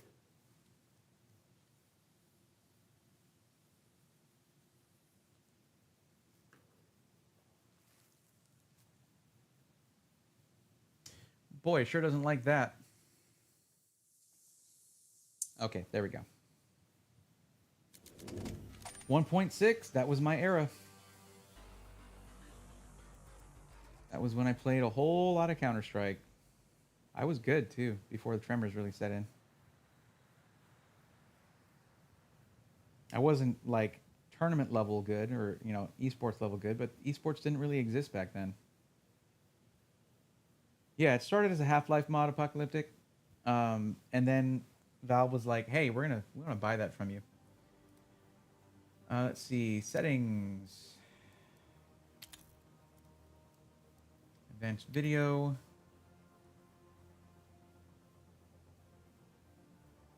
Wait, where's the thing for? I haven't run these in way too long.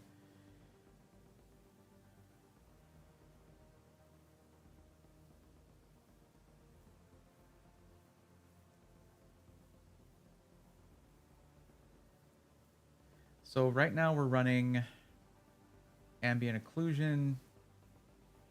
We don't need HDR, but whatever. I'll leave it as its defaults. Fidelity FX Super Resolution is disabled, so we're not running any assists here.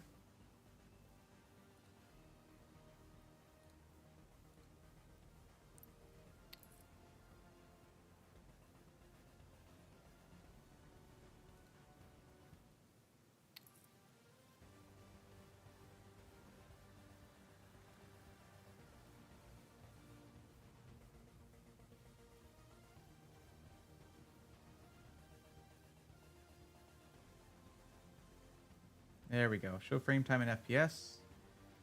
Always. Thank you.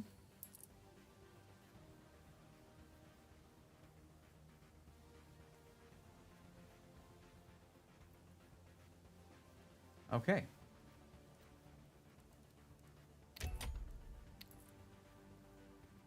We'll do deathmatch so I don't have any downtime. Dust 2.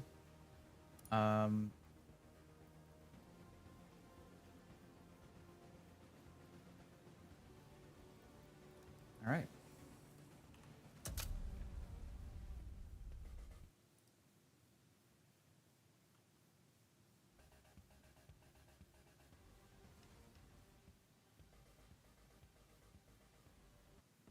Graphics aren't half bad. Get it? Because Half-Life mod. Go T so I can get the bomb sometimes. Oh, that's right. I'm doing deathmatch anyway.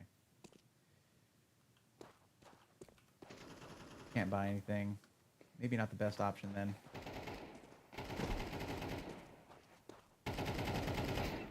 Wait, that's my buddy.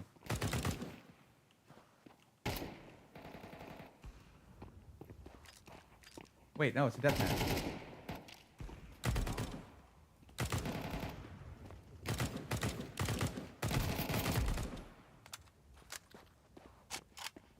That's my buddy in a deathmatch, really. Oh, hey, hi.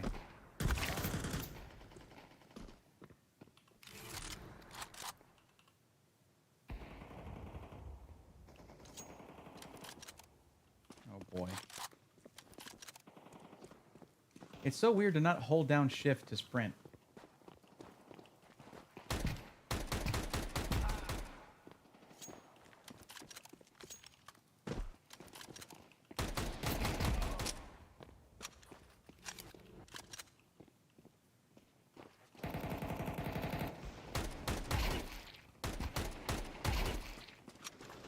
So what are we getting? Oh, you can't even see the FPS.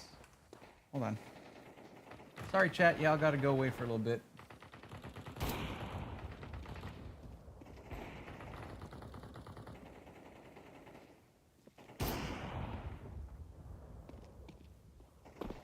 This FPS is in the top right.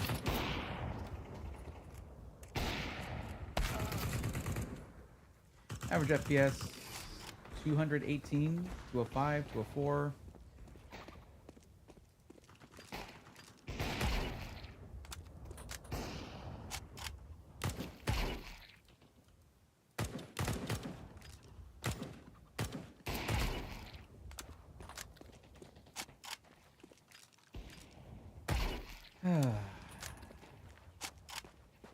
I gotta tell you, tremors for these kinds of games, not great.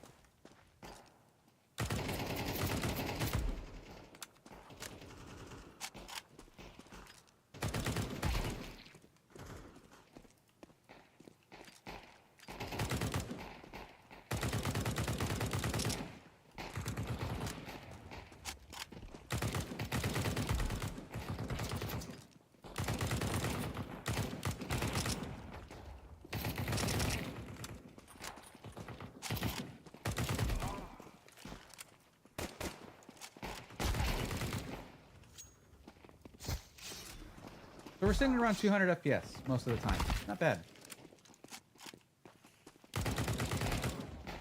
Oh, got me in the air. Sound delayed? Sure. I don't know, actually.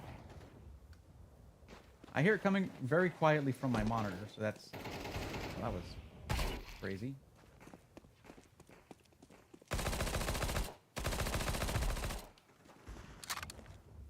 I'd have to look at that. I'll look at it later, and I'll try to make adjustments. Because I can adjust that.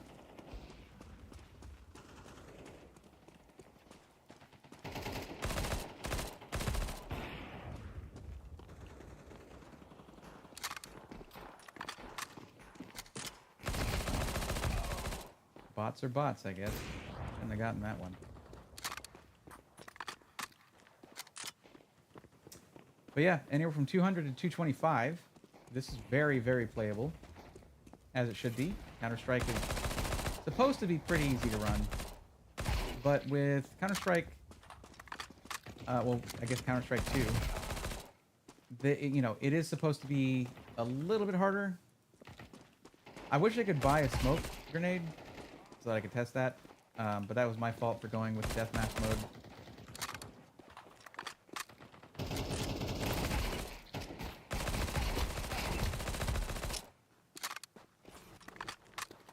It just sucks doing the normal mode and then like... We're not friends. I don't know you. Oh, hi. Okay. Wasn't my friend either. And it's just weird going into this, and it sucks whenever you're doing the regular mode and you lose, and then you have to watch bots run around and stuff, and you can't see the FPS counter. And it's like, why am I testing with this? What am I doing? Why are we still here? Just to suffer?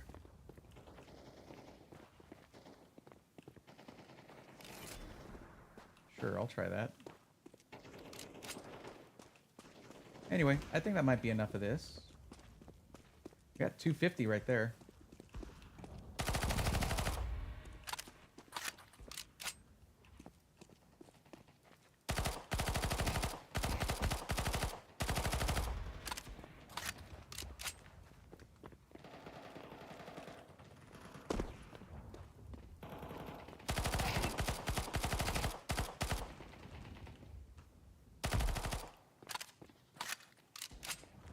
What does that do?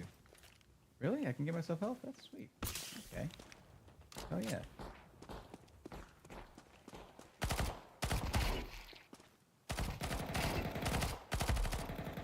I do kind of get lost in this now and then. Kind of weird to get used to. Oh, I was gonna knife. Anyway. Oh, Half-Life 1 was terrifying as a kid. CS pre 1.0 in 1999. Wow. Same guy?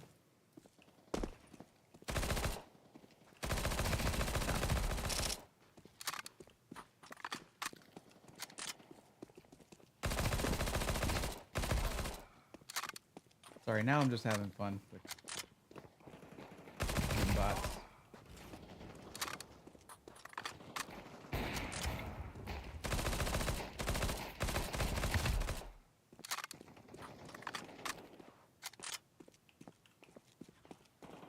Where's everybody at? Are they shy? Yeah, 343 literally copy and paste this map into Halo Infinite. Have you not played Dust 2? Have you not played Counter-Strike? Because this changed FPS forever, man. The original Counter-Strike did.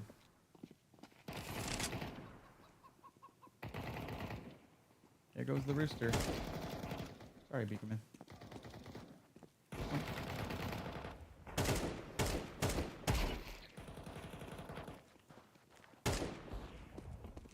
Hi.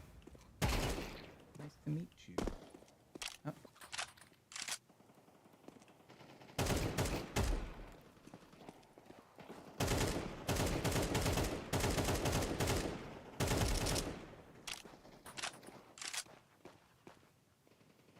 Yeah, I'm just playing the game now. Sorry. Oink.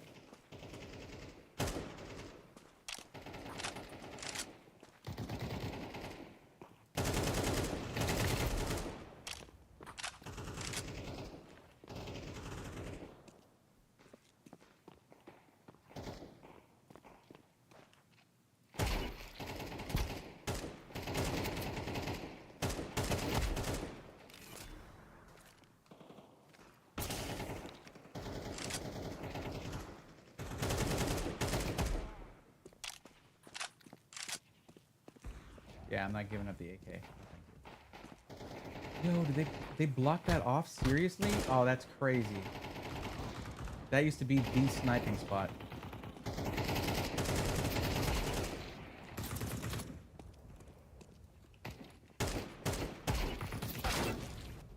Like, it's a spot where you can see all the way through the doors, all the way across the map to the other side. And they put something in the way. I don't know how I feel about that. I hated getting sniped there as as a CT, but like, if you're on T side, it's a little bit more of a benefit. I guess it evens things out a bit.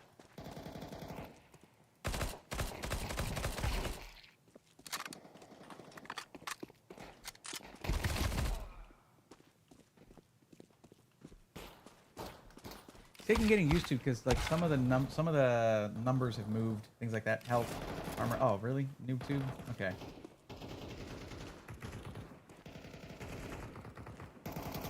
Oh, that's not the noob tube. That's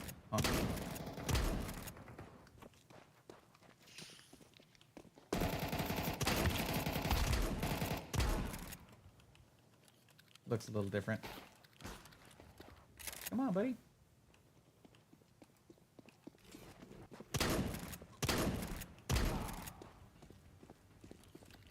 No. Go to sleep. How old is this game? This one's pretty new. 57 kills. Not bad. On bots, it's whatever, though. But okay. Anywhere from 200 to 250 FPS. It did dip down to 170, 160 now and then, but that's most of the time, that's higher frame rate than the refresh rate of this monitor, which is what you want. Looks good to me.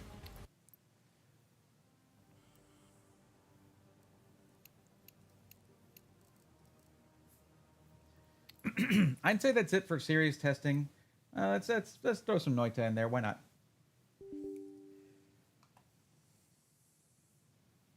Yeah, CS2, it is good, and it was like an automatic upgrade from CS:GO.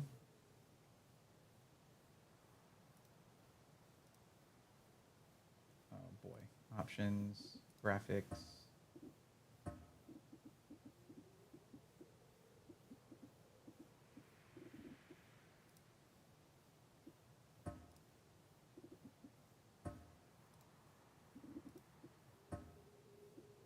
I don't know what I was at with continue, but let's just do a new one. I don't know if my mods are in here or what. Maybe, perhaps. I don't know. Yeah, there is. They are. So this is I'm a Butcher Wizard, apparently. I haven't played Noita in like a while. Oh god, we have the Giga Disc projectile. I don't have... hold on.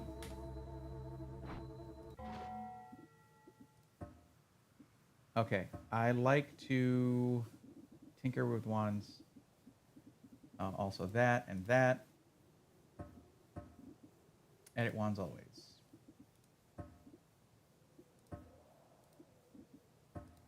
Just gonna reopen Noita and we'll be good.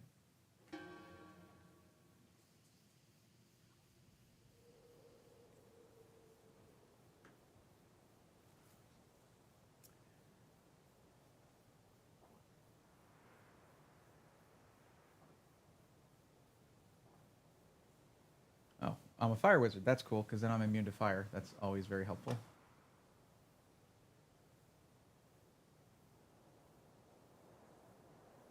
Yeah, some viewers are leaving and all that, so it's just, we're really just having a good time now. The only thing I don't like about the fire wizard thing is that we have limits on all of our spells here, but whatever.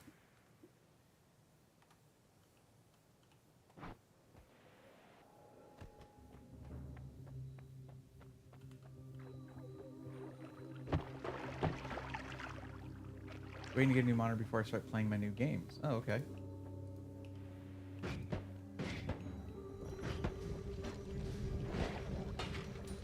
So this is a mod that actually comes with Noita, where you don't have to like download it, where you get like loadouts. You get a certain type of character. So fire wizard, slime mage, whatever, different ones like that.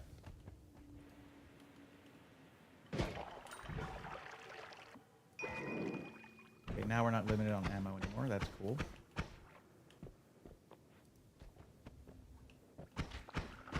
Ow.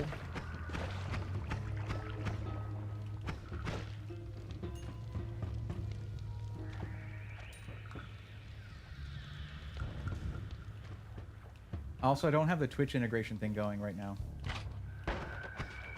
So I'm really just playing this because this can be really CPU intensive. All the particles, everything. Oh boy.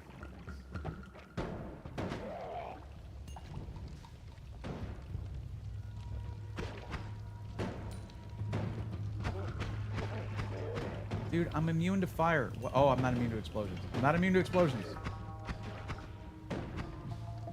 Alright, let's try this. I also do the thing that you do. Ow! Another one? Okay, that's hardly ideal. Oh, okay, there's 3 of them now.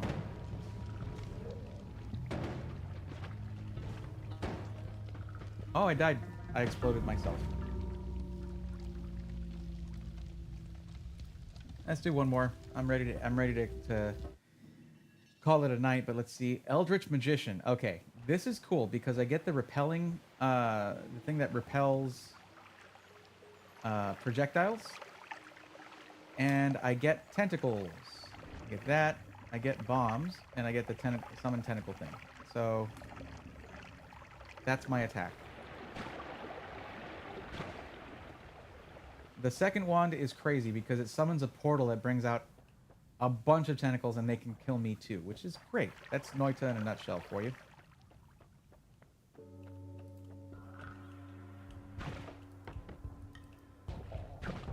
These tentacles can do a lot of damage, and also they're really good against the giant spiders.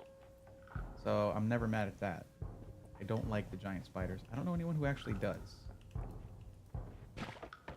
Ow. But that repelling projectiles is OP, though. It is kind of OP, not gonna lie.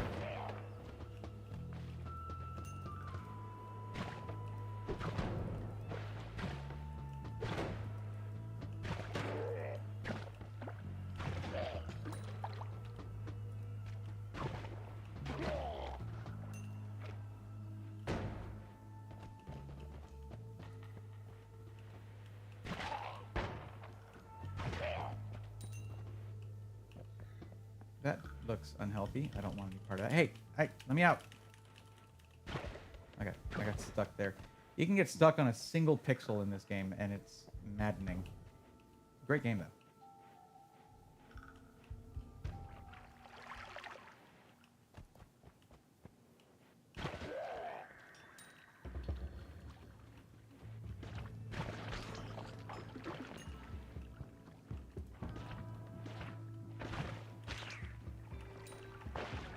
Those tentacles are pretty strong. They're just a little hard to wield, fortunately. Like, against any kind of monsters, they're great. But against any kind of obstacle, they just flop. They just don't do anything.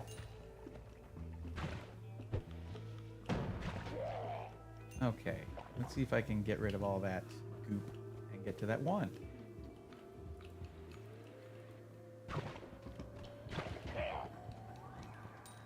Oh, have a good night. Deathly Nightshade.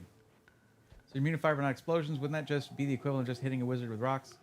It's the burstiness. I'm not good with it, apparently.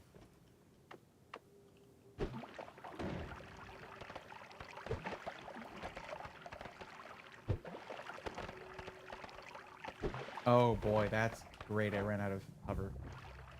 Guess I'm gonna be coated in oil. Oh, I also have revenge tentacles. If I take damage, I shoot out a tentacle.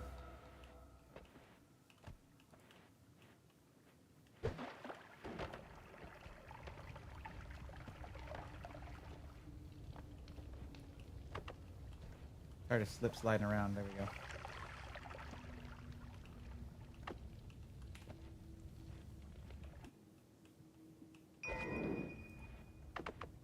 Well, it's something.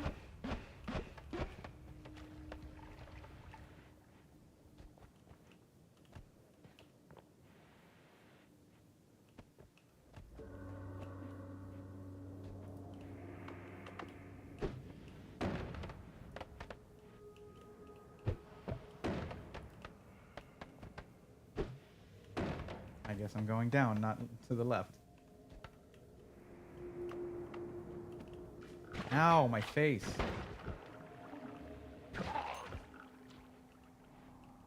Not that anybody can see my face or anything, but like, yeah. Ow. And this doesn't dig at all. You know, it doesn't, it just bounces. I would like to get a little more money. But this is running great. I don't have anything showing FPS. There's no benchmark in here. What you're watching is just me playing a game. I'm just gaming. Oh, let me show chat now. There we go. I should adjust this a bit though.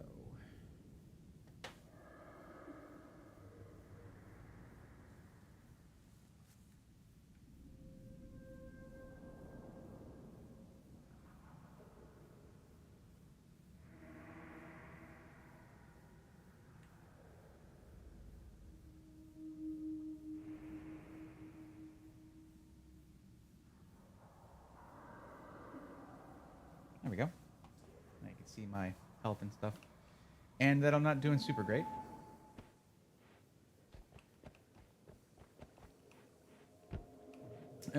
Here's a little story time for you guys. When I was one other thing that I did when I was in San Francisco, hanging out there to hang out with PC World, I spent, you know, I was gonna be there. I was spending some time in San Francisco, and I was just like, I don't really feel like going out and spending money. I can't really spend money. I spend it all in Taiwan, so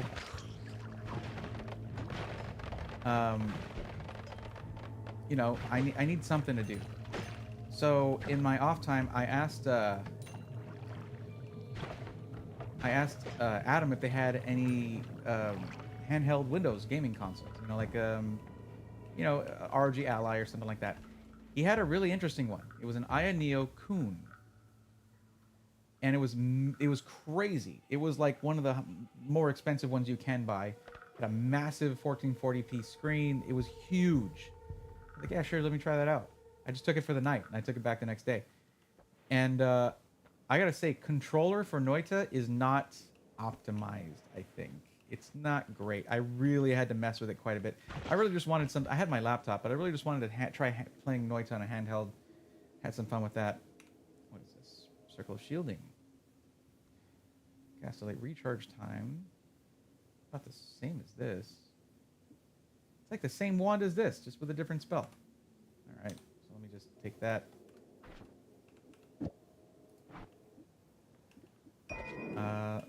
Over here. That recharge time. No, thank you.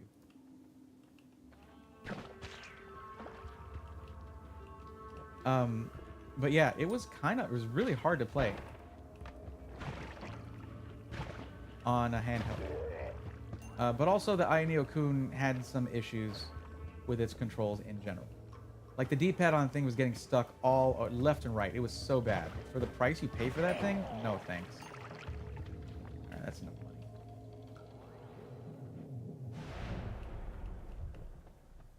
It was cool though. It was cool. But man, they really they should have ironed out that D-pad first thing. It should never have shipped like that, essentially. It's my favorite spell. Or I can get the one that's on sale. Or I can get this one that has light, which is nice. I don't know. I'm probably going to end it here. Stinky Tofu t-shirts. Why? Noita always looks great. IMO. Yeah. It's good. Well, that was fun. That was a good time. And man, there was a lot of troubleshooting there for a while. Oh, that's right. I got rid of that.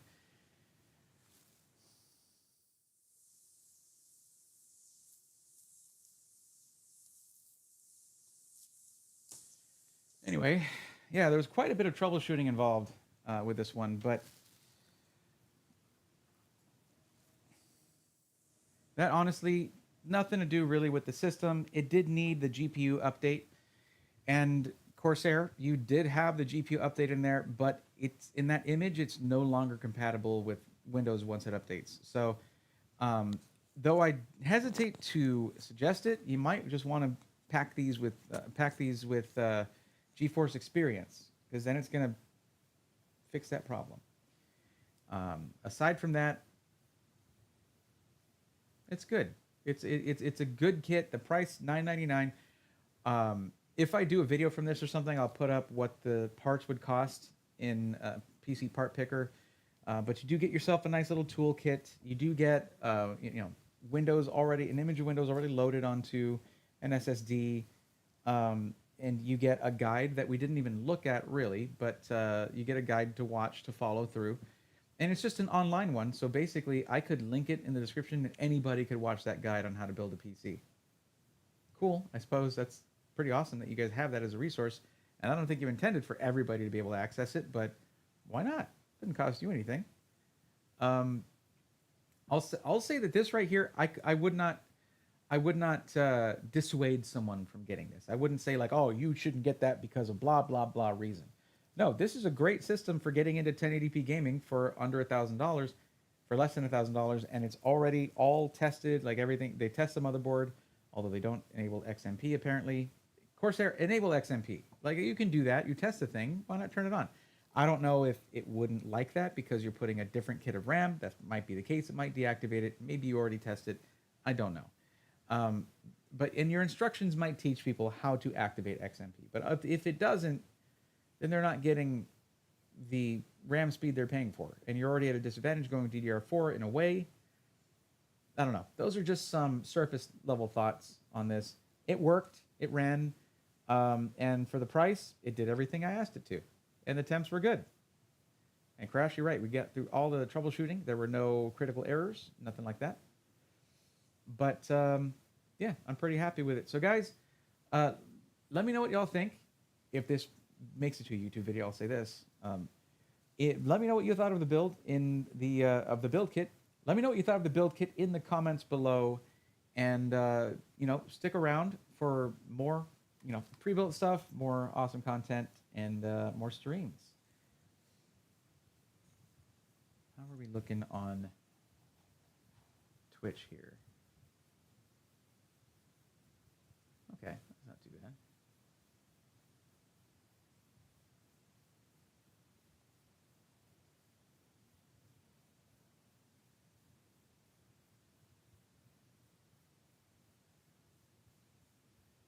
Oh man, Sea Dog is playing Chain Together.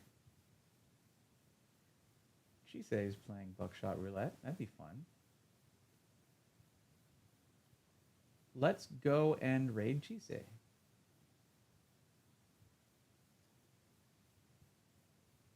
All right, guys, we're gonna do a raid. Yeah, we're gonna stream on Sunday. Sunday stream's happening.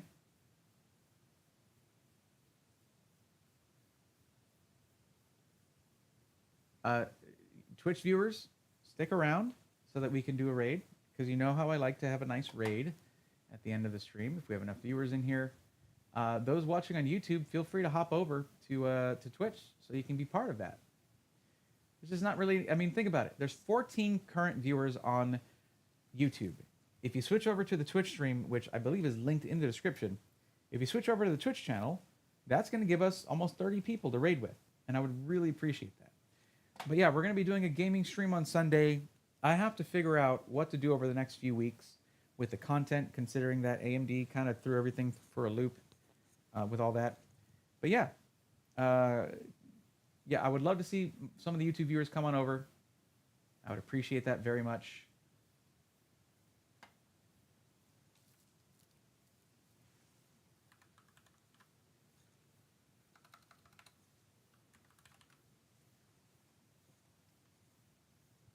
Sorry, it's hard to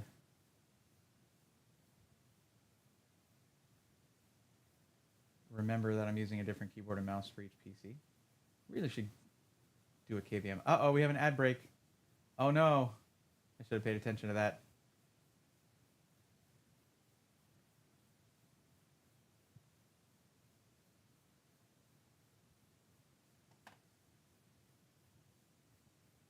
All right, guys, we are going to raid Chise. Please join me. Chise is a great streamer. Please drop a follow and say one nice thing to the streamer. That's your mission, should you choose to accept it. And until the next one, take care.